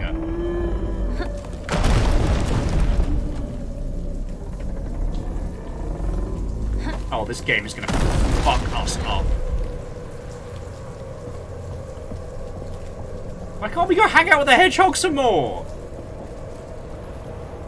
Oh, Kestrel says this is trollish architecture. That is a person alive in there. Oh.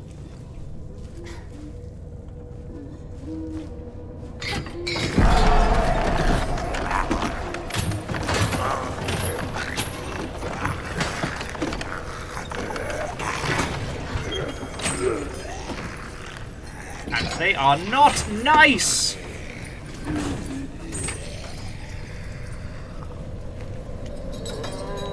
Oh, this is bad. This is like going into the abyss in Dark Souls. I just fucking know something's coming. Ah, I guess we made it. Ah, oh no. Oh, music as a lure.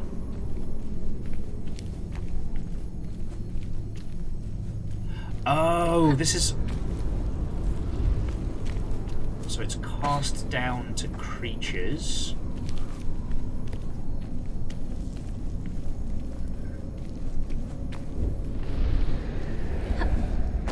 Oh, big creature eat thing. Yeah, no, Kestrel, I have a feeling that whatever Beadora mentioned earlier, that's the creature that we're about to encounter. Or that we managed to avoid? I don't know right now.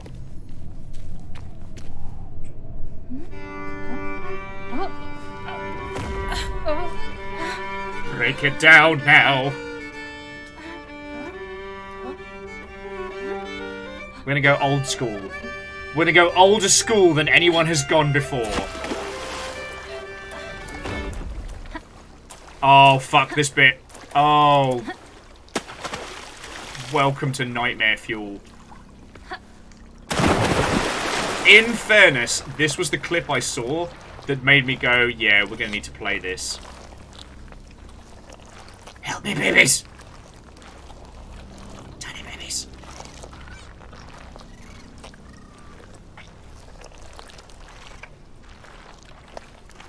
I don't think the babies are going to help us.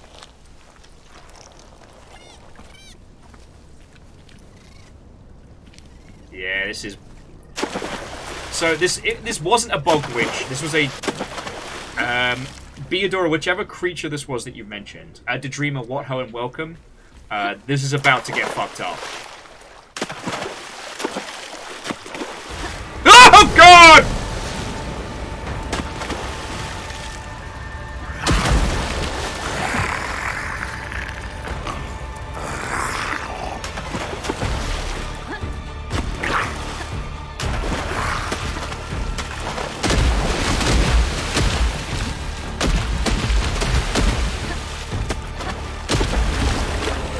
Piss!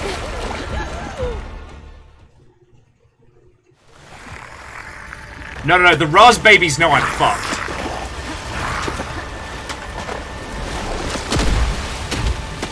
It's like the Raz babies have the good sense to not be here.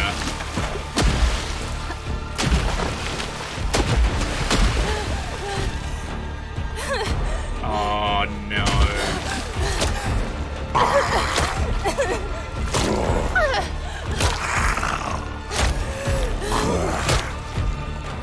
Oh, God!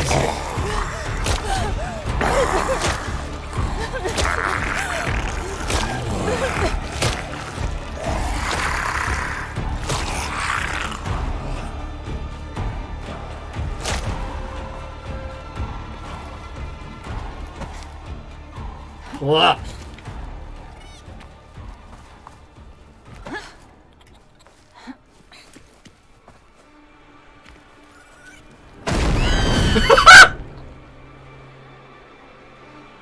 Okay.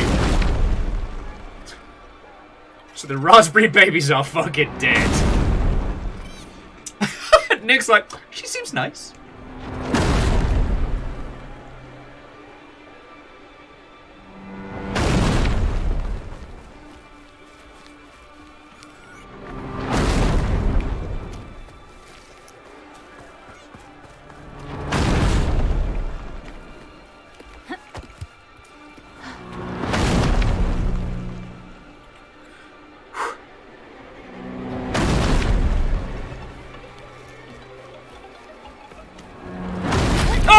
Oh, fuck!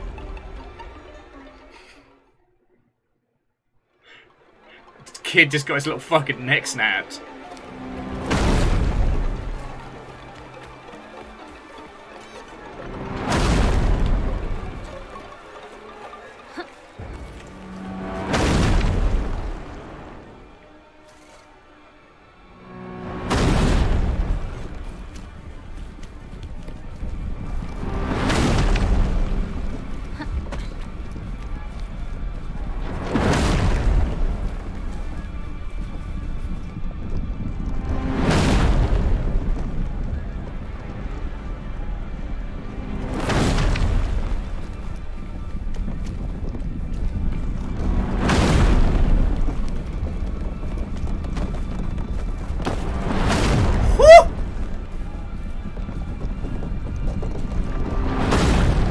I don't like this Takeshi's Castle reboot. I don't enjoy this.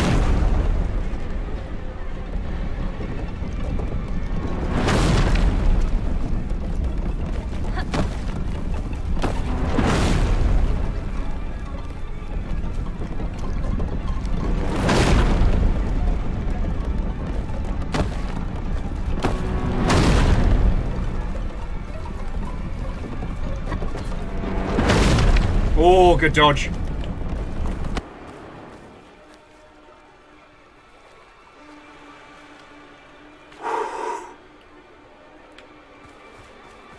We are not out of the woods. Literally all proverbial. Oh, God!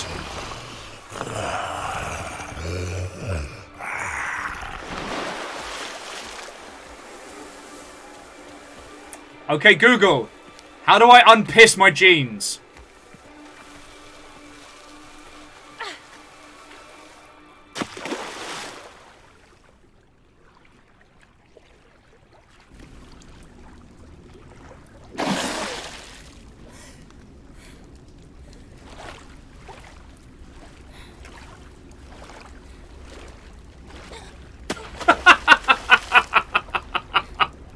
Null says this game's actual mechanics are a 13th century talisman designed to repel the fuck out of me personally. Hey, that's why you can send my dumbass in here. You know, I'm the idiot you can send into the experience. Oh. But just quickly, does anyone know how to put the P back? Does anyone know how to return P to sender?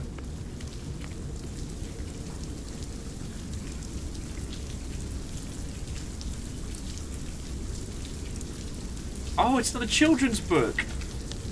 Oh, good. In his past life, Nakken was a simple man that loved playing his violin. But the village did not appreciate his talent. Yeah, Beodora, you feckin' called it. It's Nakken. Sorry, I got the pronunciation wrong, but yeah, just like you said. People would frequently bully him. And the only soul that did not was a girl that Nakken fell in love with. One day, the bullying and beatings became so severe that Nakken's anger finally overtook him. He marched into the village, playing forbidden melodies that made everyone dance, until their flesh and bone got worn down. I think I've seen this Buffy episode.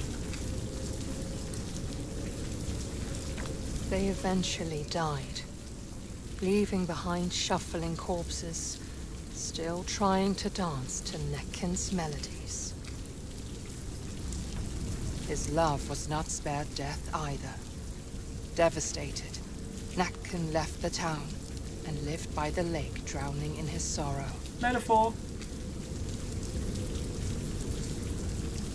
I mean, caffeine. Bard-crossed necromancer. Not bad, but definitely a necromancer.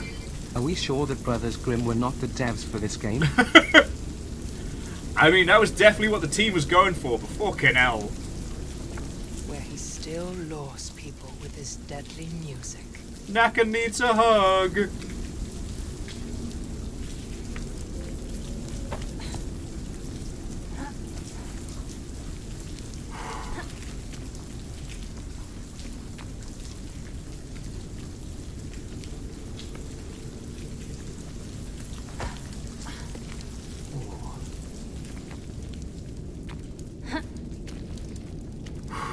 A necromancer! Fuck!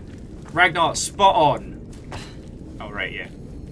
Why can't I see stuff? Because I'm not using my magic crystal.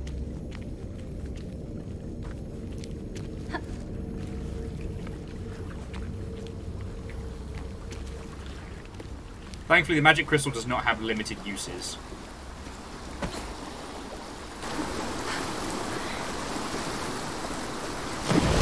Oh, God!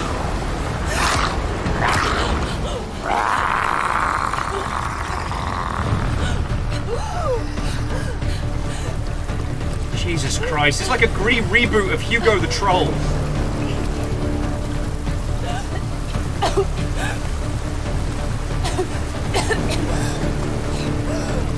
I hate everything about this!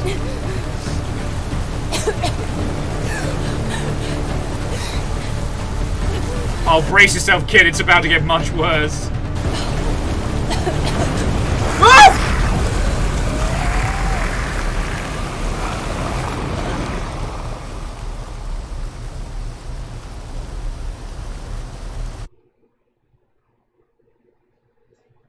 Frog King? Are you there?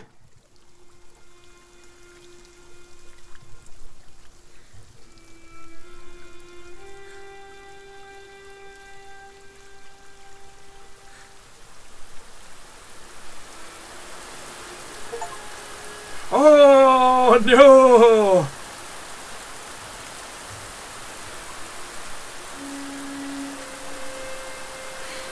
I mean, I don't know whether it counts that we killed Nakken, or Nakken killed Nakken, but yeah, he looks like he got on the bad side of a DDT, you know what I'm saying?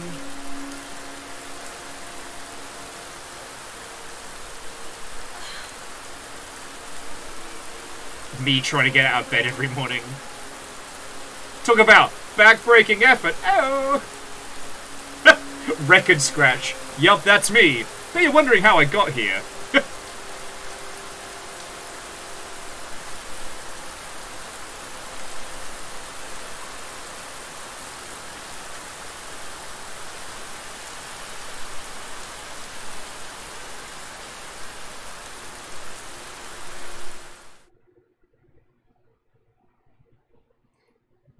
I need that sound effect, like, ready to go. Meanwhile, in the Field of Dreams, things also get worse.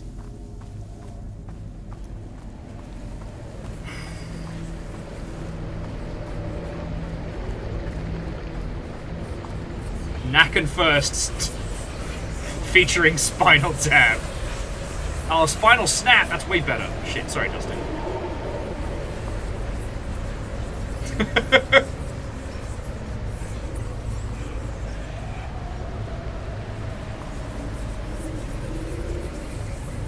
What is it? Adjust a person's back and they'll be good for a day. Snap a person's back and they'll be set for a lifetime.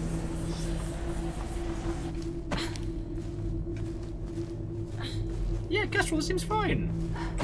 God. I know we were talking about this the other day of, like, you know, things that were supposed to be children's media but actually just scared the pee-pee out. And I like that this is actually going for that vibe. Like, this is unquestionably horror, but it really does feel like, you know, a dark Rankin Bass animation come to life. It feels like, yeah, Brothers Grimm 2.0.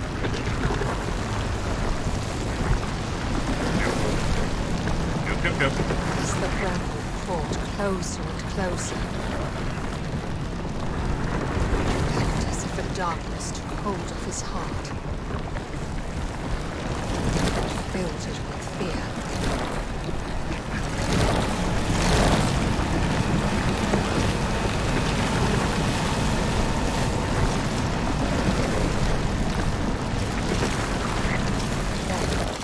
Then there was a light. Yeah, get fucked! Sorry, I'm getting very competitive with this. Will playing a competitive video game. Ah, well, sorry we didn't win, but no, we all had fun, we all tried our best. Will playing a single-player story-based game. Get fucked, I'll fucking wreck you!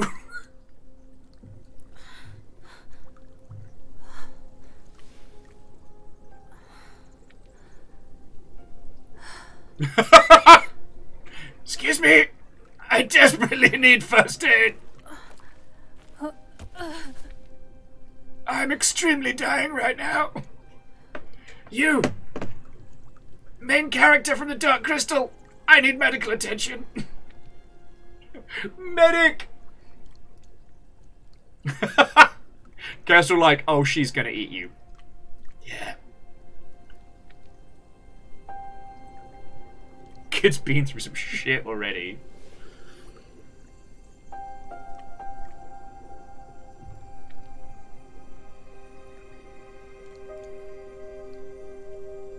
I mean, if you think about it, like, the sister's currently still in a sack, probably full of other gnomish corpses. Sorry.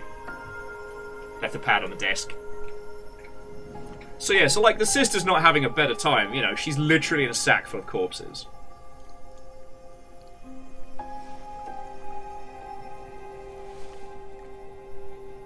She just died in your arms tonight. She had filled his heart with courage, and the stone with her radiance. The bramble covers all where darkness has taken hold, Tuva said. Follow the light. You will find what you are searching for within the mountain. Okay. Friendos, I'm just going to get some emotional support cheese. One little thing. I can't see my audio levels anymore because apparently, I think the particle effects just hit this like a brick. So, yeah, I'm going to get some emotional support cheese. Then we're going to continue. But, please let me know if, like, the audio levels get really, really gangly or if things end up getting, like, ineligible. I'll put on some non-haunting tunes for a bit. And I'll be back in just a second. Actually, we can put the big BRB needs on. Okay, I'll be back in just a second, friends. Because I think we could definitely use it. Little breather.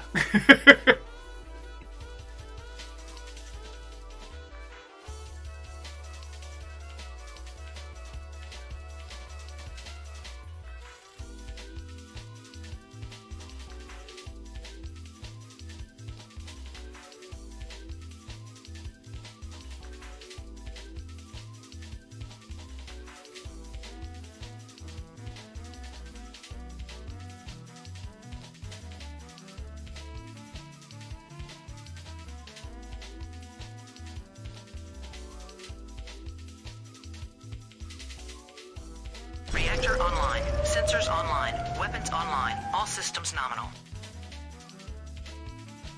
What ho?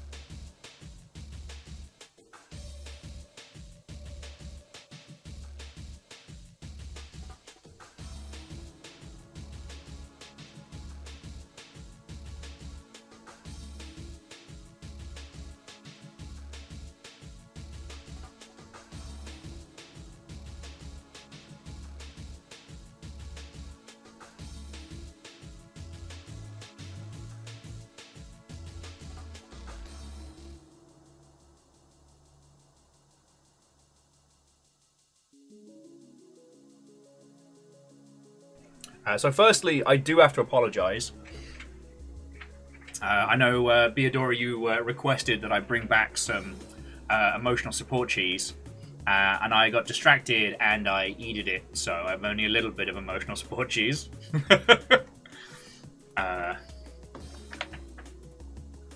To Chroma Capybara, thank you for 5 months. I hope you are doing splendid. This game is very, very good and haunting.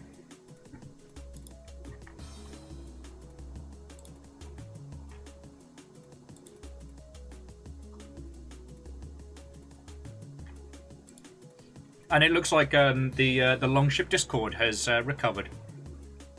So,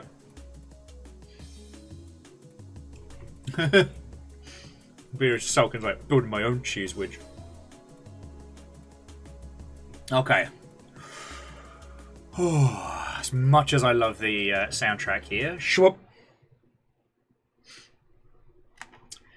Alright, let us continue. And again, friends, if the audio gets wonky, if you can't hear me or what have you, please let me know. I don't think I can get the data back on my side without restarting the stream. And I don't want to lose any of you, because we've got like 50 people hanging out. You know? We've got some good numbers today. Apparently you're like children in trouble. I'll have to remember that.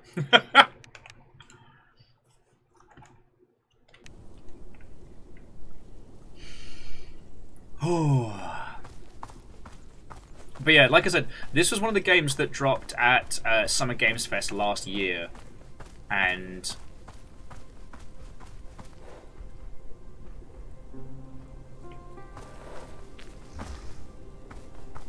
like, it was that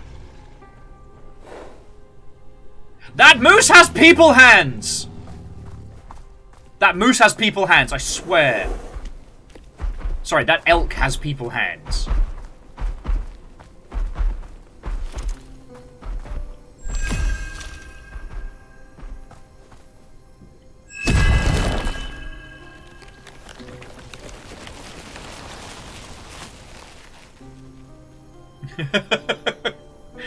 No, it's a win-win. It's a win-win. I'm learning a lot today about elk.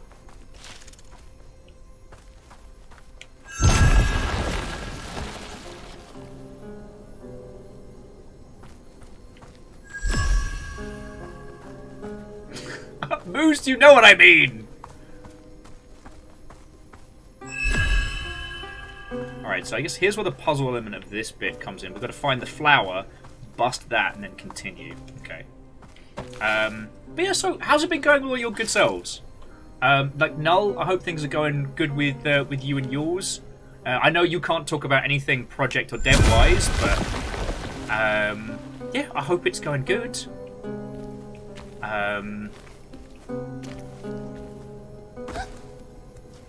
Well, actually, so here's something that I guess like Nick and I don't know if Kimball and Peeps are still up, but I guess all of you. So, as a thought exercise, I was pondering something with friends yesterday. Because you all saw Summer Games Fest, right? And the interesting thing about Summer Games Fest is that it didn't really have the same cohesion as other events, right? Like, it wasn't just Ubisoft and Microsoft and Sony and Nintendo. It was also like the PC Games Show, but also the Future Games Show. I mean, Devolver, but also like OTK. OTK being the definite, like, not to throw shade, because, you know, it's very easy to be snarky. But, like, OTK definitely being the weakest link of that squad. And I was thinking about this, like, yesterday evening, and it's like,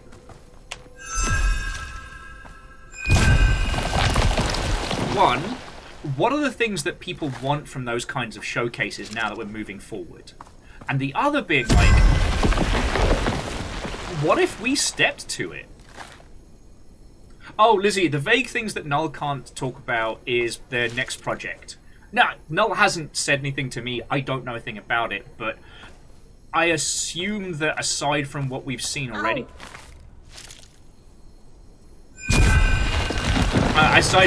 I assume that what little we know about it is all that can be mentioned, you know?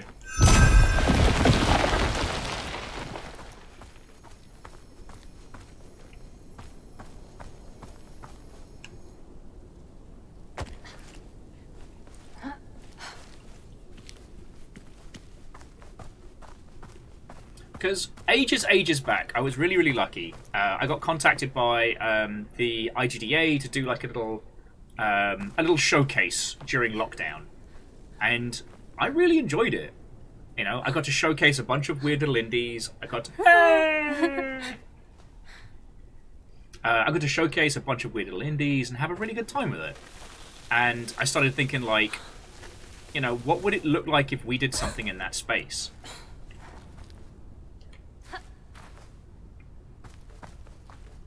Well, and Lizzie, it was an accessibility showcase. Like, terminology is important on this one because, like, accessibility panels are feckin' great at conventions, but they tend to be more like round table and deconstruction, you know?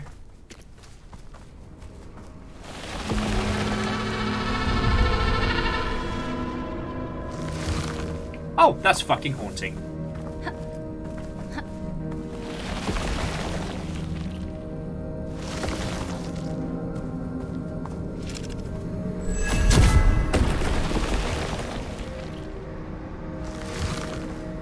I did like the accessibility showcase. I thought it was a really good addition to the lineup. But yeah, I just started thinking, like, as a thought exercise, like, what would it look like if we did something in that space? Like, I'd probably want to split it up into, like, games as, like, the games of past you missed and upcoming. Come on! Oh, nearly got fucking hot cooked there.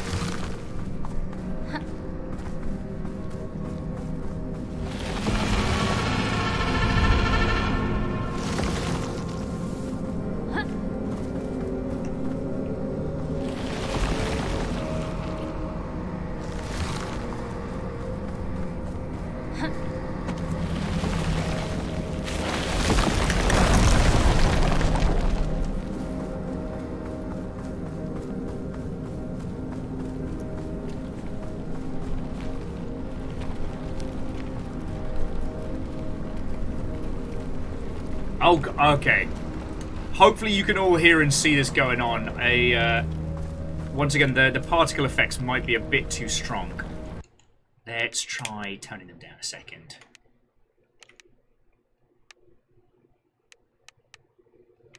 Let's see if that helps.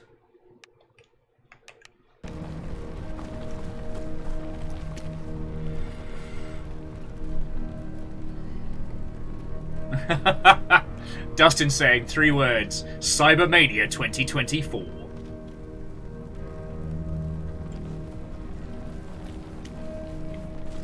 Alright.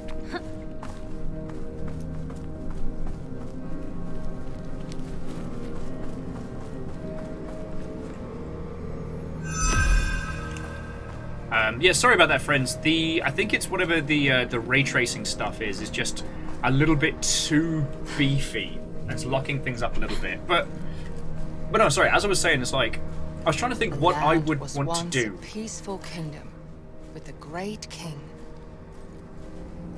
Like, now, his image embodied the darkness that had drowned the world in Bramble. Yeah, you did fuck up there, King Mate. But no, I was trying to think of, like, what it would look like if we did something in that space. Now, obviously, we'd want to kind of support the sort of indies that don't get love.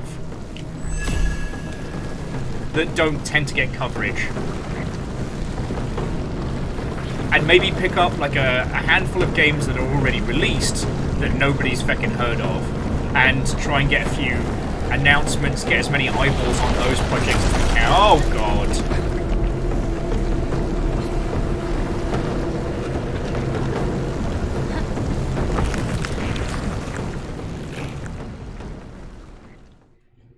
The Longship Indie Island Cruise.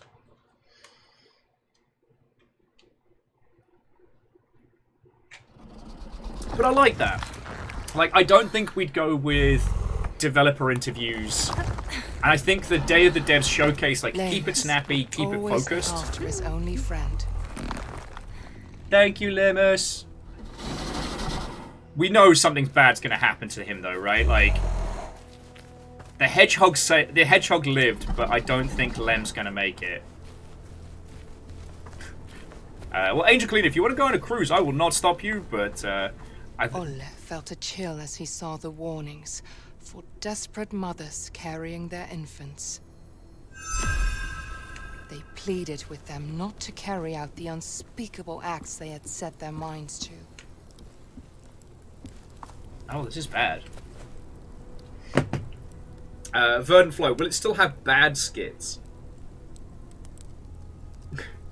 I don't know. I don't think I'll be able to top the awkward of the PC game show this year, even with trying. So these are babies what get stolen by the Fae. Fae babies.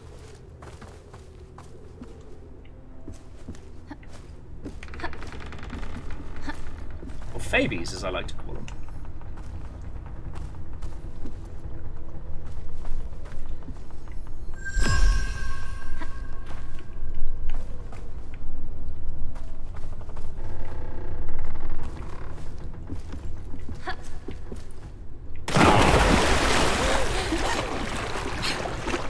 Kid's gone. Kid's gone.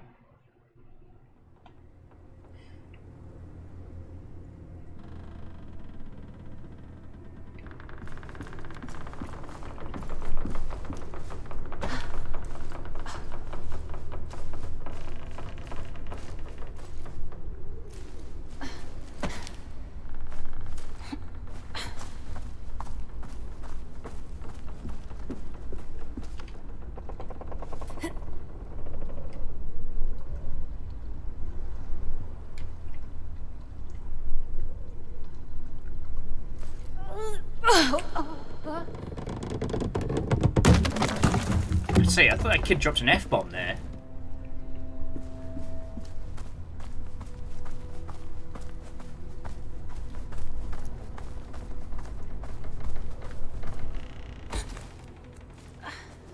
Ah, you're fine. Walk it off. Oh, but no, that's something I've been thinking about a lot. Like, there are a lot of people who did stuff around Summer Games Fest that was really, let's be honest, for promotional purposes only.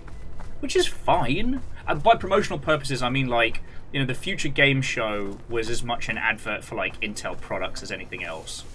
And that's fine. You know, the OTK showcase wasn't really to showcase games. Oh, no. The OTK showcase was to showcase them, because they're currently in the process of, like, expanding their operations. Oh, I do not like this.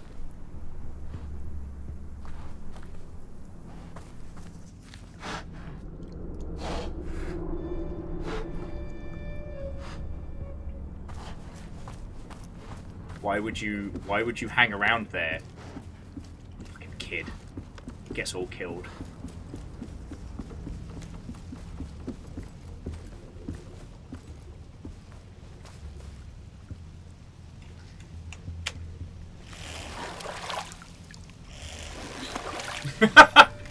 Sorry. Kester was like, just a scarecrow, don't worry about it. And then Evil Geek says, well, we're not a crow, so we don't have to worry.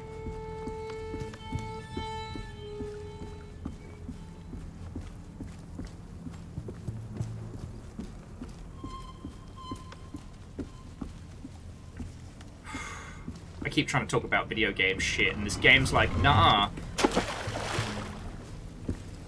It's like, buddy, you had your chance to be whimsical. You should have been talking about video games when we're hanging out with the gnomes. It's just that scarecrow was wearing a skull. Yeah, fuck off.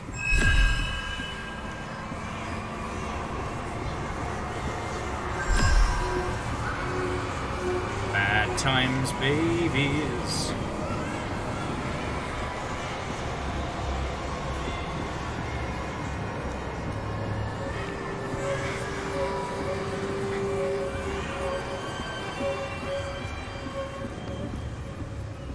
Yeah, I'm pretty sure we played that section in Dark Souls.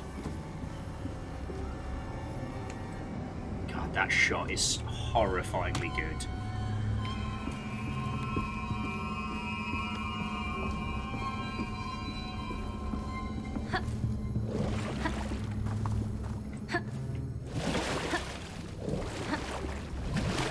You'll notice I'm not letting go of the light. In case there are gnomes to save.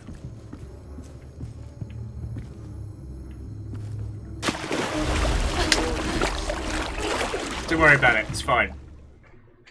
Have we used a gnome de pleur yet as a pun today? Just asking.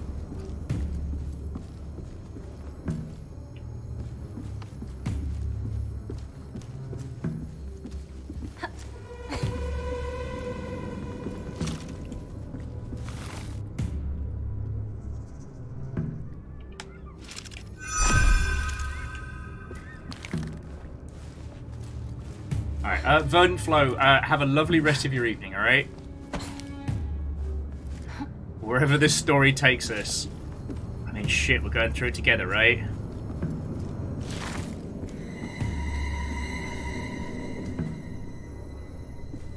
I feel like Noam Chomsky's been...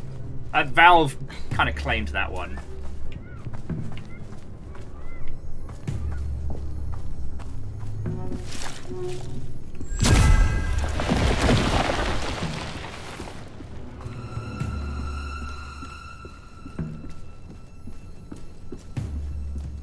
Also, Numbers, a good afternoon to you, friend. How goes it?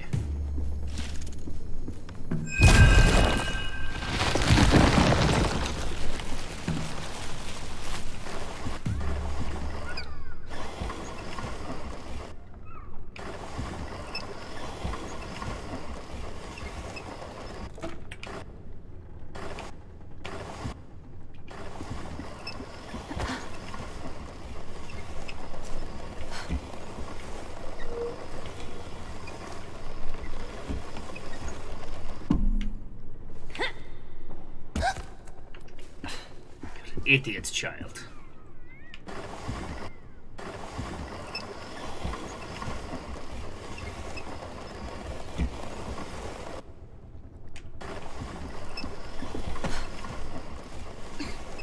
He didn't want to let me shimmy around the other side.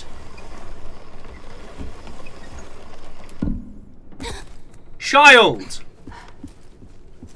Oh, you're killing me, Smalls. Anyway, how are you all doing, friends?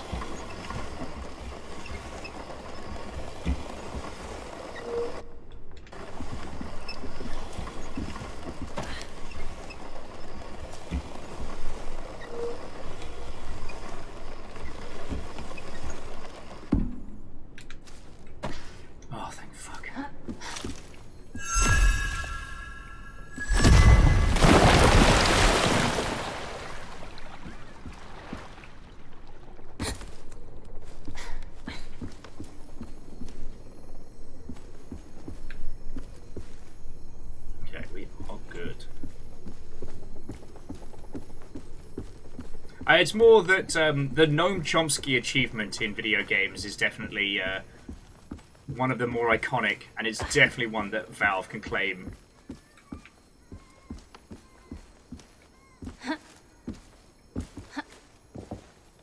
Alright, one must get up to get down. We've been taught. It's been far too long since something has happened, and this is making me very nervous.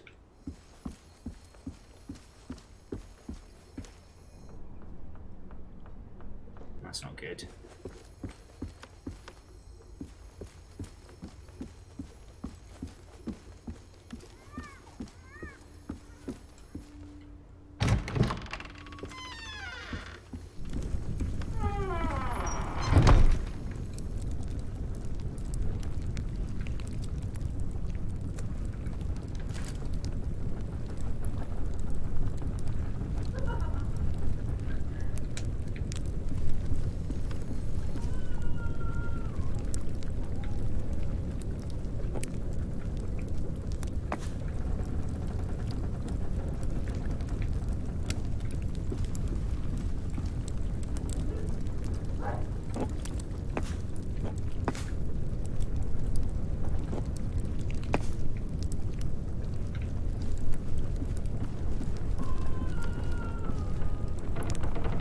No! Fucking crows! I thought we were in this together!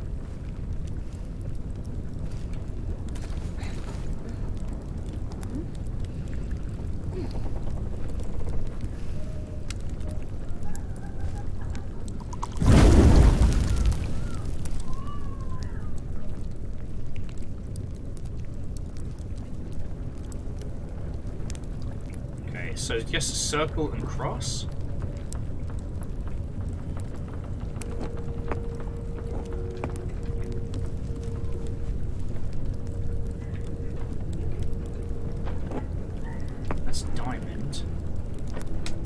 Is there a cross? I'm trying to see if we're emulating. Yes, there is. All right, so add to mixture. Combine that with the circle. There we go.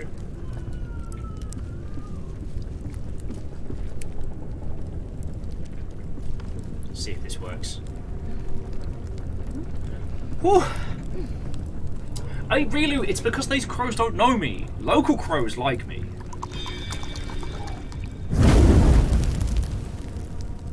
Okay, so now it needs the triangle and the 3 bowl.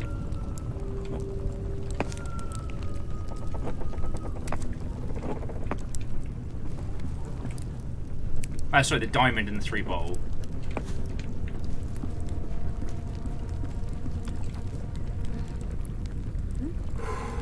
This is building tension.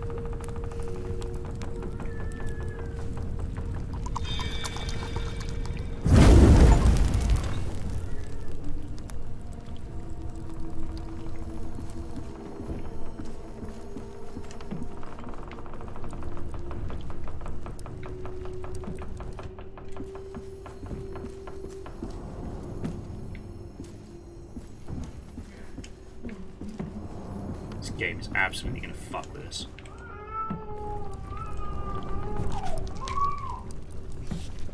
If you find yourself in pain and sorrow, cry no more, they will be gone tomorrow. Listen to the voices of the deep, and join the wolves that circle round the sheep. You'll hear this right. I'm not just having some kind of fucking breakdown. Because I thought this was whimsical. This is not whimsical. The rare sacrifice you make in order for your powers to awake. Trust in the transcendent and surrender to be received into the arts of splendor. No! Behold the transmutation into gold. Soon a god emerges from the mold. No longer human, bricked or land alone. A goddess reborn seated on her throne.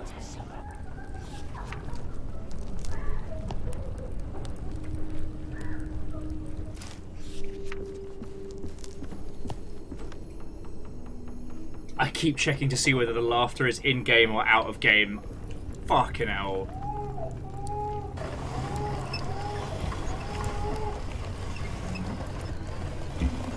Yeah, this shit is about to get extremely dark. So, for those of you of lighter temperament and whimsical of nature, maybe go get a cup of tea for the next like 5 or 10 minutes. Okay.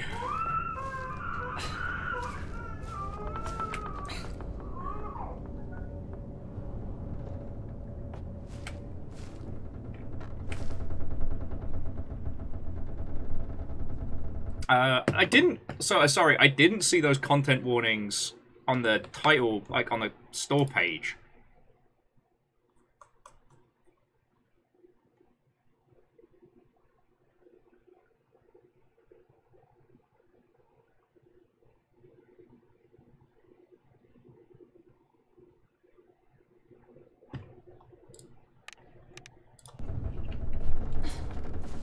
Well, let's see where it goes first. Alright.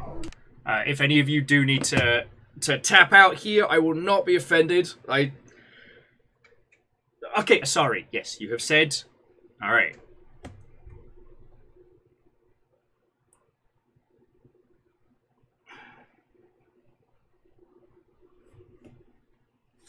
Alright. Also, Relu, it's incredibly bright out because that's the sun right there. So sadly, there's no no lights out powers here. Yeah, no worry. I tell you what, I'll call a little whimsy and banter break here before we get into the heavies. As I said, I looked into this ahead of time, and none of those trigger warnings came up. So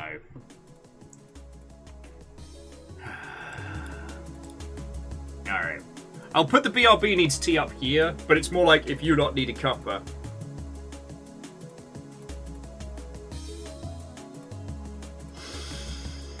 Okay. Anyway, how are you all doing, friends? Aside from this title,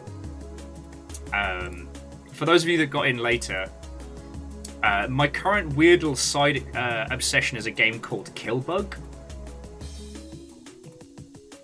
If you haven't seen it, don't worry, because like no one outside of a handful of squads seems to have really known about it, and it is basically devil daggers versus bugs. If you have arachnophobia, avoid that one like the plague, but it has this incredible kinetic moveset that just does so much cool stuff.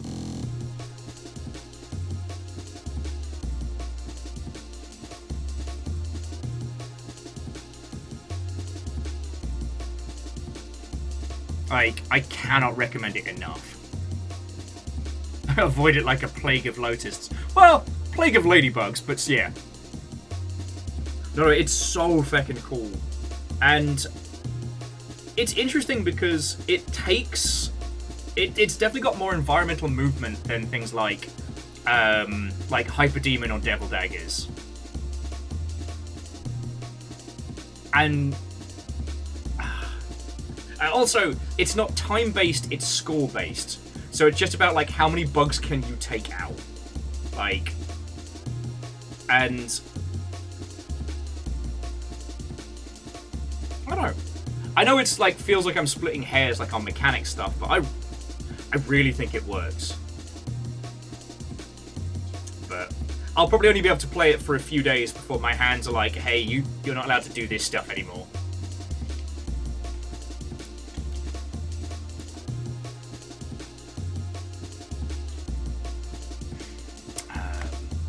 What else has been going down? And I already talked to you all about, you know, I got to go to Sober on Saturday, which was lovely. It was nice to be out the house and be a human for a change.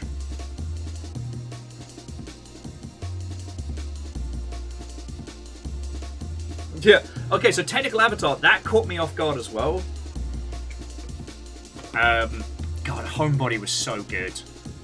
I did like a cheeky finish of it. When we did like a hidden late night stream that ended up being a whole thing. Because it's one of those, like, with so many games in the year,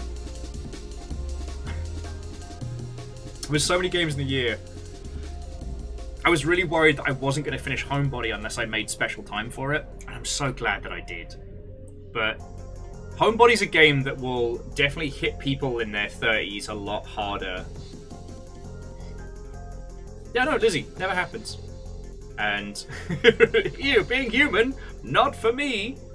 Oh no, it's just like for the past I can't even keep track of time anymore. It's like I haven't gotten to be a person outside of streams, and I haven't had any downtime, so it was nice to just go and be a person in the world, you know? And it was lovely to see everybody.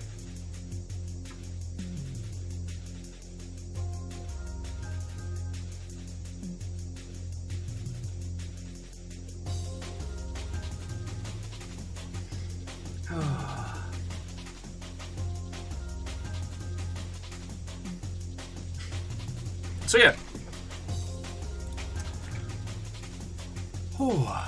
Honestly, that's really been about it. I've been trying to get a handle on the deluge of different social media platforms that have suddenly been poured on us.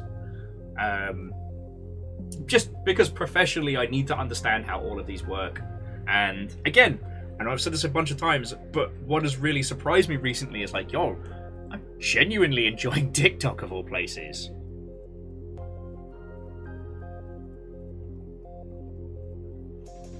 Like, of all the new stuff that's dropped, it's definitely... Blue Sky is definitely the one I'm enjoying, but I think that's because it still feels small. I tried Threads, and it is just so rampantly full of the same kind of nonsense that just disappointed me chronically when it came to like using Instagram and things like that. Like, it is just rife with advertisements and huge personalities being kind of thrown at you without prompt or without request.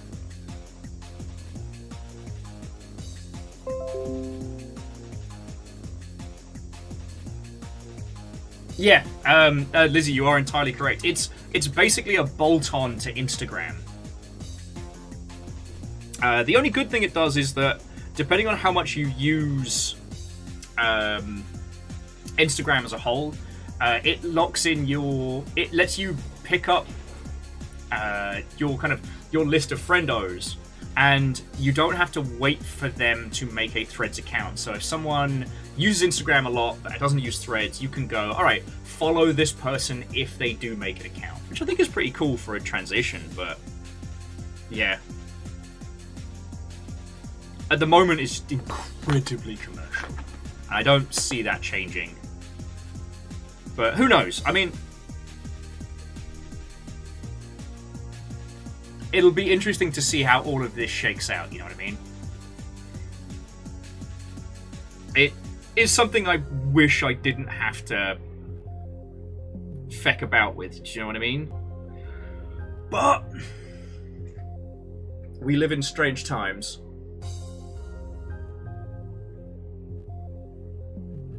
Alright, so friends, we're going to give it another 2 minutes before we get back into game.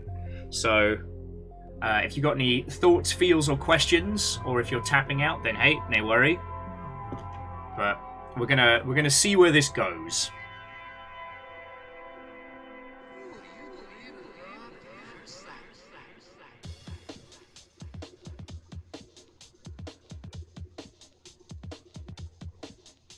So Naru, do you mean how has this game, how's Bramble been, or how has life been?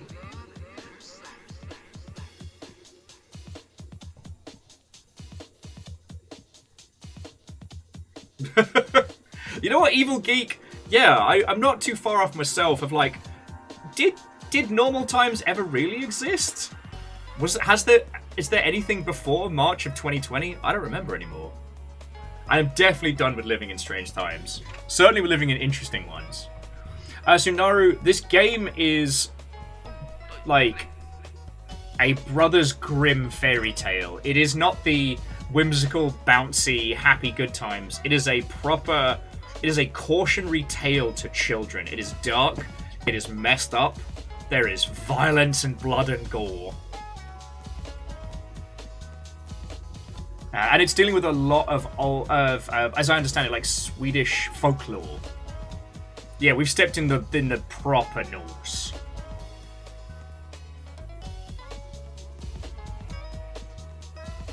But it's just like, its visual design is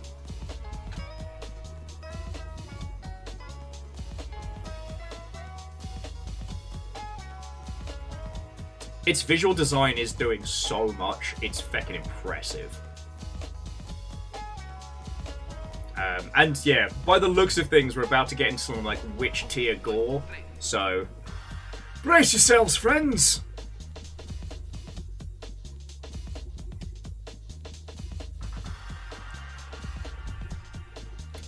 Oh. But yeah, like aside from getting to go to sober, not much else I can really talk about at the moment, but it's not awful.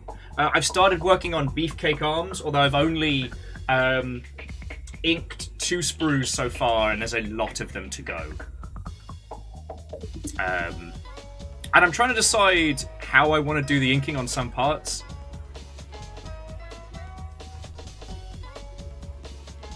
And I'm still trying to think of what the general theme for the mech gala, our winter event, will be, because it needs to be much like, you know, much like a lot of fashion galas. It needs to be something vague.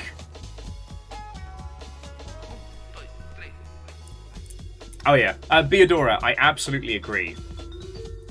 This current imposed Whimsy break is, yeah.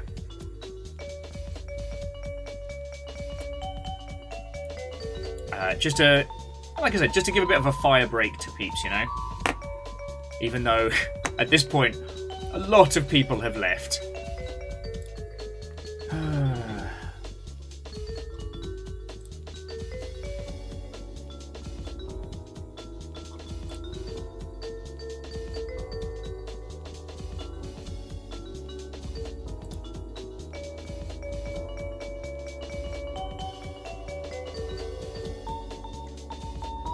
Okay.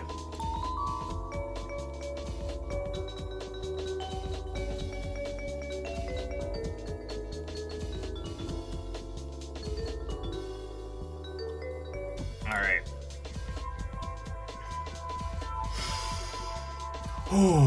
Right.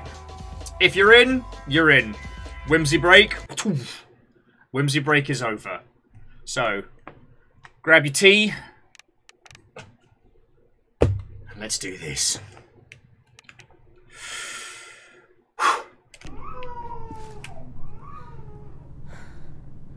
Oh, we're going straight into the dark. All right.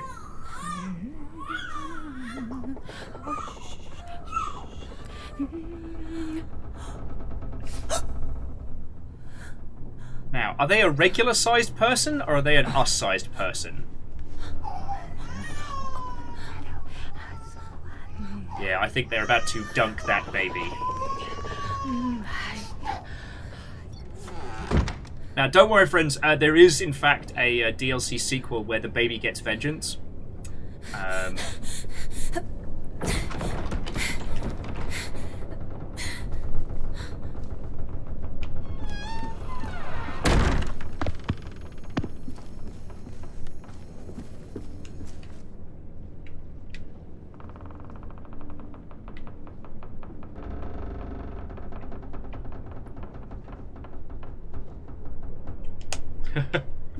Well, it's actually, so Fearless, it turns out the actual story of Binding of Isaac is surprisingly wholesome. Which I don't think anyone expected. Oh, okay. Literature, of course, being the stepping stone to where we need to go.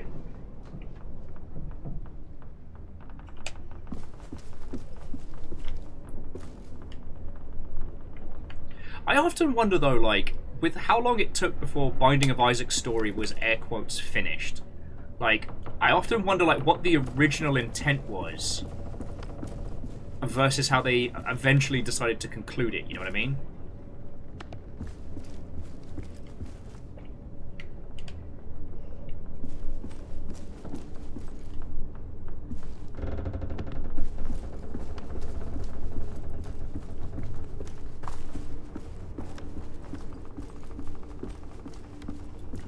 Should be enough for us to get up there. Child. Oh no, we need one more, okay.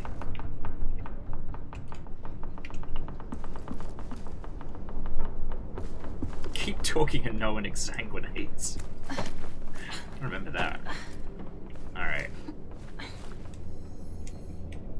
The witch was ahead of him. Ola knew he had to hurry before she could complete the ritual. If he did not catch up with the woman, the swamp would swallow another child. Oh, okay, so we're going to try and stop it. Know that someone else wanted to hold him back.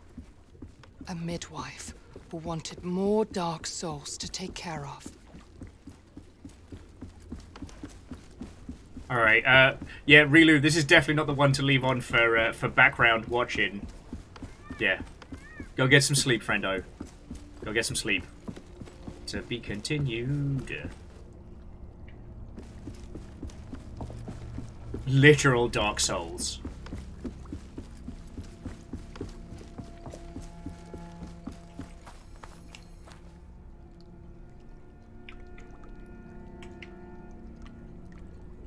This is not good. No! It's a baby game for babies. No! That is dark. Oh, Horse Ninja, Watto and welcome. Hello, hello.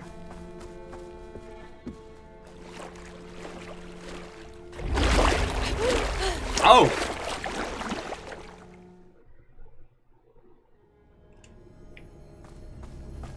So Mortlin, think more like grim fairy tales than Inside.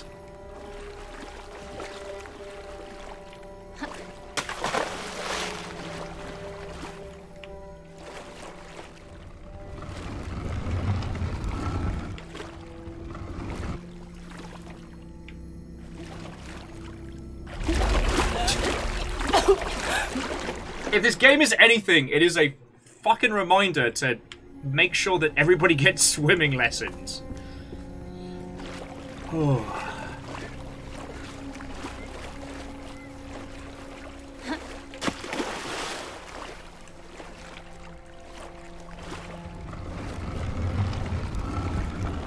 No, the crate did not have a gnome in it.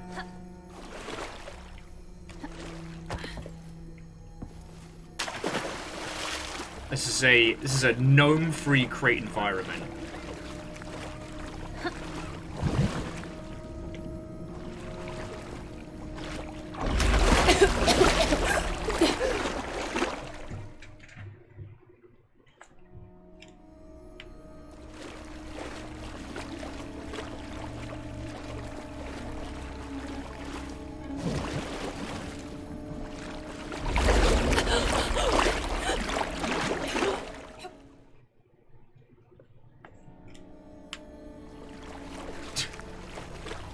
Drown this child myself.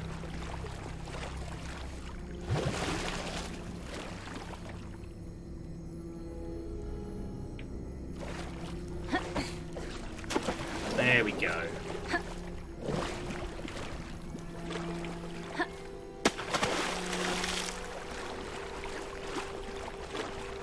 Yeah, trying to find where we need to be is surprisingly difficult. And we haven't even started encountering the bad word yet.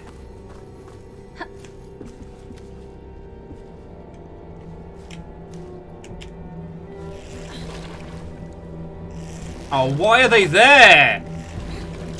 Come on, crows, we're friends. You know we're friends.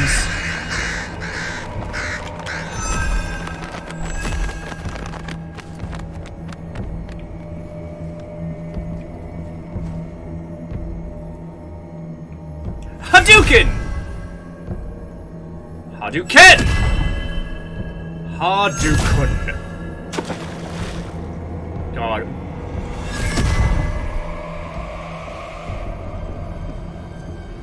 Alright, Nick, it's been lovely hanging out today, friend, so...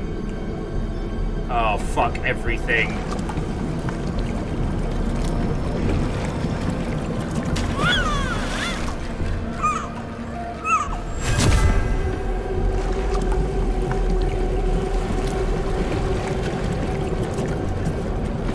Oh, God!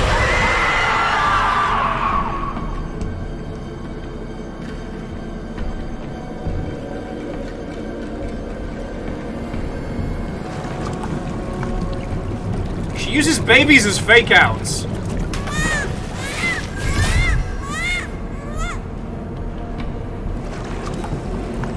Alright.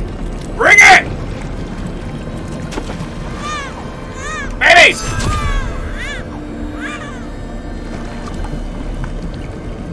I know it's you. Rule of threes, lady. Let's fucking go! Yeah! Get your fick!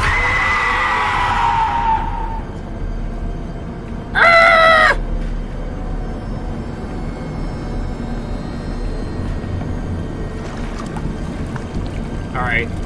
Could be any point this time. Baby!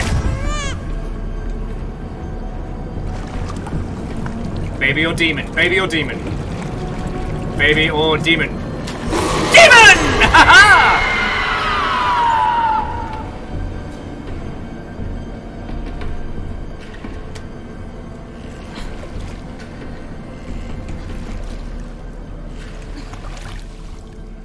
Oh. This got a few good scares out of me.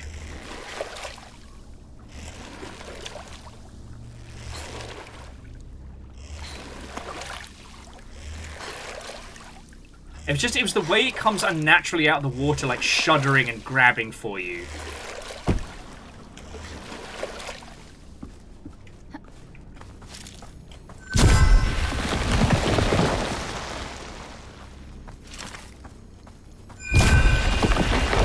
Turns out this is actually the story of a kid with just a wild fever having a bad night.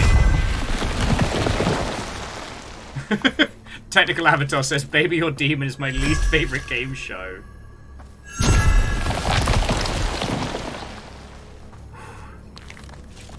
I often wonder sometimes, friends, if it's better or worse being the person behind the controller or having to watch me.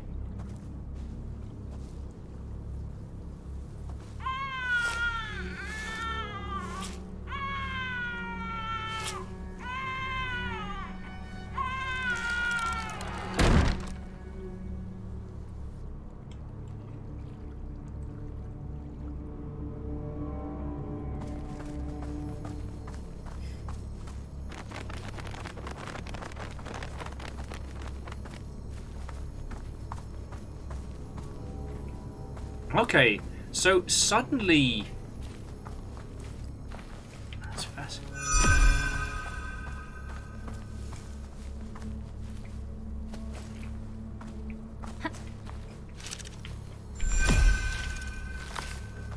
Sorry, suddenly the houses are now us-sized, which I find very curious.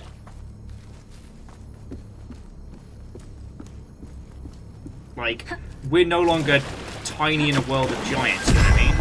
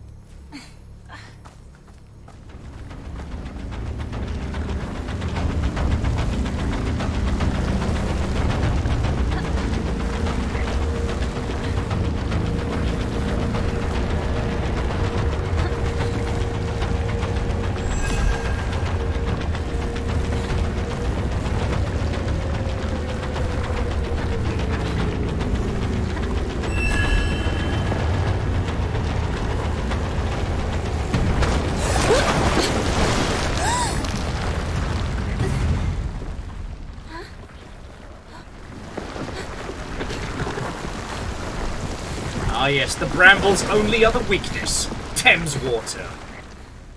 Also, kid, you're gonna need many, many shots after that. Oh, no.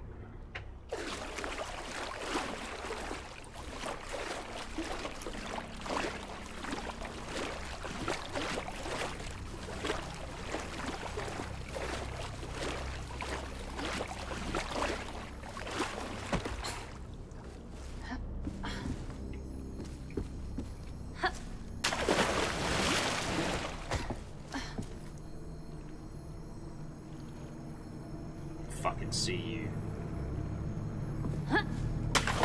Oh, God!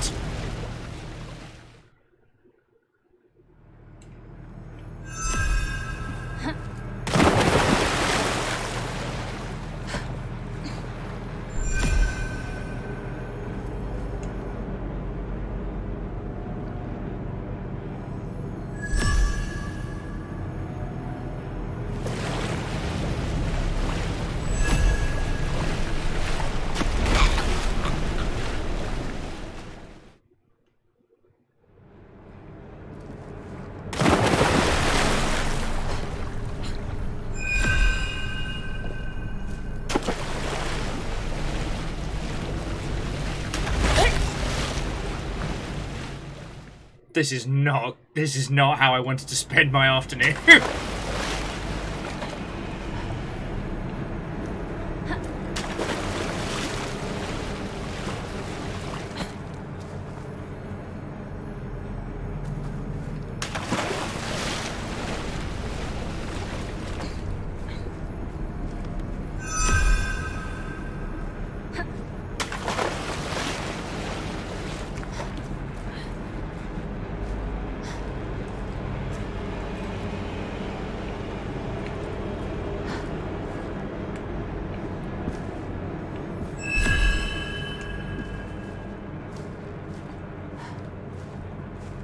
Oh, is the pint glass not working?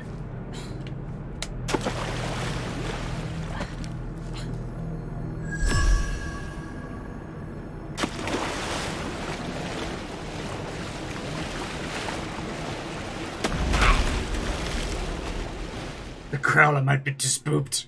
Firstly, a glass for holding beverages.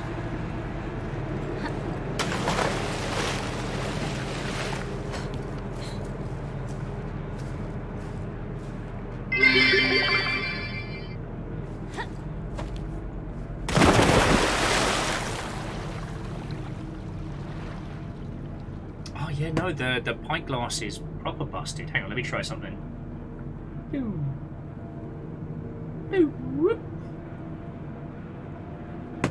Alright, let me try another thing. Sorry.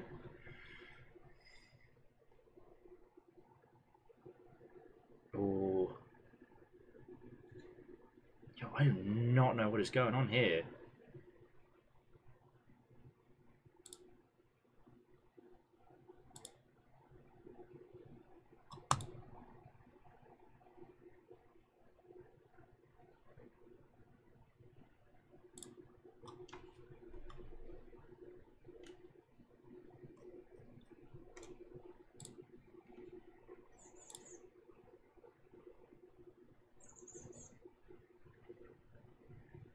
Yay! There we go.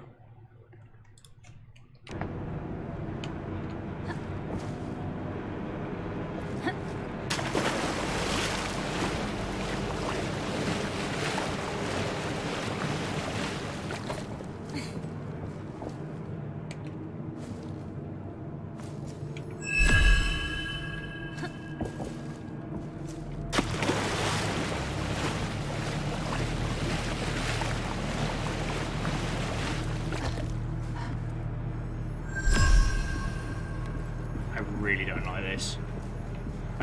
This is proper nightmare fuel here.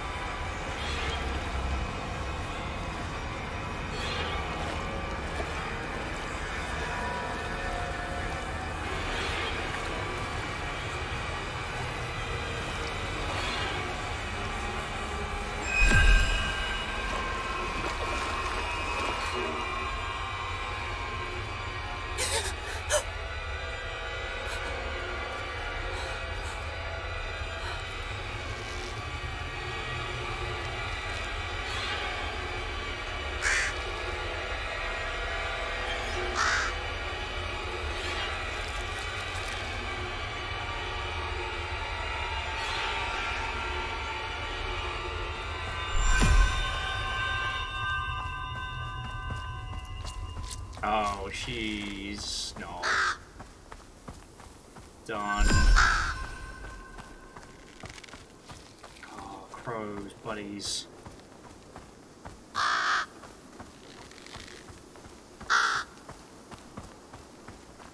We did not stop the ritual.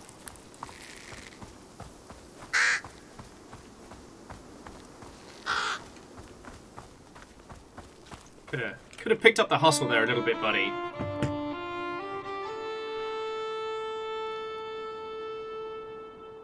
But, like, if this is coming from a children's book, this is a dark kid's book.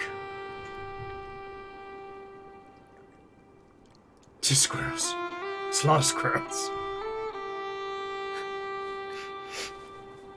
But, okay, so the thing that's interesting about this is that everything else that we've been shown, like, the size and scale of everything has been this, like, we are tiny in this forest of gnomes. But for some reason here, like... Ulla had been too late. The woman is He could give our the size, child a proper like, burial, but then also suddenly becomes so larger. that it would not become another dark soul. But the child is then the correct size wanted to us. There's something about the scale of this I can't quite put into words how they're doing well. But like anytime this needs to really hit, they do away with the nonsense of it. Sorry. It's okay. Before the woman hung herself, she was our height. But then afterwards, like when she was back to being the gigantic same size, much like the demon jumping out the water. But the baby was the correct size and warrant to us. And that's a very small but powerful and poignant thing. Usually we only talk about size and scale in games when we're talking about like power creep and things like that. Like, World of Warcraft has this rule where a character who's supposed to be a higher level than you will always be larger than you, even if they are the same, you know, species and stuff like that. No, so Fearless, I wouldn't...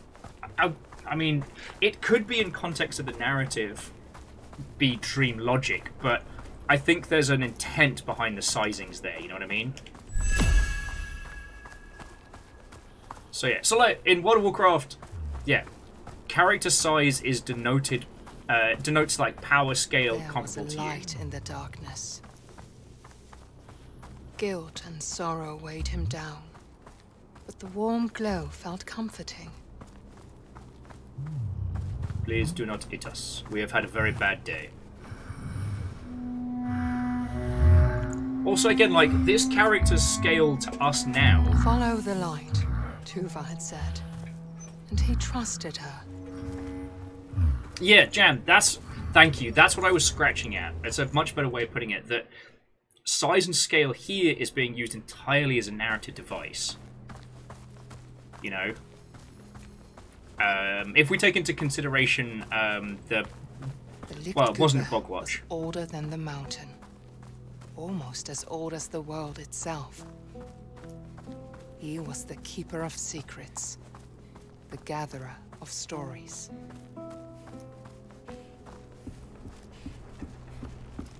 Well, so in this one, Sunara was saying size equals vulnerability. I think... Okay, so we at times are small in this world, right?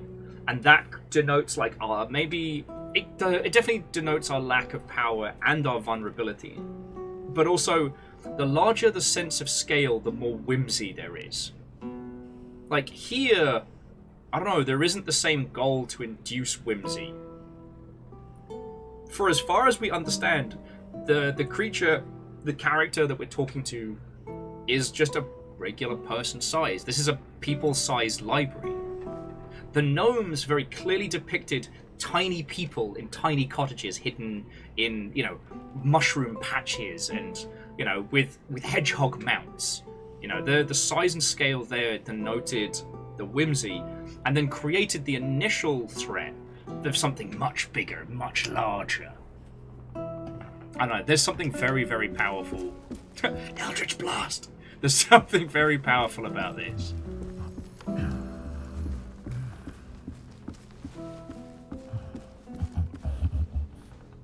Yeah, Jam, the game is flipping between them without telling us what's going to be what. And I think it's the better for it, you know?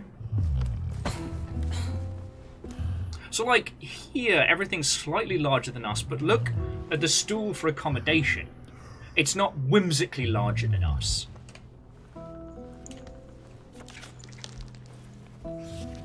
Long ago, there was a peaceful kingdom that lacked an heir to the throne. King Niels and his queen Magdalena had waited for a long time, and at last she was expecting a child. She gave birth to the longed-for son, and they named him Ulrich. But suddenly, doctors crowded around the queen's bed.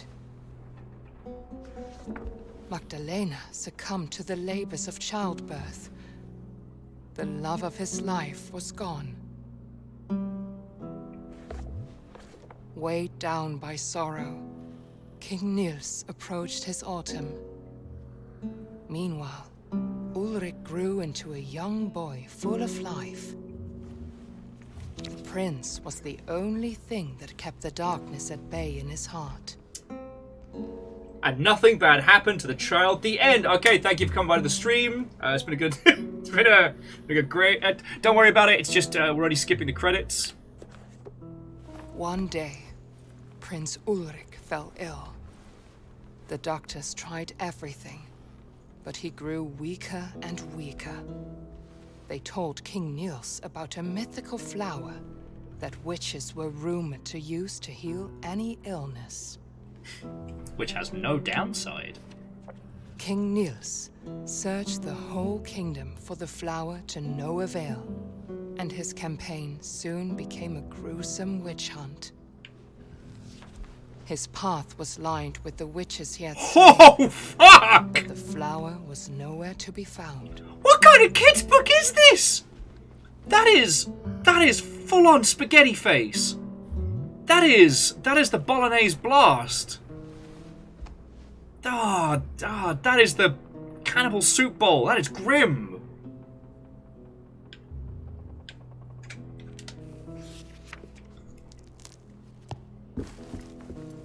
Alright, can we talk to the big guy?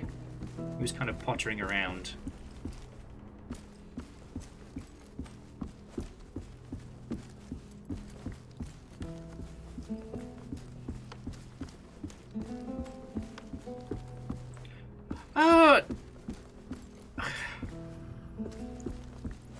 Only time will tell, Naru. Only time will tell.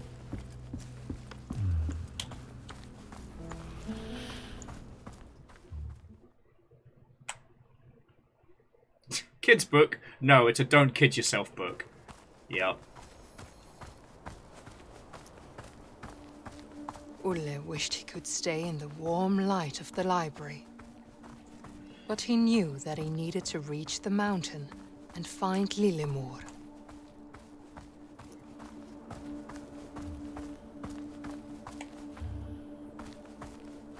Thank you, big dude.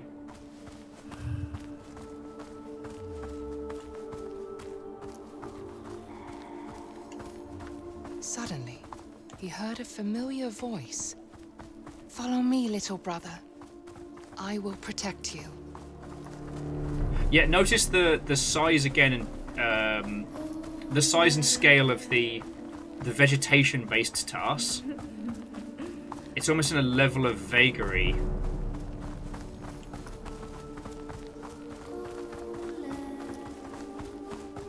And I know, like, Nick and Peeps were talking about this earlier on in the day, but the craft here is incredible. So, like, they're using this, like, distance blur, right?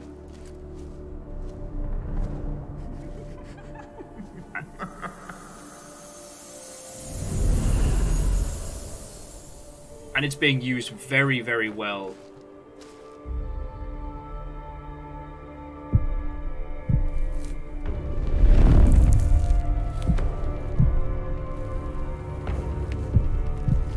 Oh, beans. What else? What else? Mims?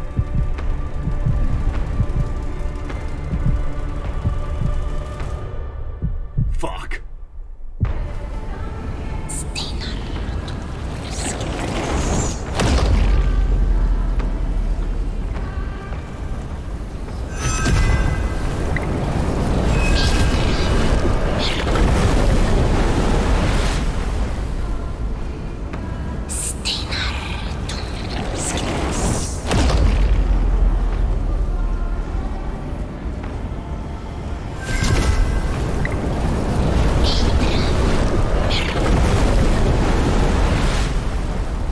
Beodora says this is the Lady of the Forest.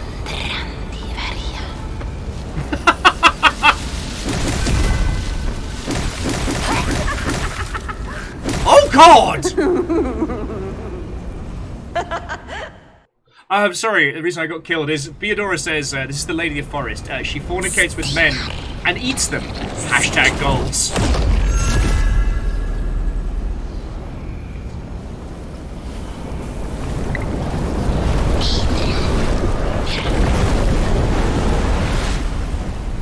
Just gotta watch out for the pointy spell.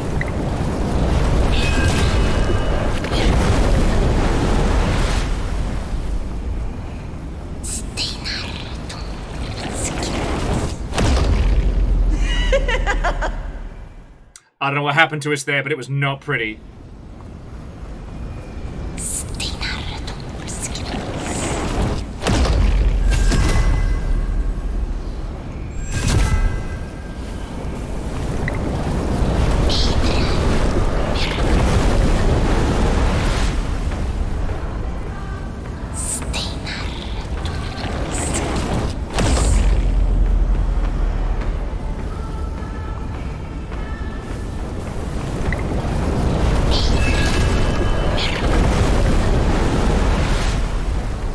Yeah, so here's an interesting one again. Oh, run, run, run, run, run, run,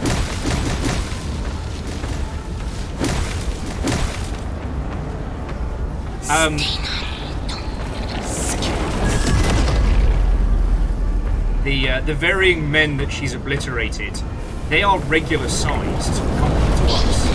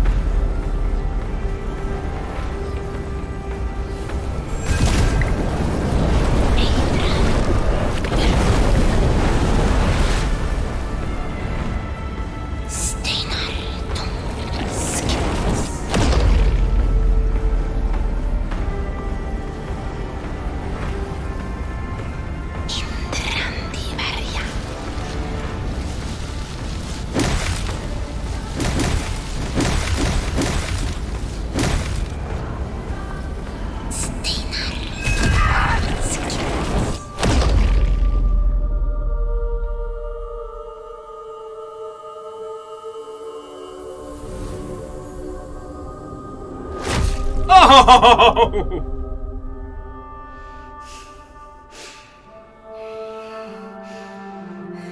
At this point, this kid's got so much trauma, they're turning it into a sword! Let's fucking go! Woo!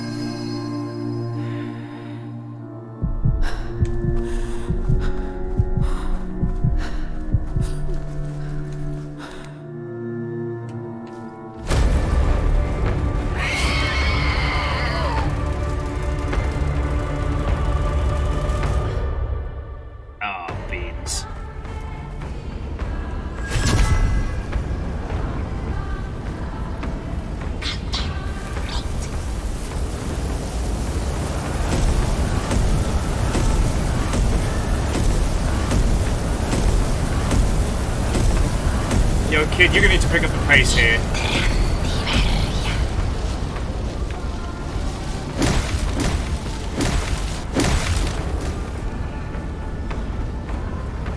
Oh.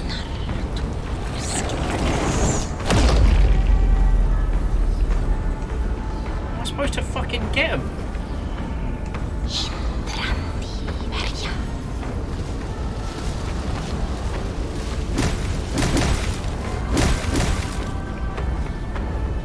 Okay, I can do like the distance shot.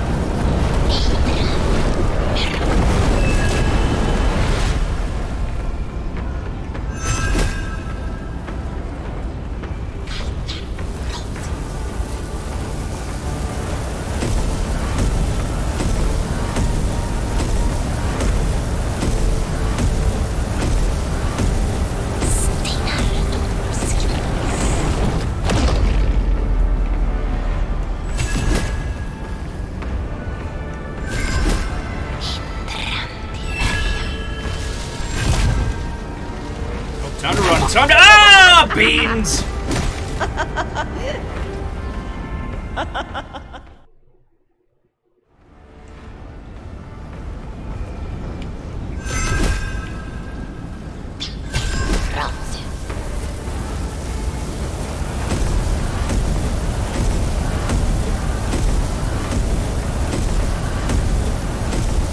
I actually gotta pay attention now. Oh! From downtown. Yeah, no, you're not wrong. Like, this is actually a surprisingly advanced fight. Actually gotta do it like I mean it. Little Tim Tim here's actually got a pretty good aim, but his survival instincts could use sprucing up.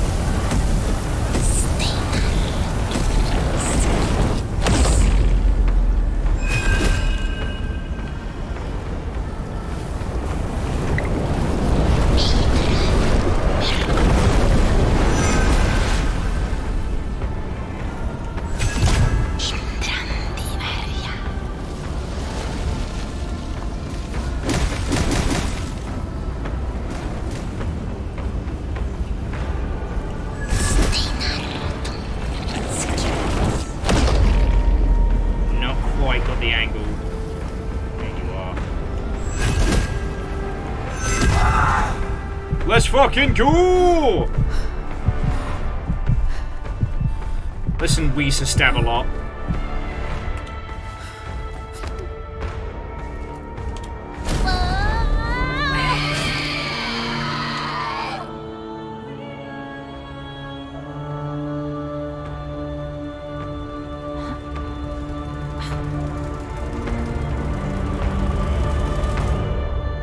That fucking shot. Holy crap, this game.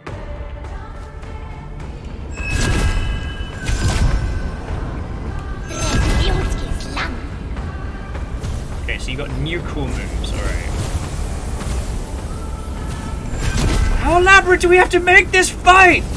Get down here!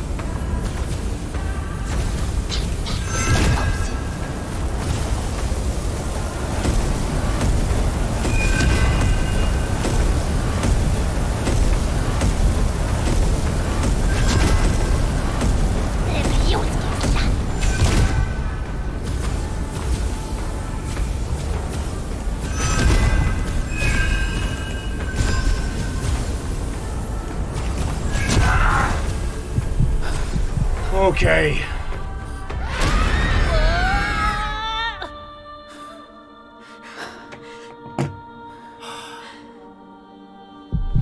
Listen here, Timothy Bimothy. Timiel Bimiel. Professor Nels, what and welcome. This is about to get weird!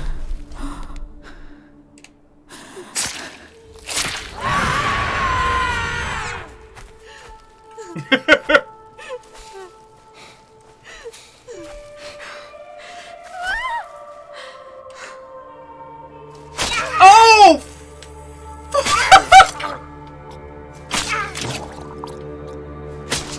Jesus fucking hell!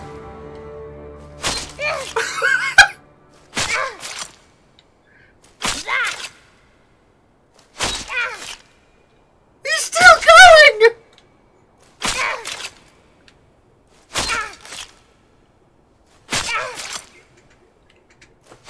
Kid, you can stop! So, Professor Nels, Watto and welcome. Welcome to Bramble. It's a whimsical game. It's an extremely whimsical game.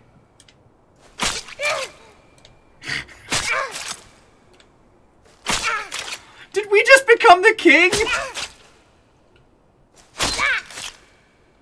Oh, my life. So, Nels, how was your stream? How are you? Watto and welcome.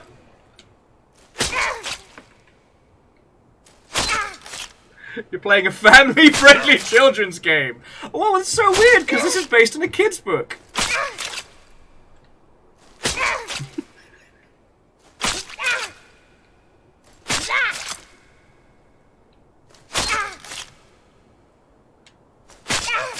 Alright, last one.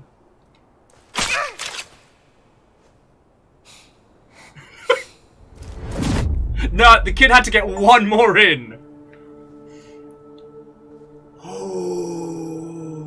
Okay, Professor Nels, thank you for bringing your raid in. To those of you who just came in, if you aren't fucking horrified by that, stay a while. Welcome to Bramble. It's a whimsical little kids game. It's great. Oh. But yeah, Prof, like, I hope your stream went really well. What were you playing, by the way?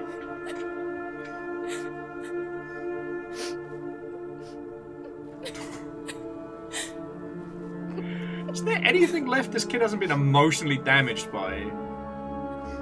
Trauma!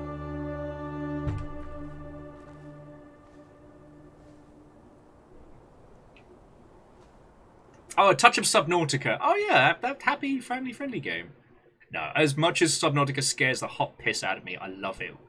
Like, my whole heart, I love Subnautica. Ola, what have you done? Tuva's voice called out to him.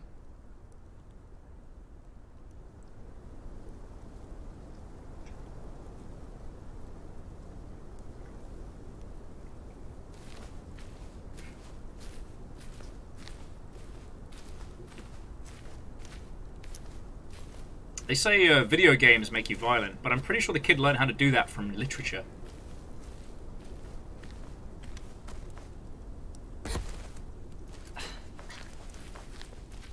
Like, at least it didn't make us do that to the hedgehog.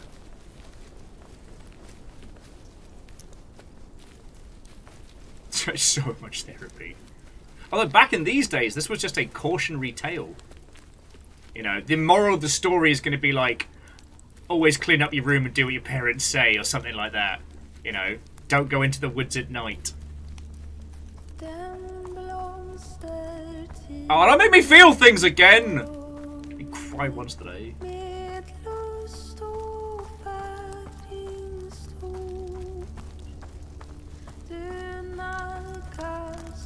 And yeah, I know, like, Beador and Dustin, you were breaking it down, but, like, the origin of myths like that come from usually very tragic and very dark real-world place. Oh, good! We didn't do that! Don't make me feel like I did that!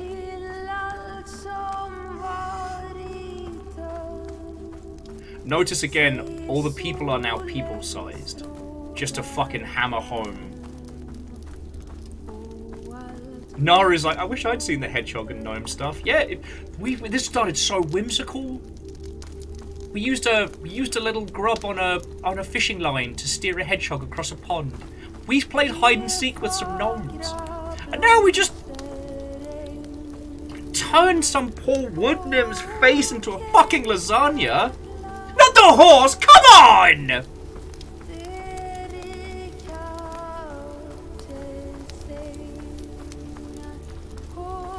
I'm not critiquing the game here, by the way. I think this is a coping mechanism to the narrative.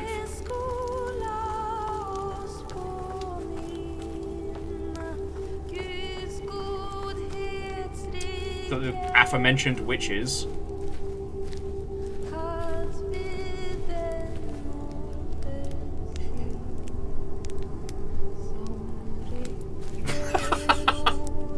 Sorry, Dustin said we've gone from whimsical to Whimsical in freaking quickly. Fucking hell. Yeah, remember when we made friends with King Frog? And accidentally got into a fight with some sentient pine cones? Now we're walking through fucking war crimes! Are we supposed to be the boy?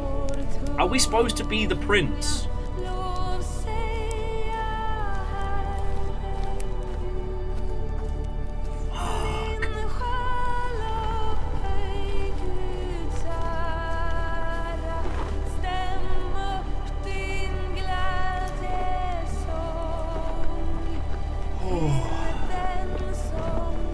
Yeah, once again, caffeine, the scales come back down. This is meant to be very human. There's a term in cinema called every frame a painting, which is a term before the YouTube channel. And I don't know if we've yet coined a phrase that means to video game. Like, I don't know if we have a phrase that's the same, but like, not a single pixel here is out of place. And that transition to the billowing was beautifully done.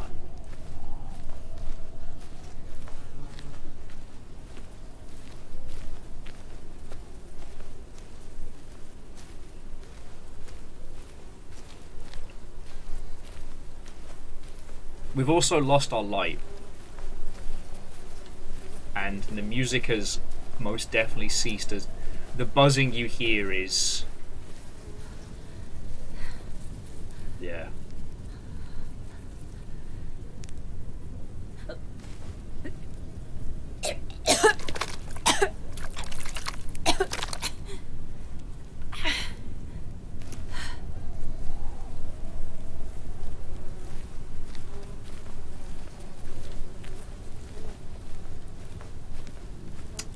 Control-Alt-Bingo, Beadora.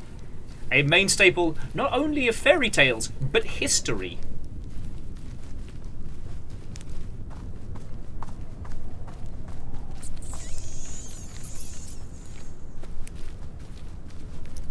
I think some woodland creature just told us to just ES and D there. Willkommen till Nischut. Oh, this is bad.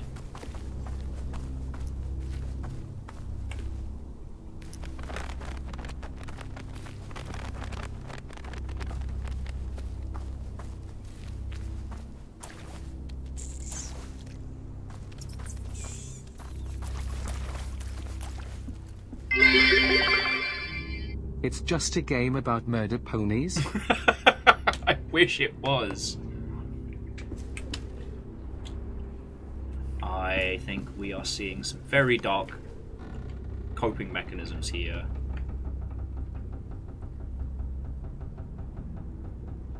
Actually, I think we need to come at this from the other direction.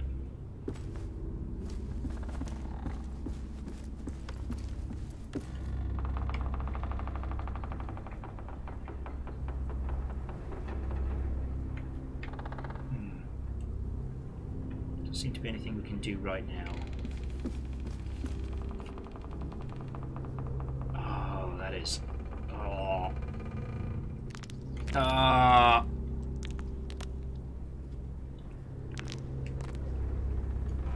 Oh, we have to pry apart the... Oh. Oh.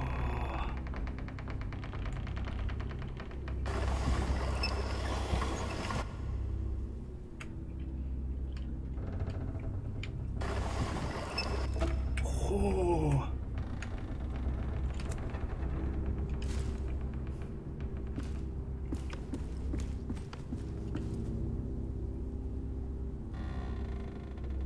Straffend Partner Banter Hadaren Utsch Kriegel Darens Lig. That's the best reading of that I can give you.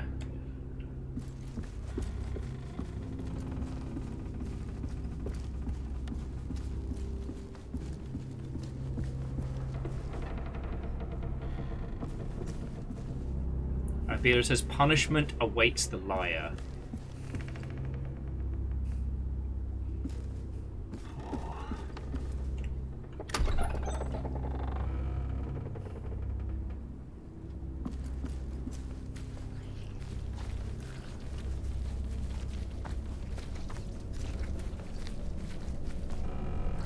Oh, now we're just dealing with straight up fucking horror monsters. So that person seems to have been infested with the brambles.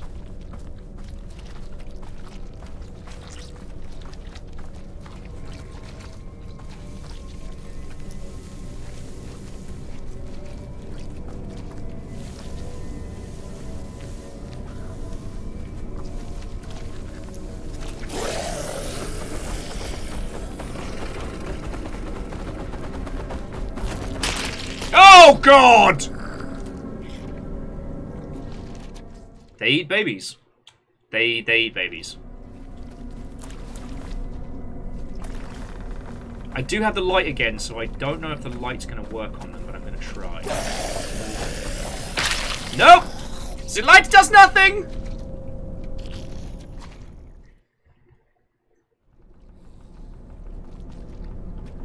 Yeah, Bacon, now we are running from the fucking clickers from The Last of Us.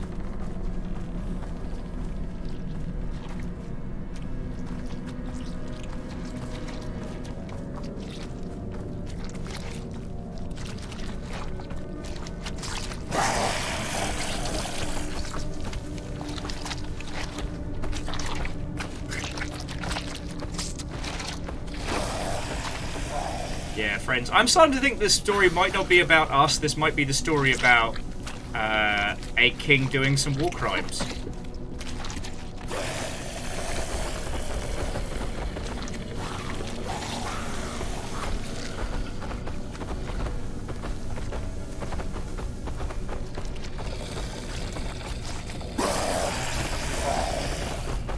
Oh, they do not like the light.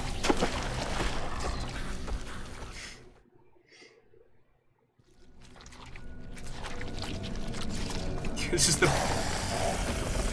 Baskin-Robbins 31 flavors of medieval fuckery. How am I gonna get past them?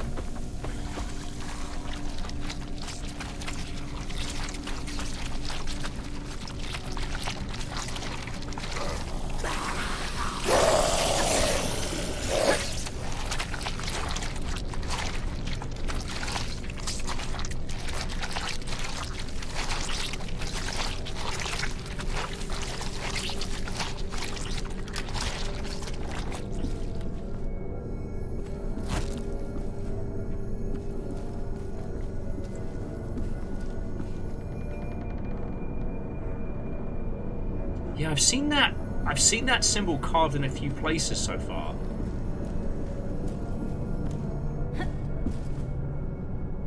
Oh, good! More story!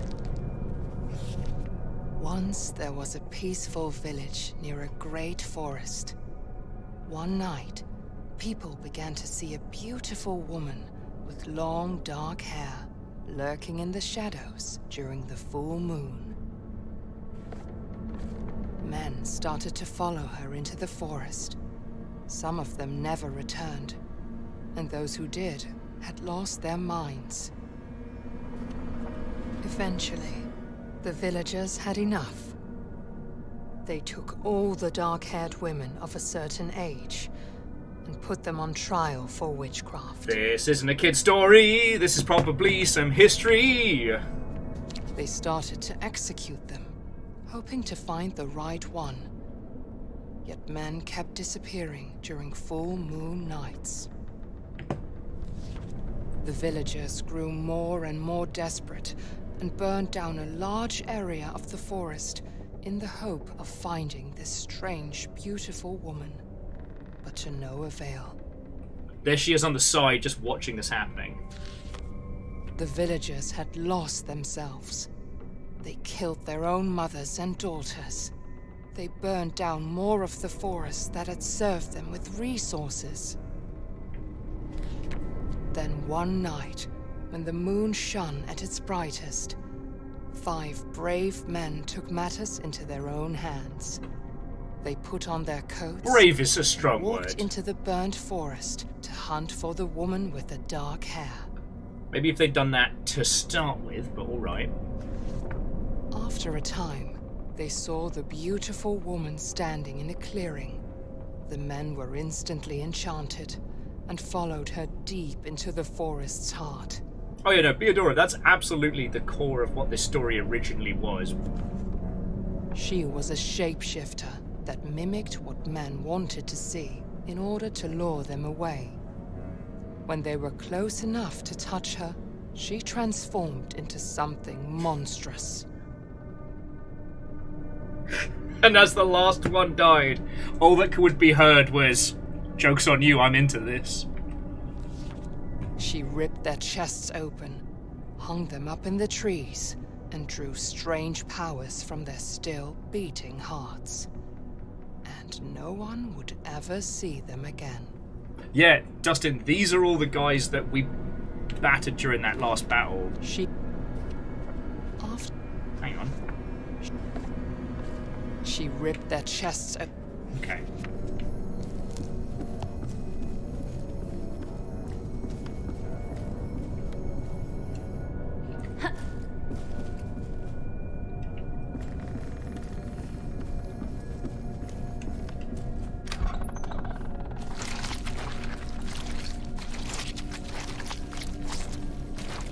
So what are these things? Just the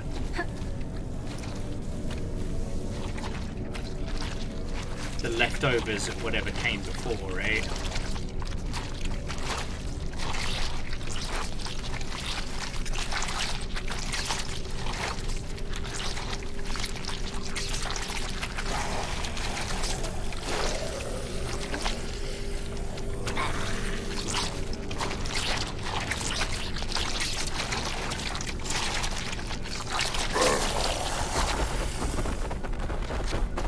Oh, come on!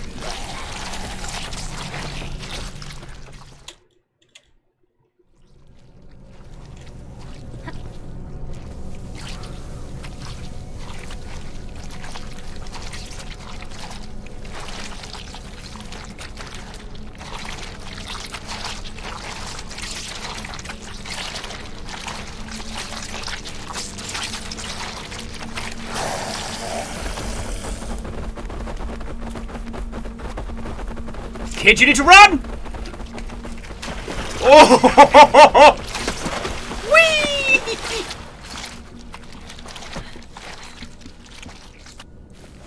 Does beg the question, like, how much of the village fucking survived all this?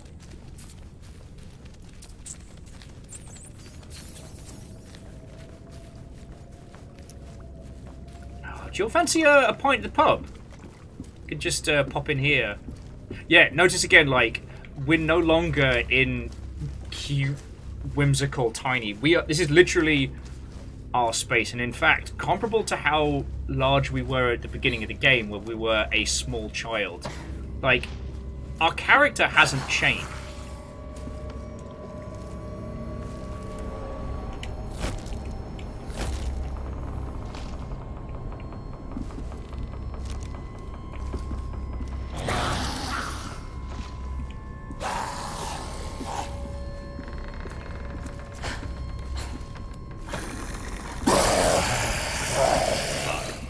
I was just to say, our character hasn't changed, but it's almost like, you know, they're close to, like, young adult height now. Oh, shit, Dustin, that's really good! The Laust of Oost.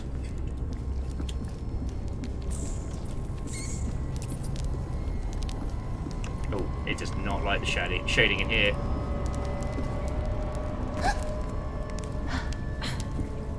Alright, so this we know.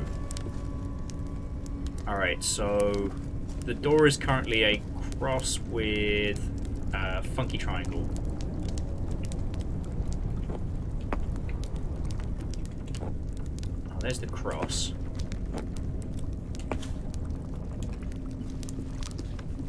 Alright, let's see if we can find that funky triangle. Well, a hexagon, I should say.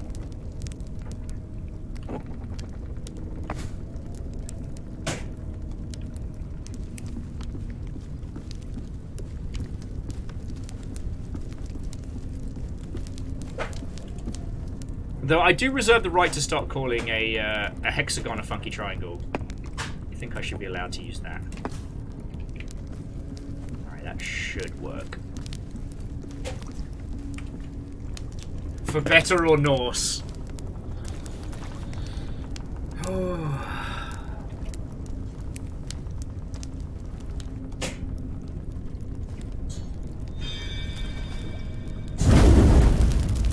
Alright.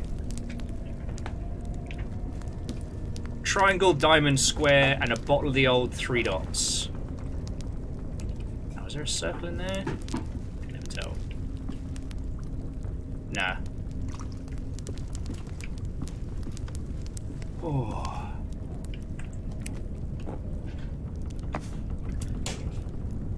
Indeed, it is the story of a king that made his nonsense everybody else's problem. As monarchs are wanting to do.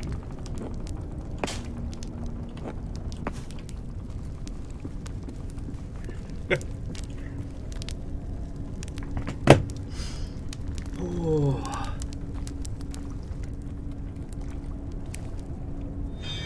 Just a nice happy game about gnomes, I guess.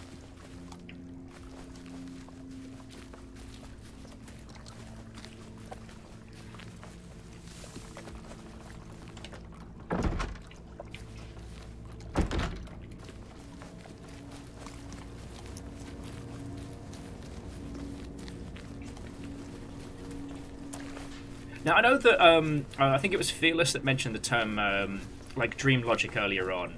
And I think, like, I don't mean to speak for him, but I think in that sense of, like, how in a dream state, your mind's just processing stuff in your subconscious. It's not making a specific... Ooh, freaky.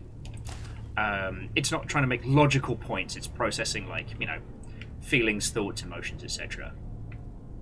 And the change in scale and tone does kind of speak to that.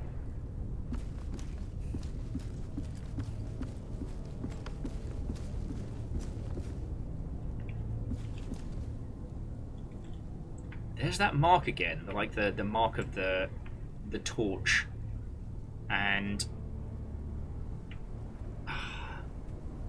Nilschutz prima vete? I don't know. You can screen cap it for later. We've got the key to continue through. But yeah, like, while the context of this is still unfurling, I do not know where this game is going. Feet is wheat. Okay.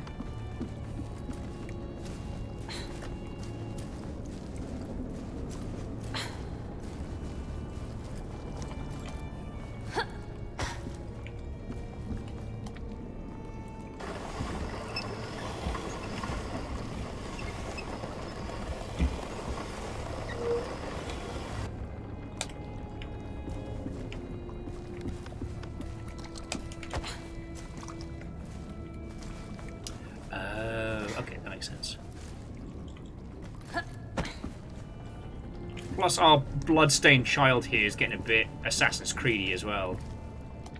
You know, remember when he was just like a pudgy-faced kid at the beginning of this game? Do you remember that whimsical time?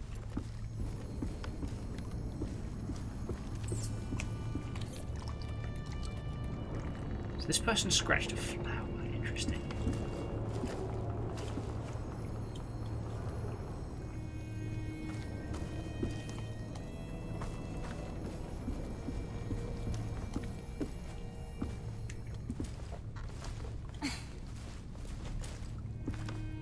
Sorry. I've been playing so much Zelda, I tried to jump upwards there. Kid, you gotta get that that Hyrulean grip going.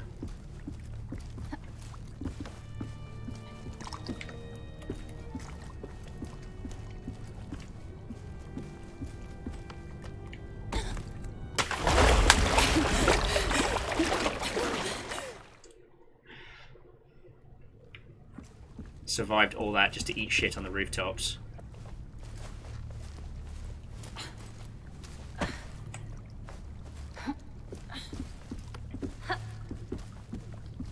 Yeah, like, there's so many different directions this could be going. Like, one of the directions this could be going is that what we're seeing is a child trying to comprehend with, like, very real, very messed up shit happening. And, like, the whimsy of it has fallen away.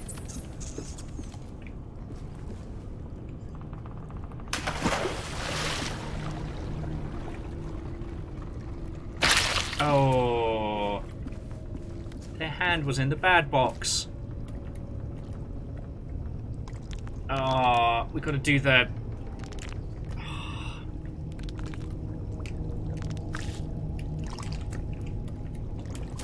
Oh, like, I understand that's not a great maneuver for accessibility there, but physically making you hold each of the fingers open is way too fucking real.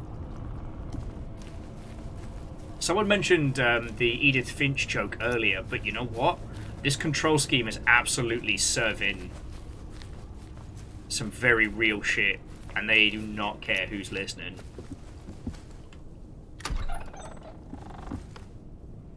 Jam says, what kind of fucked up torch device is that box? Probably something for, like, crushing or breaking hands. Oh, it's another book. Dear diary, I am so in love with him. I cannot even describe it. It feels like he loves me too. Nothing bad happened, the end!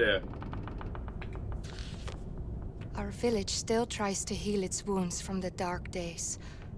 But at least me and my love survived and have each other. After the horrible witch hunt, we thought we were safe. We thought we would have peace. But then the plague came to our village. Welcome to the most cursed village in all of Sweden. Feels like the plague is some kind of punishment for our sins. Maybe we deserve this. People say they have seen an old woman with a rake at night. Every house she passes, people inside get sick. I hope she does not come to my house. Every morning, someone new has fallen ill, and shortly thereafter they die. We do not even dare to give them a proper funeral. It is horrible.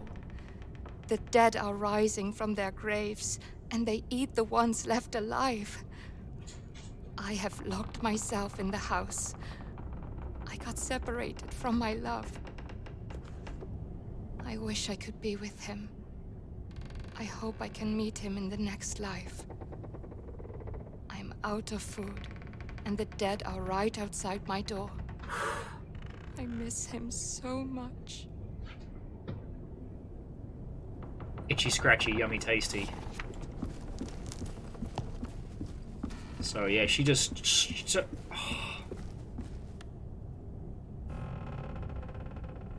Oh, interestingly, so Null says supposedly the rake was the merciful option. It was the broom that meant everyone would die and that no one was spared. I did not know that. Though I think Dustin's still getting the maximum internet points for the Laustavus from earlier. Oh. Like, there's still just enough mystical nonsense that we can't quite say. You know, the dead rising from their graves and things like that. Oh god! Sibis! Sibis!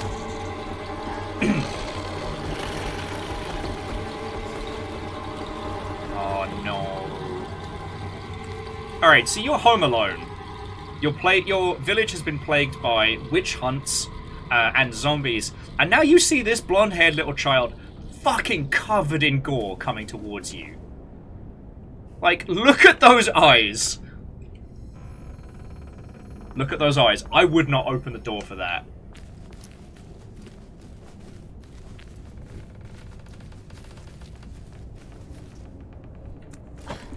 But this is a very clever way of implying, like, people are still alive here.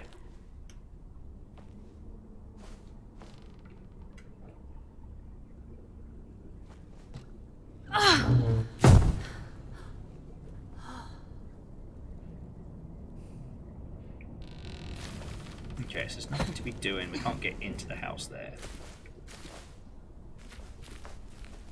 Looks like we're going to go through the inn or stables.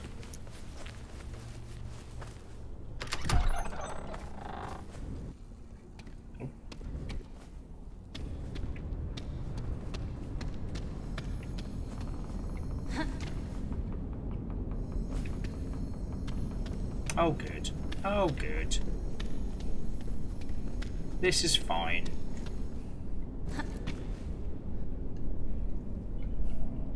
Signal your suit to make a duck jump. Oh, fucking hell. But yeah, sorry, so, the bit I was trying to... Oh!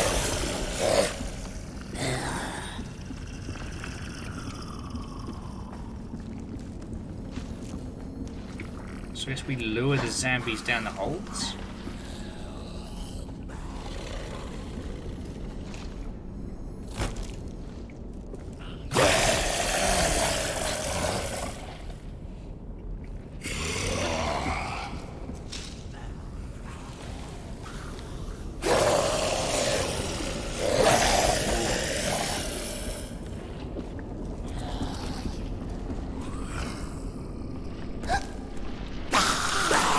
Oh god! Oh god!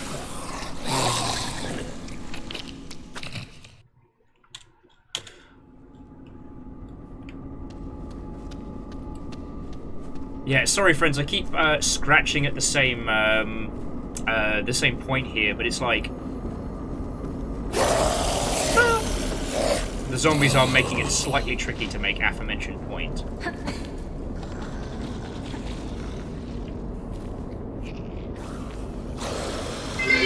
Oh, fucking hell, Sean. Even. Sean, thank you. Fucking 57 and all. It's weird that it says that you have 57 months, but only an 84 streak, because... Oh, piss every fucking bin.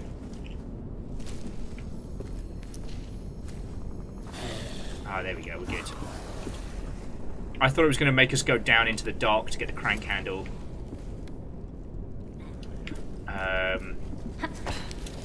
Yeah, sorry. So, Sean, we're playing Bramble. This game is fucked up. It is not bad by any means, but shit got real. Oh, okay, Sean, that might have been it. Yeah, swapping the rankings may have caused Oh! Don't worry about it. Game physics. Game's kind of being merciful on me there.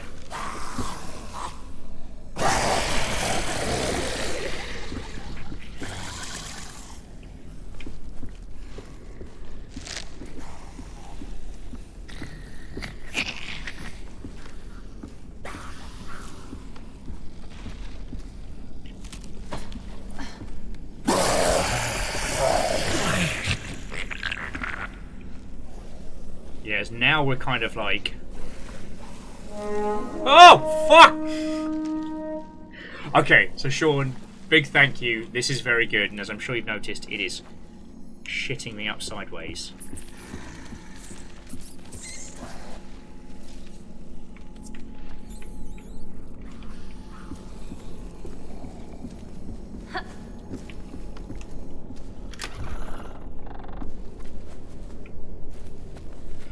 Hunter, thank you kindly for the raid. How are you doing? Tell me your tales. This game is going into some places I was never expecting, you know what I mean? Like, I thought we were just gonna be dodging, like, whimsical creatures and shit all day. Reactor online. Oh! Sensors online. Weapons online. All systems nominal. Oh, God! In other news. Fuck! This kid is going to need 8 lifetimes of therapy. So, Hunter, I hope you had a good stream. You start the last expansion of Final Fantasy 16. Love to see it. And thank you for 18 months on top of all of that. Yeah, no, Beadora, I thought I have some trolls, a couple of gnomes, maybe a bog witch. I didn't think we'd have witch trials, and I certainly didn't think we'd have, like, zombies and plagues and shit. I miss the Whimsy at the start of this game when we're hanging out with King Frog and shit.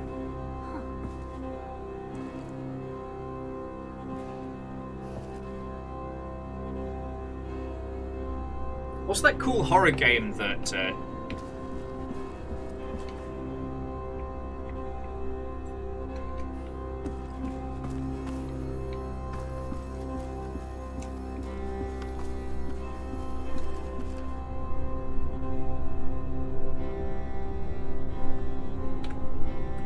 no idea what that says. I'll give it a sec for Beadora, but... Yeah, the kid should not have gone out of his bed and gone walking around the woods at night like he was supposed to. God bless. Thank you, Beadora.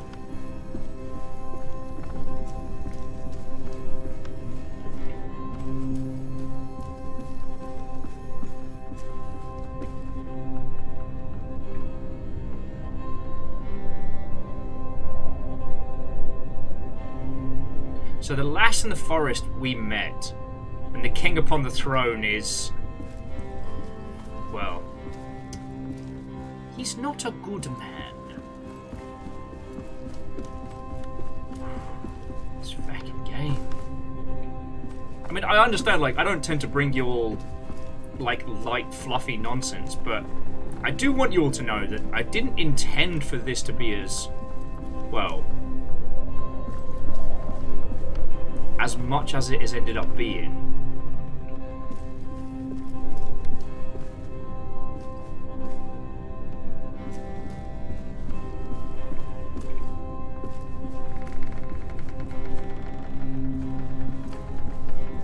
Theodore says he might be a good dad but a worthless king. I mean, it's always kind of fascinating to see how, you know, even the ones that start off as the altruistic monarchs, that it doesn't take much to break that, you know? Also, I kind of noticed that we're doing this when there's a fucking stool there, but...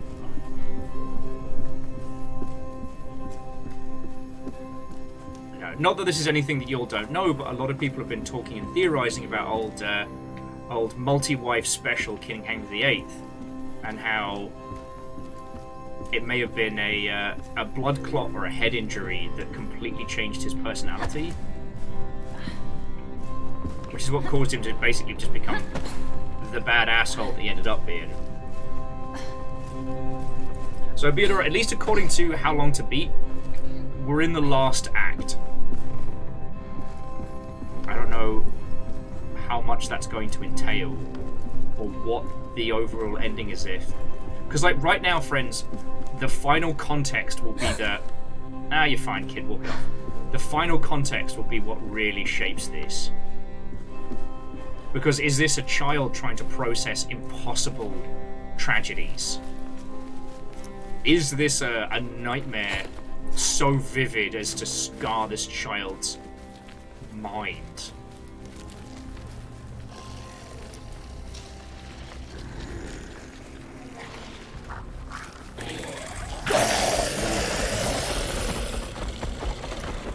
Or are we looking at something far worse?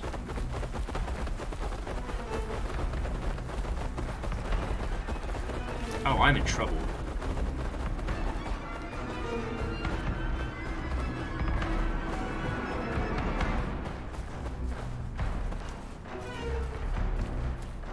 Okay, I'm not immediately getting my face torn off. That's good. Stop, nerds. Oh, they are absolutely busting that art down, aren't they?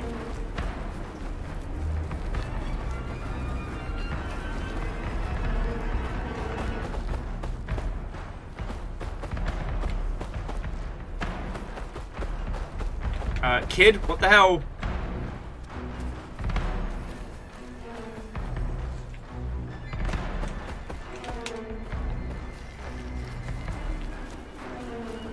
You can pay your respects later, mate. Fucking called it.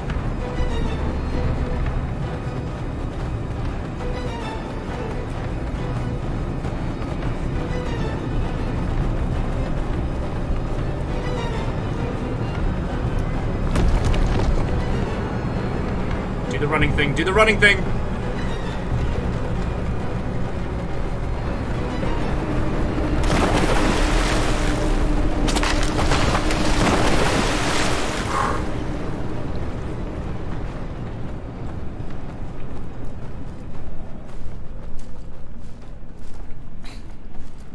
Yeah, so Dustin, like that's where does the fantasy and the atrocities come together?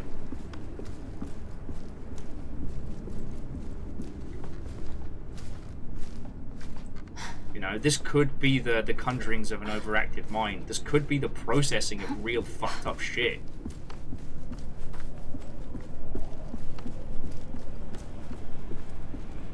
Ah yes, Hunter, one of the favourite games of zombie survivors everywhere. Do these zombies swim? Ah, there's the rake.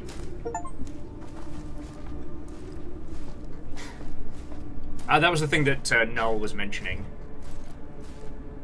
Yeah, so Fearless, Among the Sleep is a great one for where, like, context changes everything. Oh, a solar eclipse! That never means bad. Blinks loudly. Oh shit, now it's Limbo.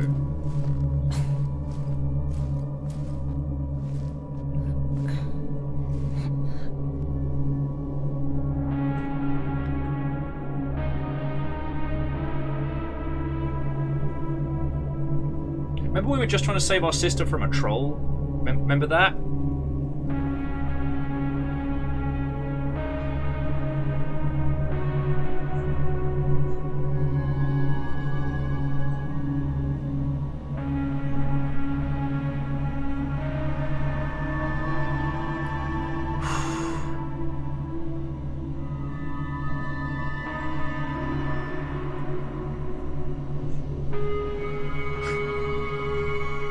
A solar eclipse of the heart.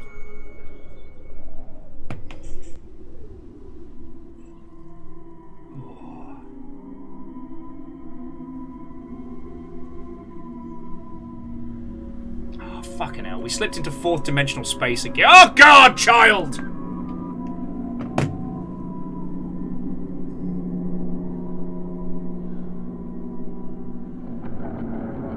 Honestly, I am so glad I didn't do this as like a long ship after dark. You play this at like 2 o'clock in the morning and just wake up the whole household and shit your pants. Oh, okay.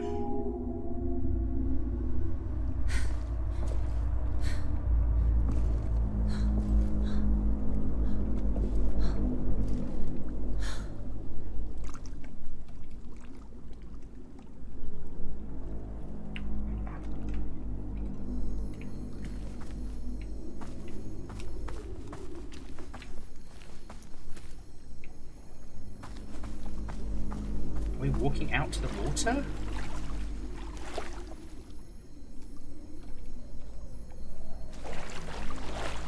Oh, this is fucking horrifying.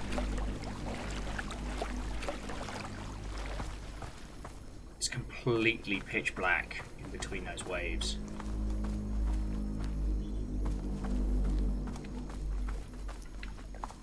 You know what, I'm gonna take the fucking boat. Let's do this.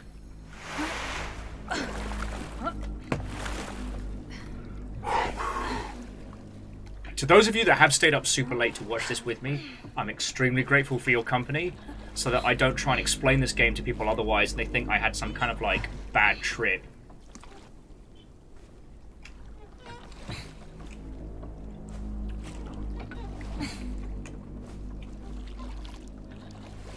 Also notice somehow his face is now clean, like the blood's gone.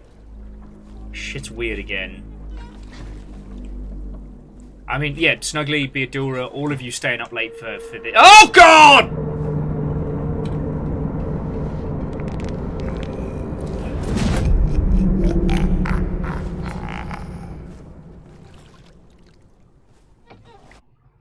Okay, Google, how do I unpiss my jeans?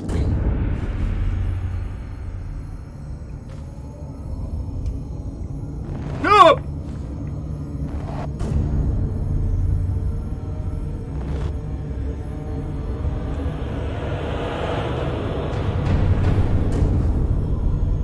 Get a fork! Get a fork!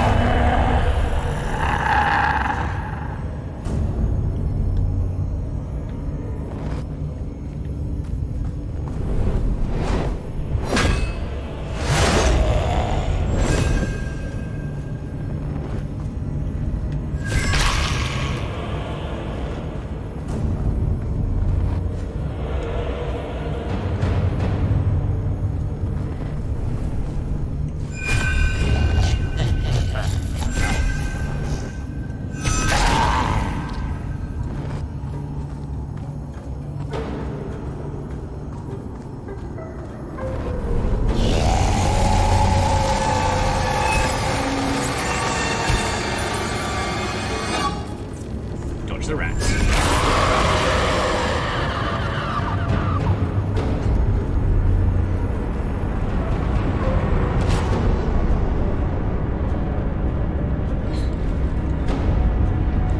We blinded the ferryman. Sorry, well, okay, so Null says that's supposed to be Pester. We just blinded Pester. What does that fucking mean? Oh, it didn't last. Now he's got fucking night vision. Why did I hydrate today? How can I have been unhealthy?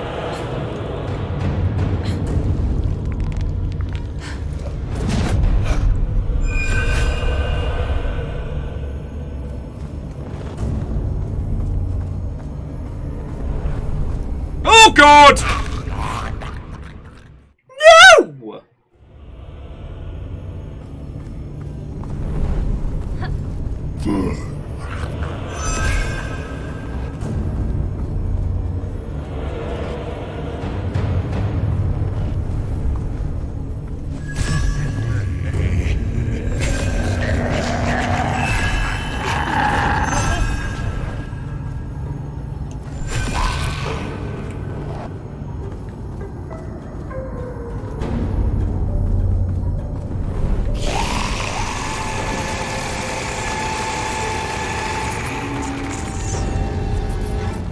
Big fucking rats.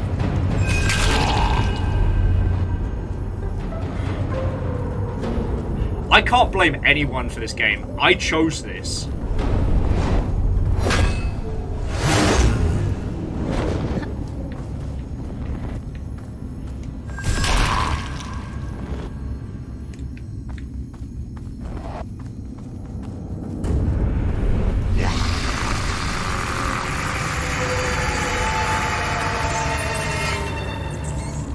Play Frogger against giant plague rats.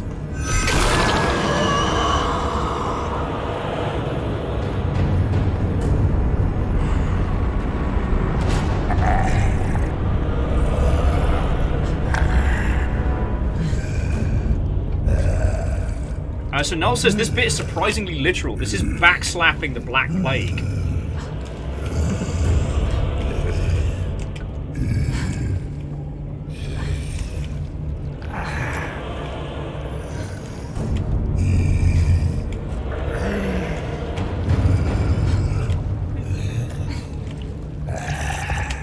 Oh, he's fucking awake again. Oh, like backhanding the plague, sorry.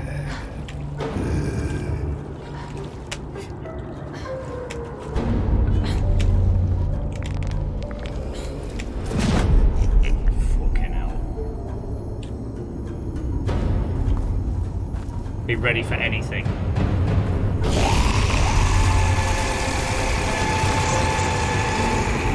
Oh god! Too many rats!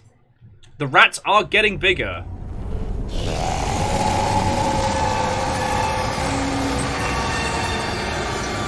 And they don't open their eyes as quick.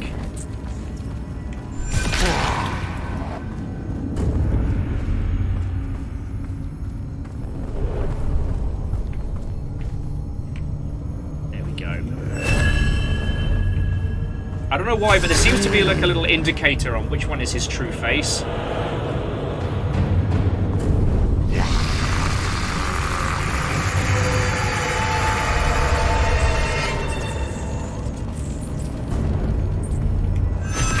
In your eye, you bastard!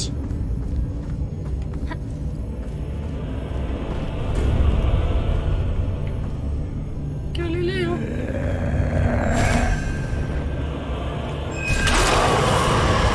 Sorry.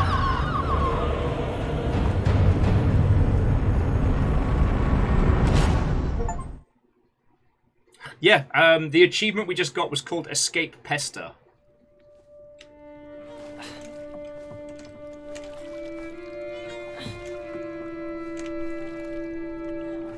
So it kind of feels like overcome the darkness. He had reached the mountain.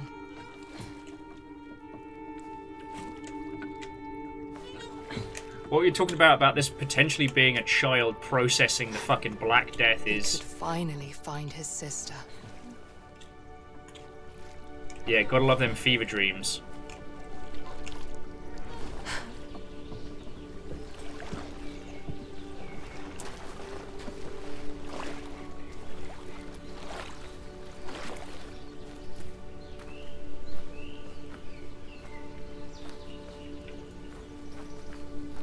Notice again, like, we are clean, we're shiny, and also we're to scale now.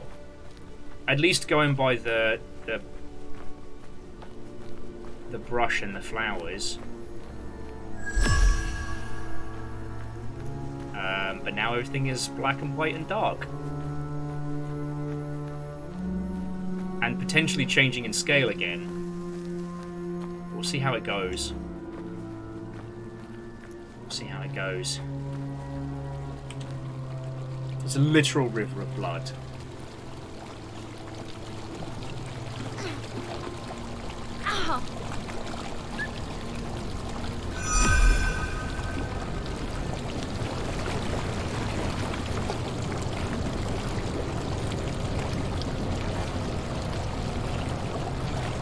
Oh, we just got clean!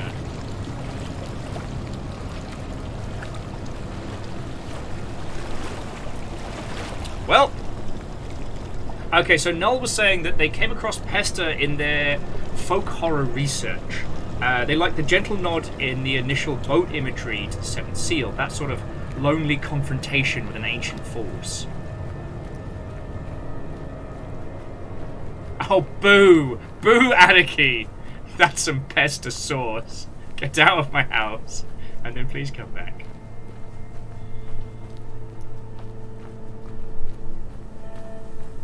And here we are back at the start. Well, I tell you what, Dustin, I might just add this to the Great Hall after today, because you would be completely forgiven for missing this game.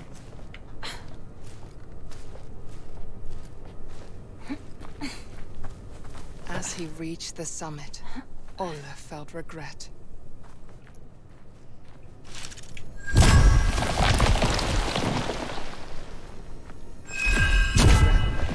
Stop his sister from being taken.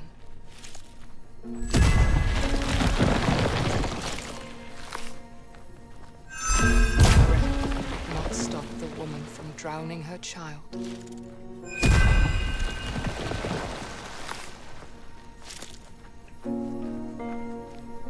Yeah, I think this is a... Killed the shapeshifter in the forest. I think this kid is processing some shit. Now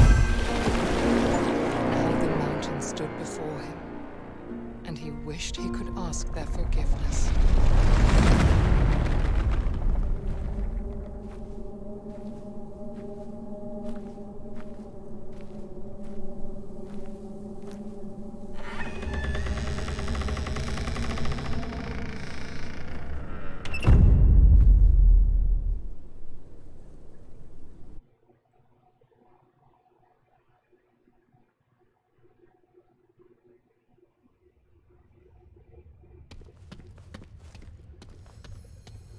Yeah, Jam. I mean, we'll find out. Maybe we'll find out shortly, but I think you might have hit upon it.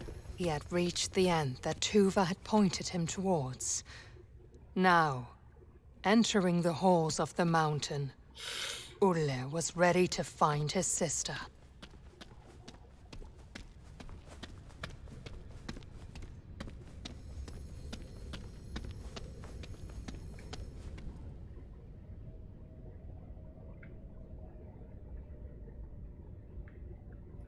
He's a bad king.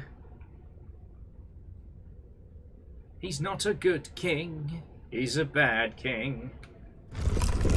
With a secret passage!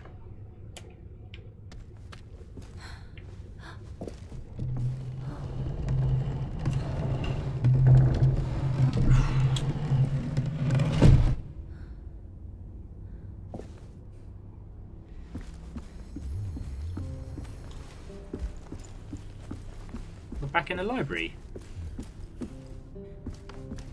What's up, buddy? Alright, something tells me these books aren't going to be happy. Exhausted, bloody, and at his wits' end, King Nils came to a witch's house on the outskirts of his kingdom. He fell to his knees, begging the witch to help cure his son, and she agreed. The witch explained that the flower held tremendous power that could only very carefully be used for good.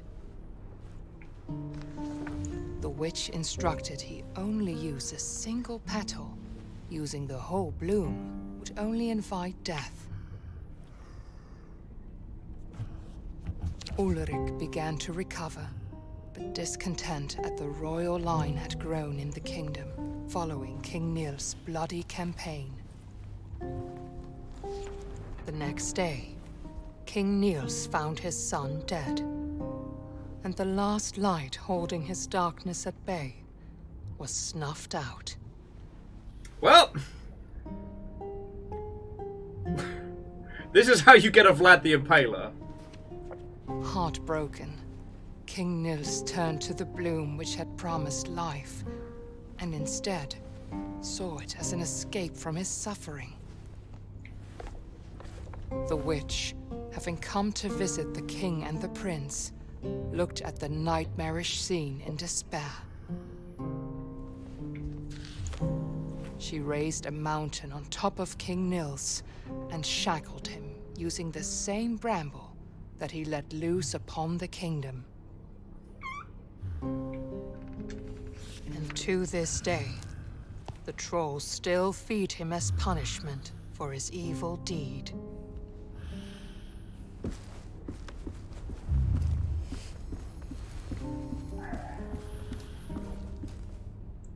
And I think that's the book that we read already. Yeah, so that's the story of the kid's birth.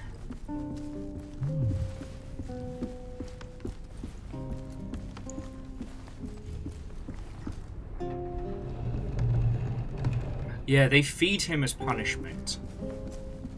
I think that's... Oh, we'll see. It feels like it's meant to imply that he's not allowed to escape his torment.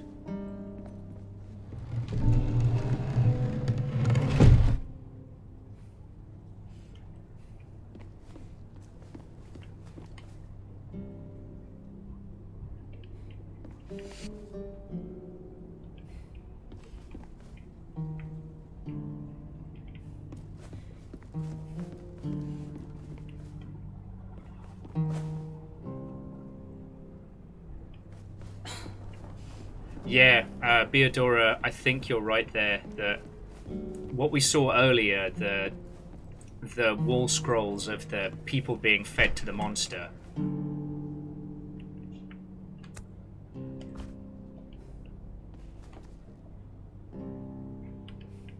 It wasn't the trolls eating the younglings, but the king being fed to keep him alive.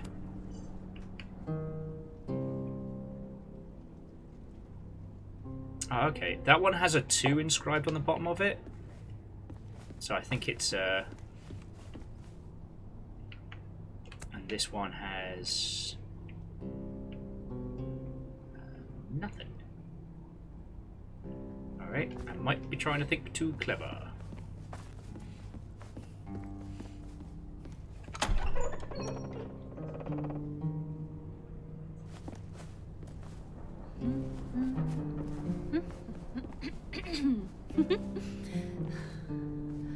Oh.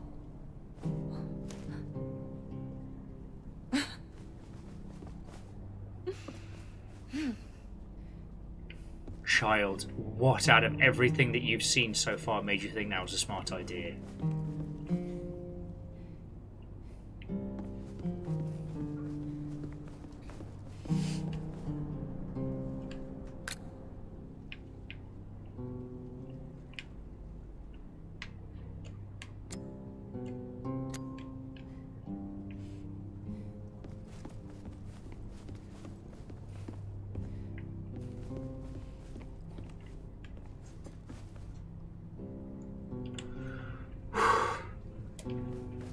I don't know, like, I guess I just kind of figured that after...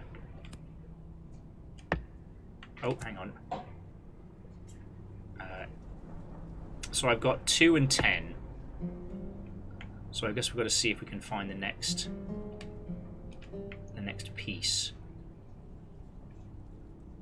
Okay, there's the pinecone people.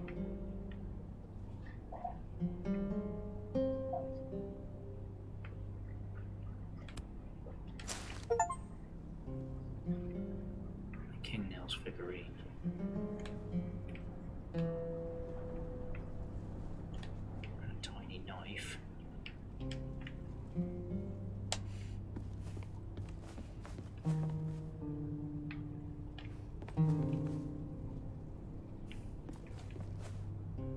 So the cup. Okay, so the cup, the cup, the snuff box, and the sword. So that's the order. So what's the number on the cup? That's the thing I can't work out. Oh, is it just 1?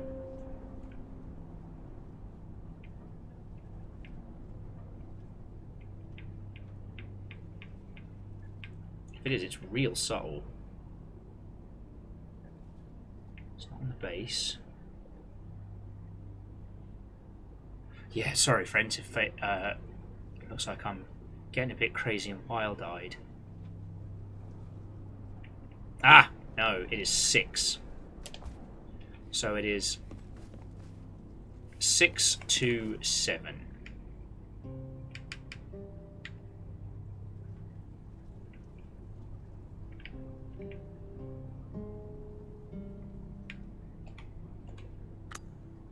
Six.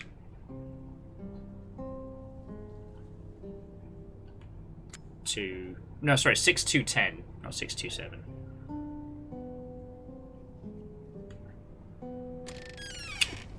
Bingo, bango. You can tell you all got me doing too many puzzles with between this plastic duck sim.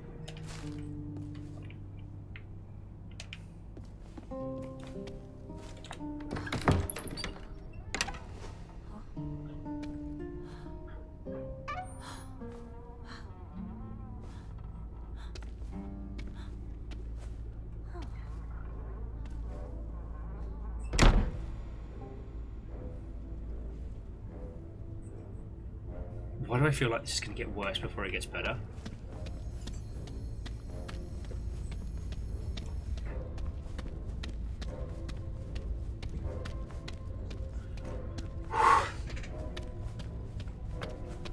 Hold on to your butts.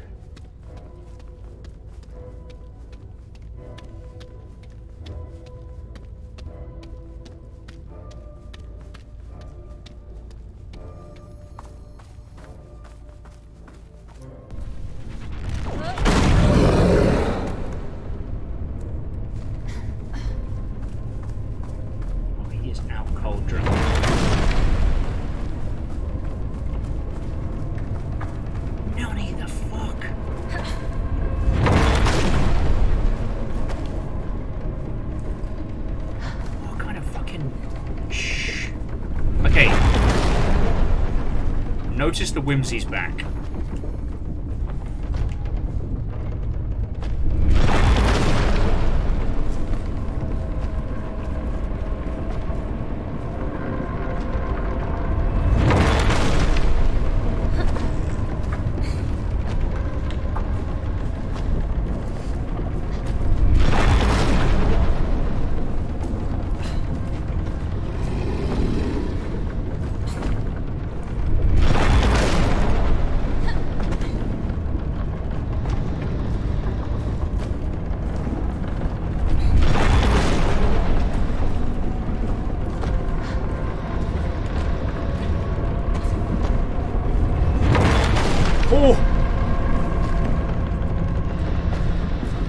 Wait for the next round.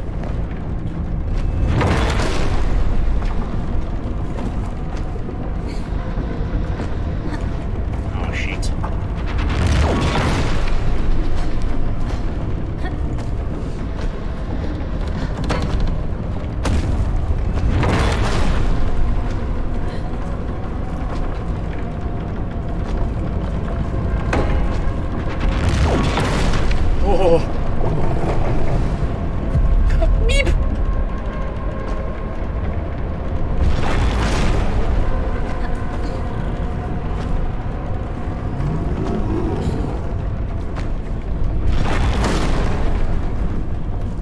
All I can tell you, Fred, is the only thing you should be prepared for.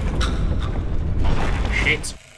The only thing you should be prepared for is super dark weirdness.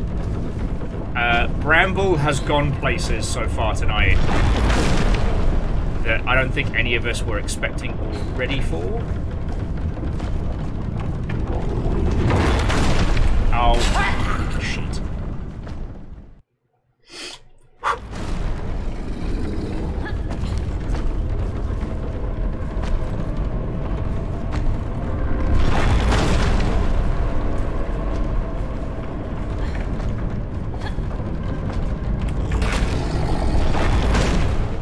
Drown you myself, you little bastard! I don't care if your dad's the maybe king.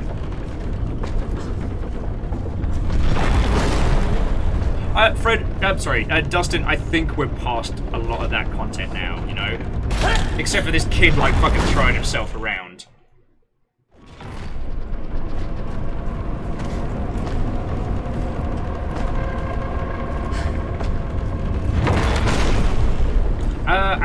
know. I don't know.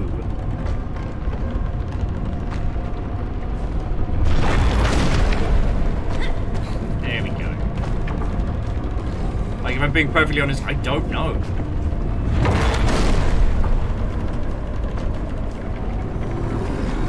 Making this round.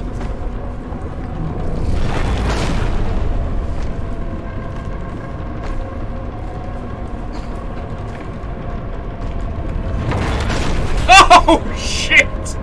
Kid got rocket jumped.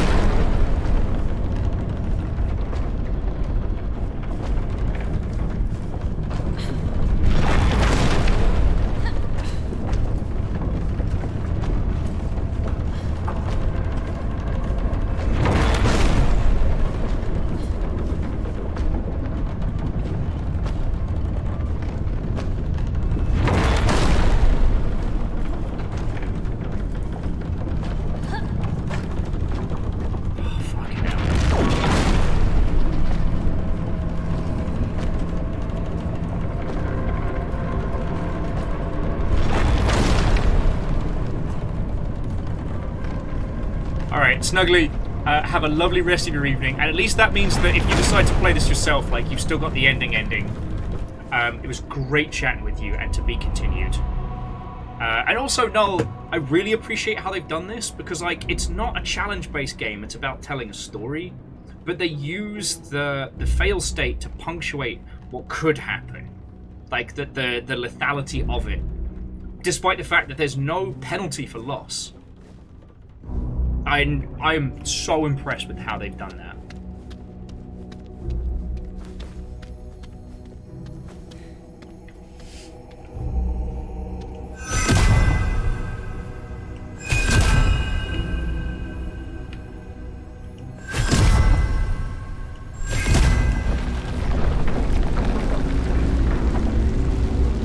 The gate that was meant to be closed forever, now opened. Like, we are right back to, like, tiny person, gigantic space. After the very fucking realism of, like, you know, the plague and the witch hunts and brutality.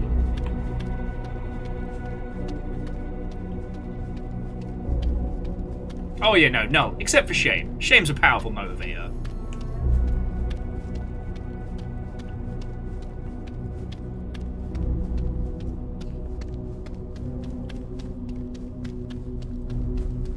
The Mountain King, who was meant to be hidden forever, was now revealed. He just had to reach the sack before Lillimor ended up as the giant's dinner.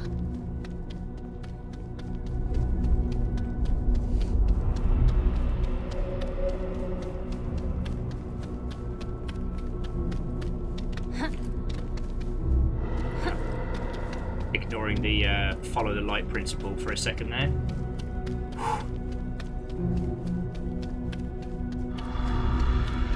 Though I will say, once again, friends, this is what I love about video games as a whole. You never know. You can guess, but you can never know.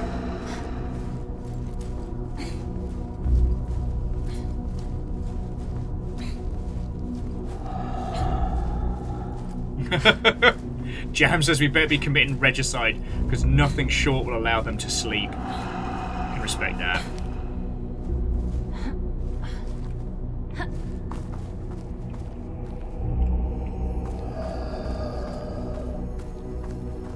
Brambles that bite him.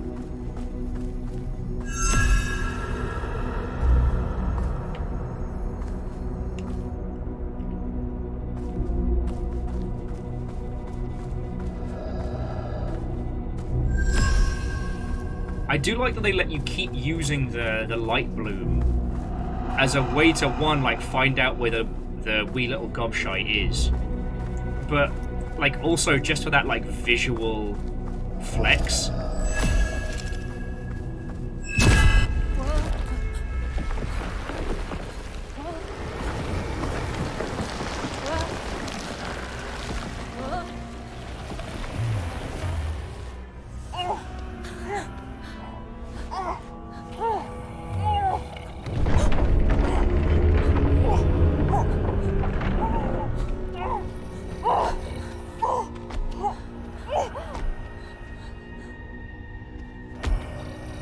You're gonna want to get to cutting there, buddy.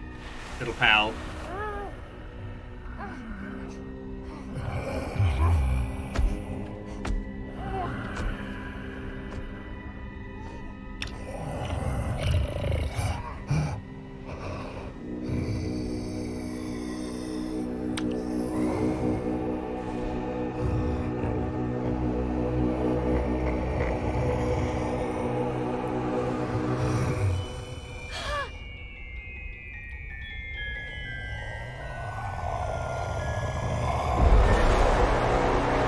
What the fuck?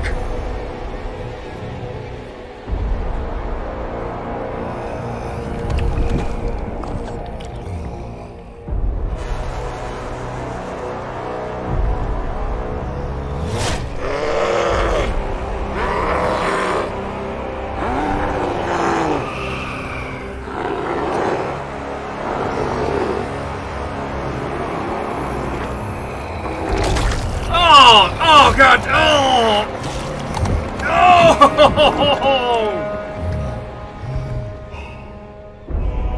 Kid, you got one shot. You gotta go in there.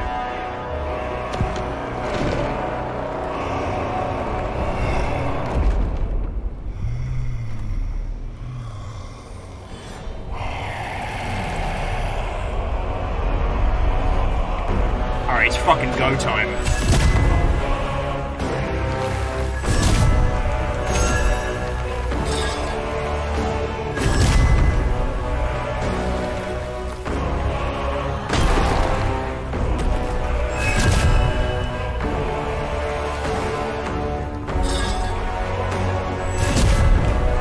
Fucking hell, the music! Yeah, I'll psych you out, you old bastard! Oh, you wanna go 2 for 2, huh?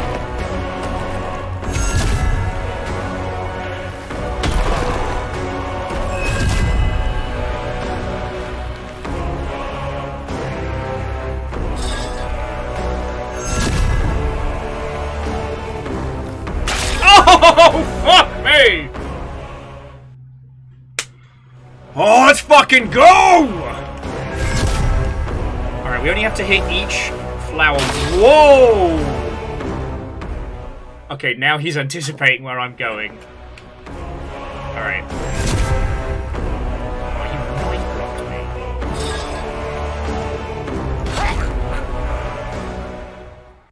Alright, come on. Eye of the Tiger. Soul of the Dingleberry. Heart the Hero.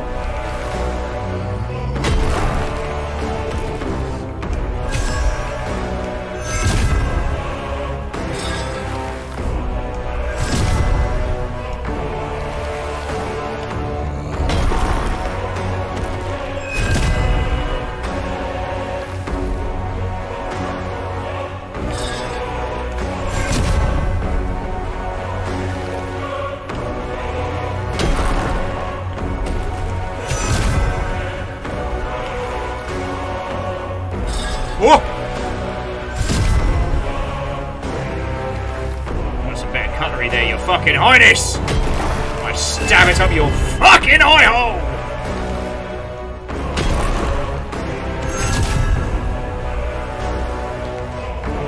You're on the first king I've killed today. Ask the Acorn King how he's doing. Fuck! He faked me out.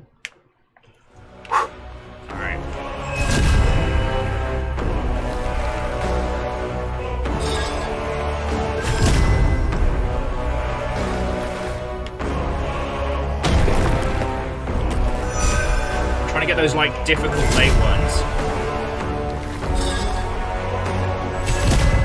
Like he janks his hand at like the last minute with the knife.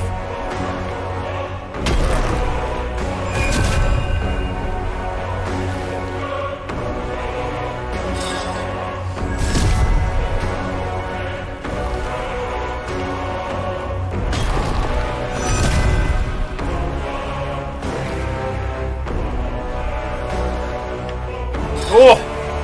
Bastard. Oh, bastard snow! Very fucking tense right now.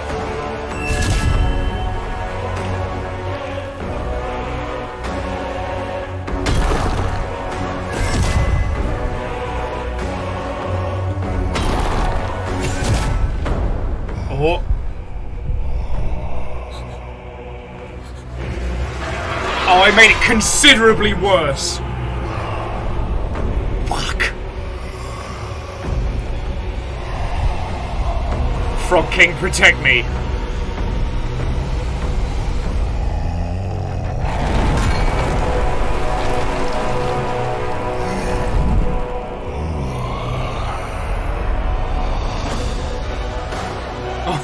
Oh shit!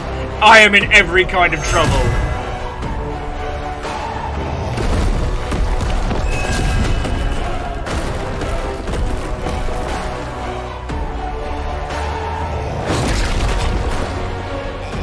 Just cleave me in fucking half!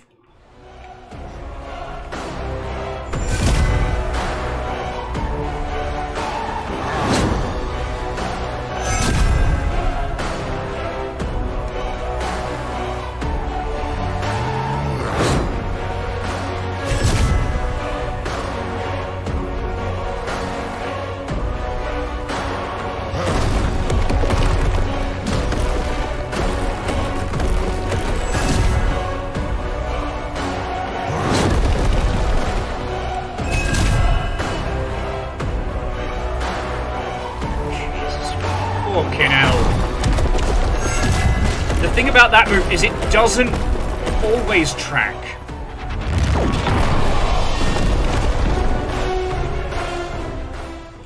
How does he have new moves?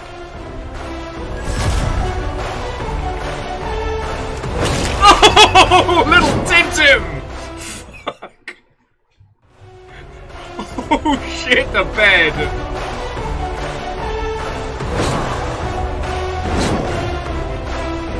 This was supposed to be whimsical!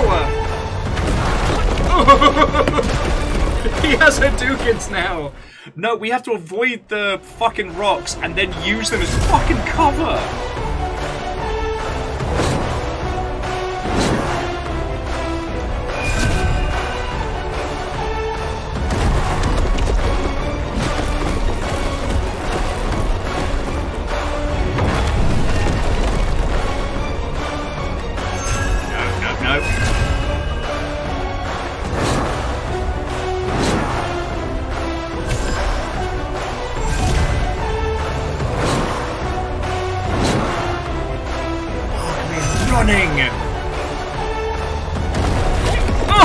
Oh, Tintin, no! Oh, God! It's just gonna be a fun, whimsical little game!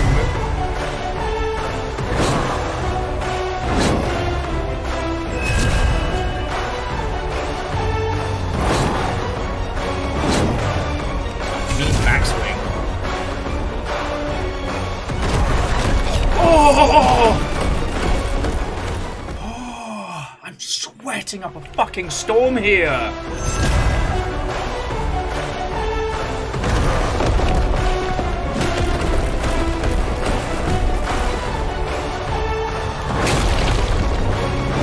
He cleaved through. Oh, he is doing me a fucking damage. The consequences of my own actions. Consequence, consequence, consequence. Here it comes the consequences. Hadouken! Alright, sorry if I'm not being banterful, friends. I gotta pay fucking attention.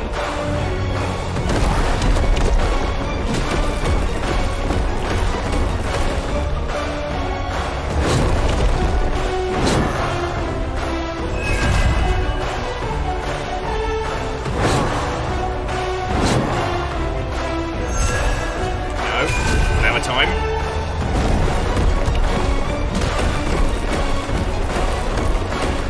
Hadouken!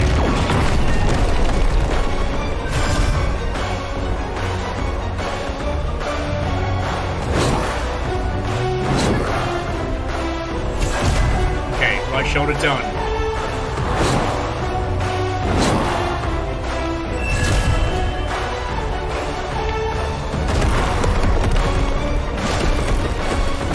Hadouken or sword? Hadouken!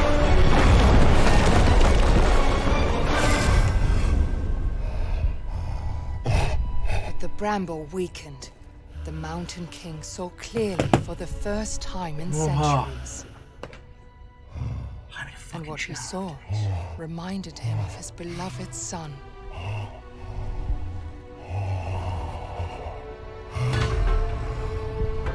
not lose him again.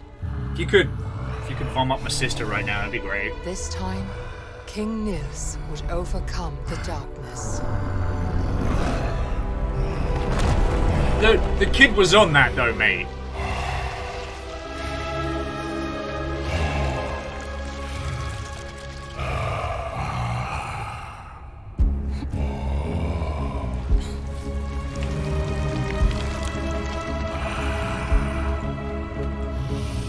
Yeah, it turns out stealing the dead king's pants was in fact a good move. Has anyone else here seen Nope? Because the source of the curse blossomed.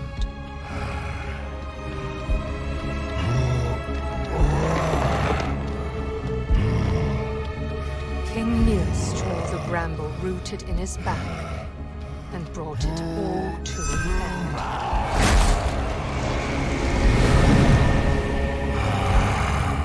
The only way to get to Lillemor was now up and in. oh, at least okay.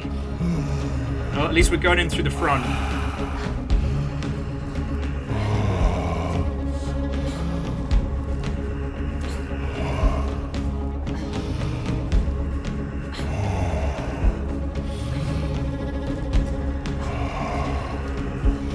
What? No! Tell me I'm wrong!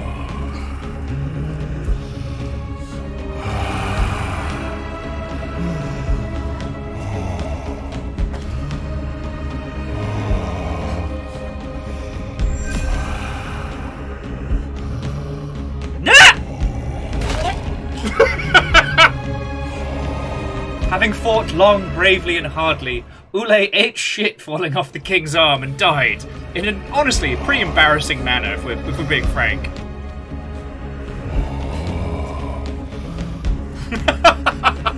See above? Shame. Okay.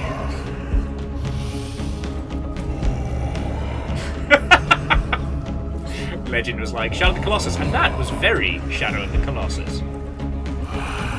I guess we've got to climb up his fucking arm. I thought we just had to get onto the sword.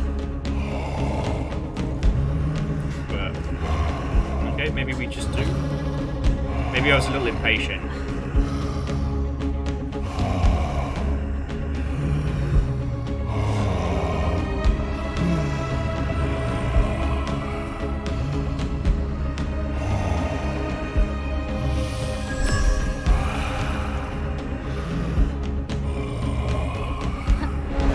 Oh!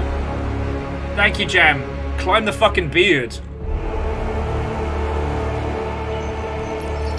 Alright, the chandelier is the fucking crown. Holy shit.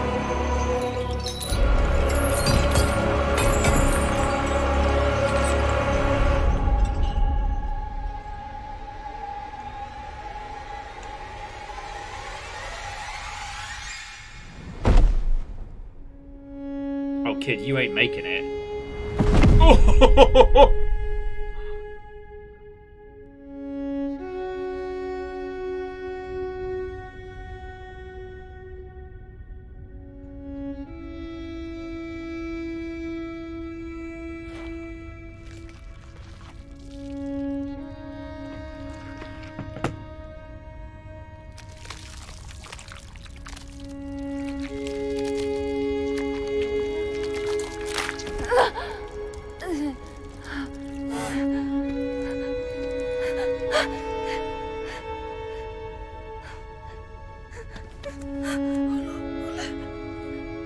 Oh shit!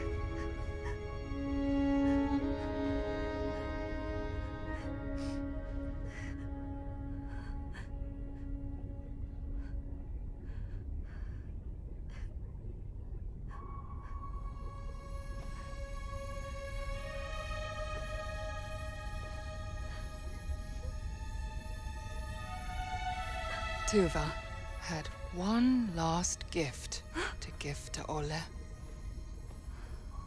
Apparently it was to uncrack his skull like an egg.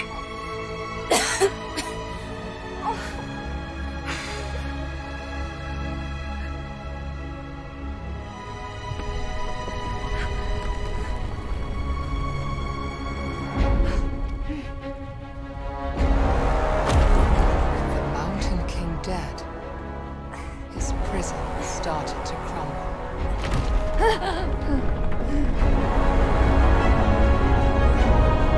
Gonna need to pick up the pace here.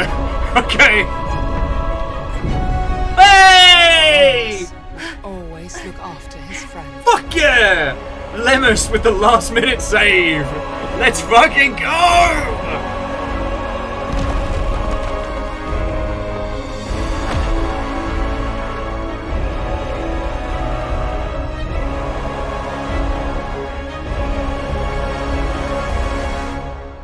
Fuck yeah, Lemus. I know it won't be, but I desperately want the next cut to be the three of them all lying on a beach together, just sipping drinks. Obviously not alcoholic, because they're The children. nightmare woke her up. Frightened by her memories. She searched for her brother's comfort. But he was nowhere to be found. Oh, do not give me an infinite nightmares situation. I am not ready for that.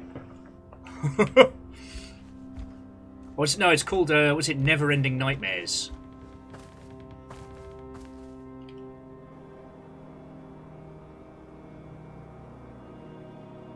Interesting.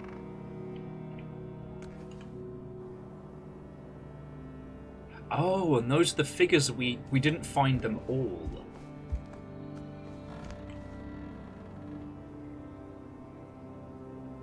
And I feel like that's changed, but I'm not sure. And it doesn't even pretend to let us out of the door.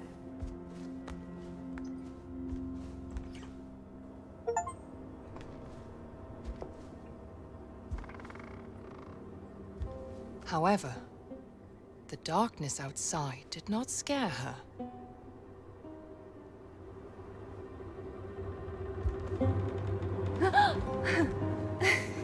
Little gobshite. Because she knew she had her brother.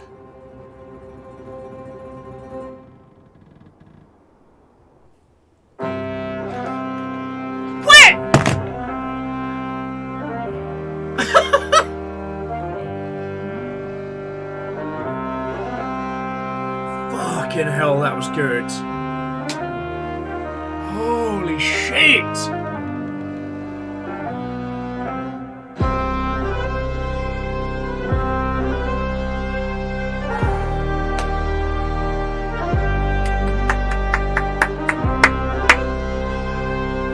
By the 9. Yeah, Agonaniki, now we need a Bayonetta-style ending dance another with Lemus just being like, oh, good job! I was so sure they were going to kill Lemus off, because it's like, he's sweet and lovely. You saved him from being bullied one time, and he's only ever kind. I was like, dude had more death flags on him than a fucking Game of Thrones series. God, that was good.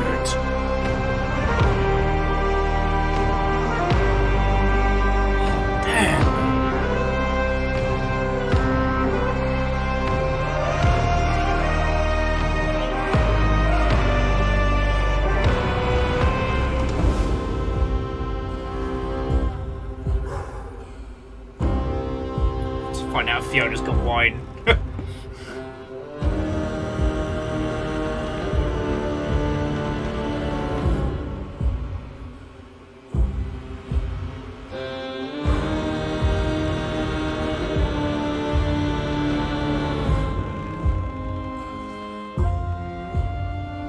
Fucking hell.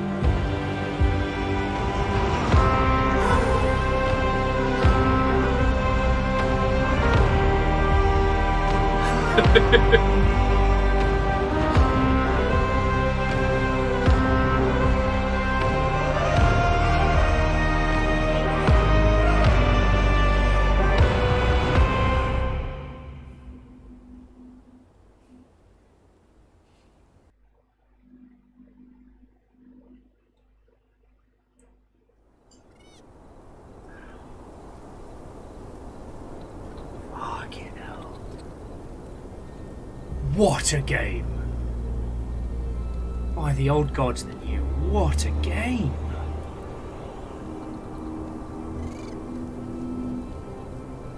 Yeah, Theodora, I'm probably just gonna roll credits in a second because I'm gonna need to digest this one. Encore. On second thoughts, maybe later. Yeah, Jam, maybe we need a pause break between that. Oh my god.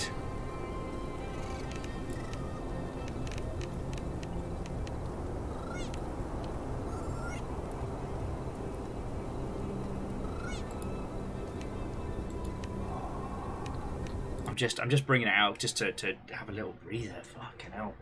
No punches pulled. No set piece spared. Not a fucking hair out of place. That was a game that did everything it clearly set out to do, and I would not be surprised to find out that that was a team that really knew what they were doing. Like, yes, it was a focused linear experience, but again, it never felt cheap. It never felt railroady. It... Oh, fucking hell. I need to fucking lie down after that. Fuck. This was supposed to be the easy game of the week, by the way. Like, I wanted to have a little trundle around this one because I was like, oh, this looks pretty charming. This looks pretty lovely. This seems like a great game.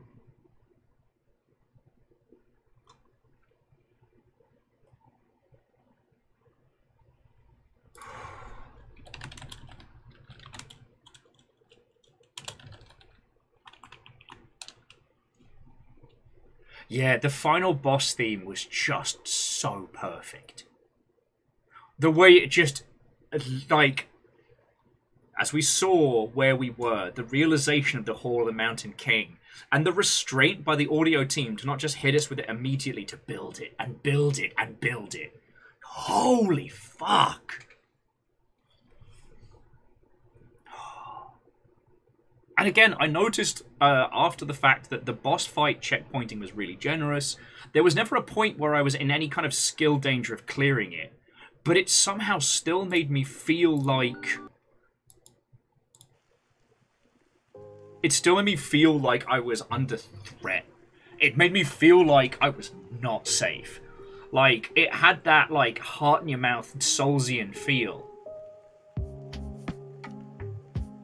Yeah. Oh no, Angel Kalina, like, what I couldn't have complimented it more is how it shifted from whimsical child horror, you know, don't go in the woods because the evil musician will get you, to like, you're confronting the very personification of the plague death itself and facing it the fuck down as you row across to the, like... Little Nightmares is very clever, and Among the Sleep is excellent, but there was something about this that started off in that same kind of like, we're with the little whimsical gnomes, or 'cause we're little, big things are scary. You know what? I should have noticed the moment we hit one of the bear traps early on, and the kid just got fucking eviscerated. Should have propped. Like, they used their kind of like their three big mechanics really well. They used them sparingly in an unobnoxious way. You know, the bit where you have to avoid the waves as they're coming out. They did that 3 times and it didn't feel annoying. I mean, I kept biffing that one jump, but that was more like fatigue on my part than the game. God, that was brilliant. So I'd like to thank, just before we do like money credits, so to Beadora, like, thank you so much for staying up late for this one. Like, you gave us a whole bunch of insight that we would have missed. Also, Null, like, it's always a pleasure to have you with, but again, like, your research into the folklore and the little snippets you shared with us were, like, really, really useful. I think it was also Durry and, I want to say Snuggly that were adding the bits that I was missing, like, thematically. Oh... Yeah, so if you were adding stuff and I missed it, then just seriously, thank you. Yeah, so Jam, I'll see if this is on Humble, but honestly, like, either way, this is absolutely... Yeah, it is on Humble, so I'll add the Humble link there. This is absolutely Great Hall worthy, because here's the thing. The escalation of it throughout was so brilliant. Like, we've all played whimsical indie games around similar topics, and it's real nice, and that's great. But with this, it escalated, like, not only the stakes and the thematic, but like the, I don't know. Once we got to the plague area, even with zombies running around, it was very grounded. It was very much about how this town got ravaged. And I think what's brilliant about this is, again, there's so much to interpret. Like, it feels like we could have just been a child listening to this story. It feels like it could have been children trying to make sense of things that are far beyond their control, you know? A kingdom turned bloody, witch hunts, plagues, things that, you know, are even... yeah. The looping whimsy of it, that it returns back around to the same room. But the little collectibles from throughout the game are there, showing that it wasn't just a dream, but like, oh.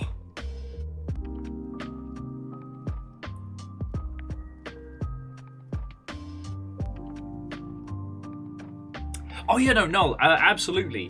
Inside Subversion is very, very subtle until it's not.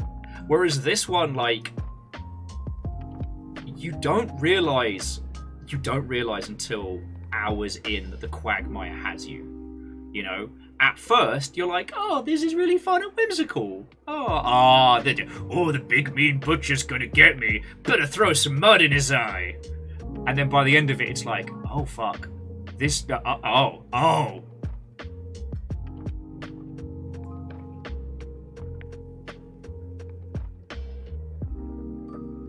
yeah, but interestingly, I know you meant that as a bit of whimsical wordplay there, Dustin. But this was actually one of the Epic Mega Grant recipients. Yeah, I still feel bad about killing King Pinecone. I don't think he was actually a monarch. I think he just wanted to pretend to be one, and the other Pinecones were like, you're pretty cool. But we made friends with a rideable hedgehog and King Toad. I'm feeling really good about it. Like, we made friends.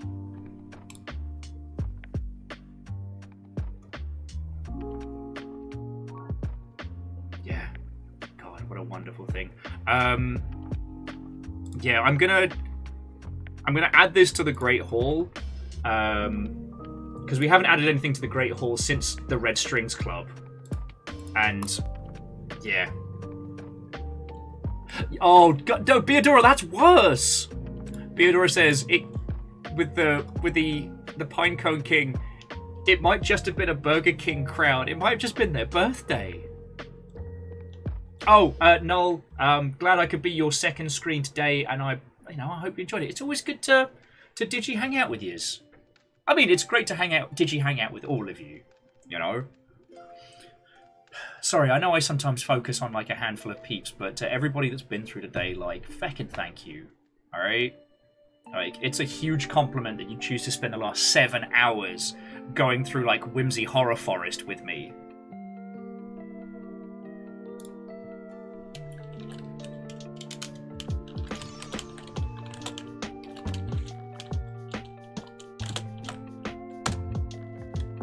Nope, that's Killbug. Wrong partner link. I added the...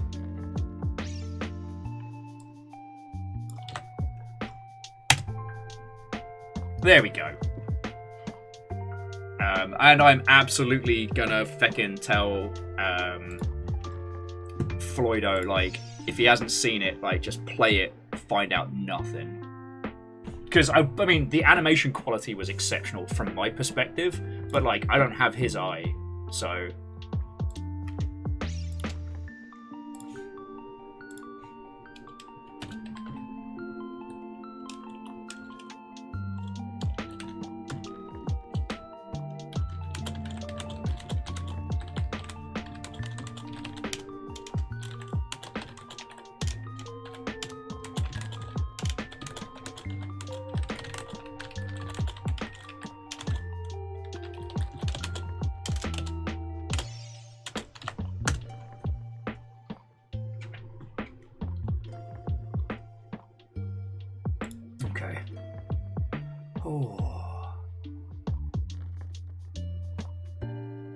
But there's a lot of indie games that have gone similar routes that sit in that like gap between the interpretive and the literal, and sometimes it feels like a bit of a cop-out. Weirdly, with this one, it didn't, and I don't know if it's because of the narration, the fact that each of the little bits were explained to us rather directly. I'm not entirely sure why this hit where other ones have failed, and the only way we're going to work that one out is by digesting this.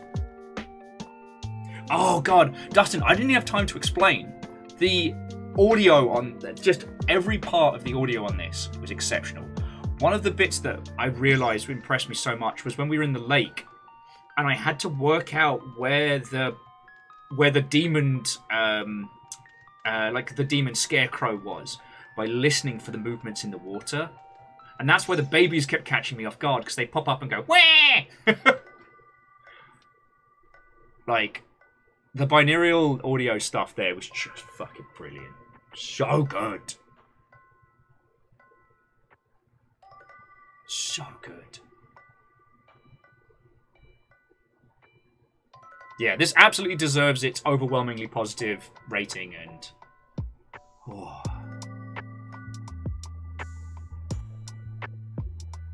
Holy shit. But again, like, the things that I noticed was how often they recontextualized mechanics for environments and areas with different styles, so that they get to basically reuse the hard work they did in a certain bit. So early on, the thing under the meat that was tracking us, and then how that was reused later on with the tendrils under the water, like the boom mechanics, the different ways in which the throw and enlighten was used, you know, and the limited amount of time between failure state and back in, like, again, just so inspired. Look, friends, I'm going to be a bit cheesy for a second, but I fucking love this.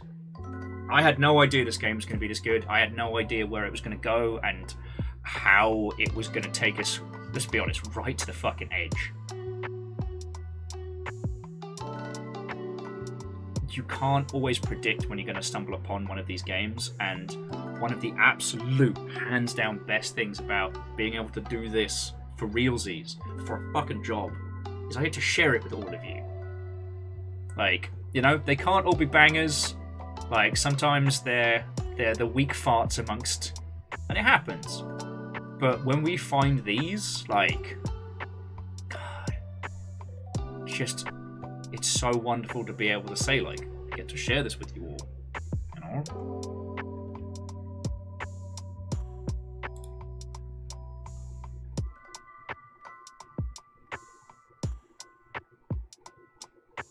Because, yeah, like, I only know one other person in the industry who has played this. It's a fucking Jarl. Heck yeah. And then, like, it's not like we need only the finest of video games to have fun. But, God, it's just... it's so wonderful to stumble upon them. And I fucking live for that, friends.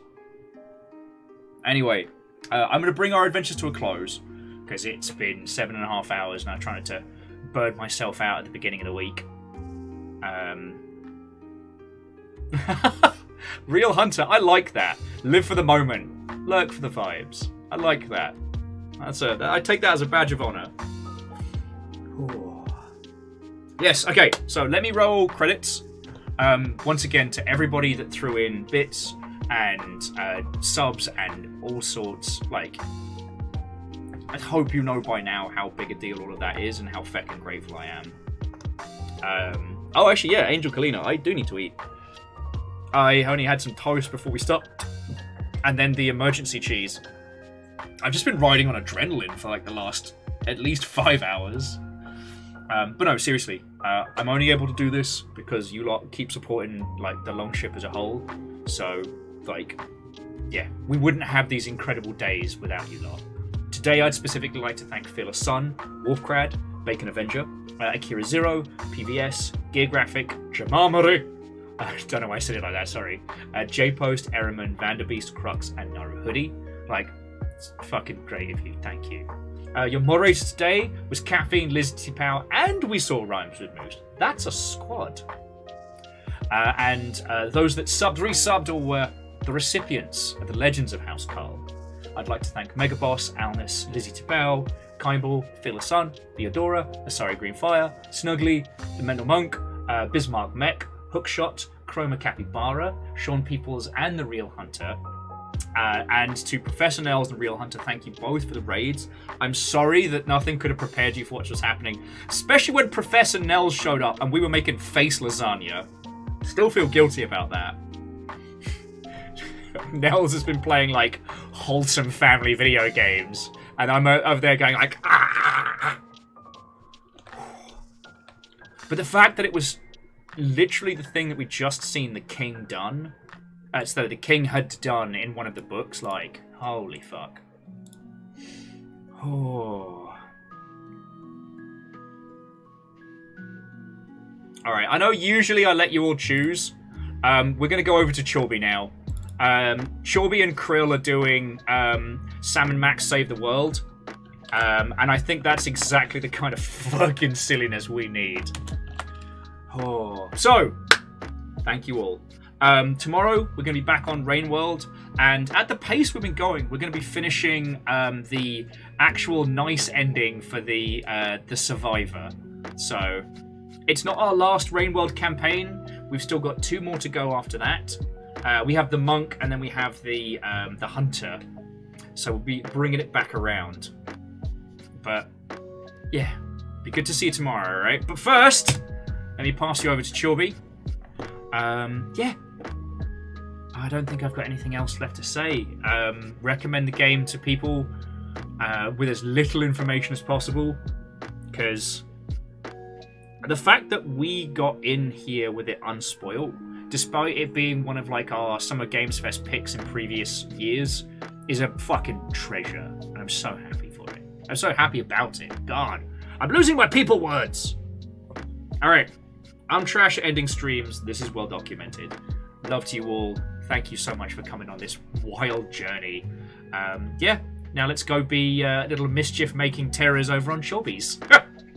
Alright, friends. Have a good evening and good night.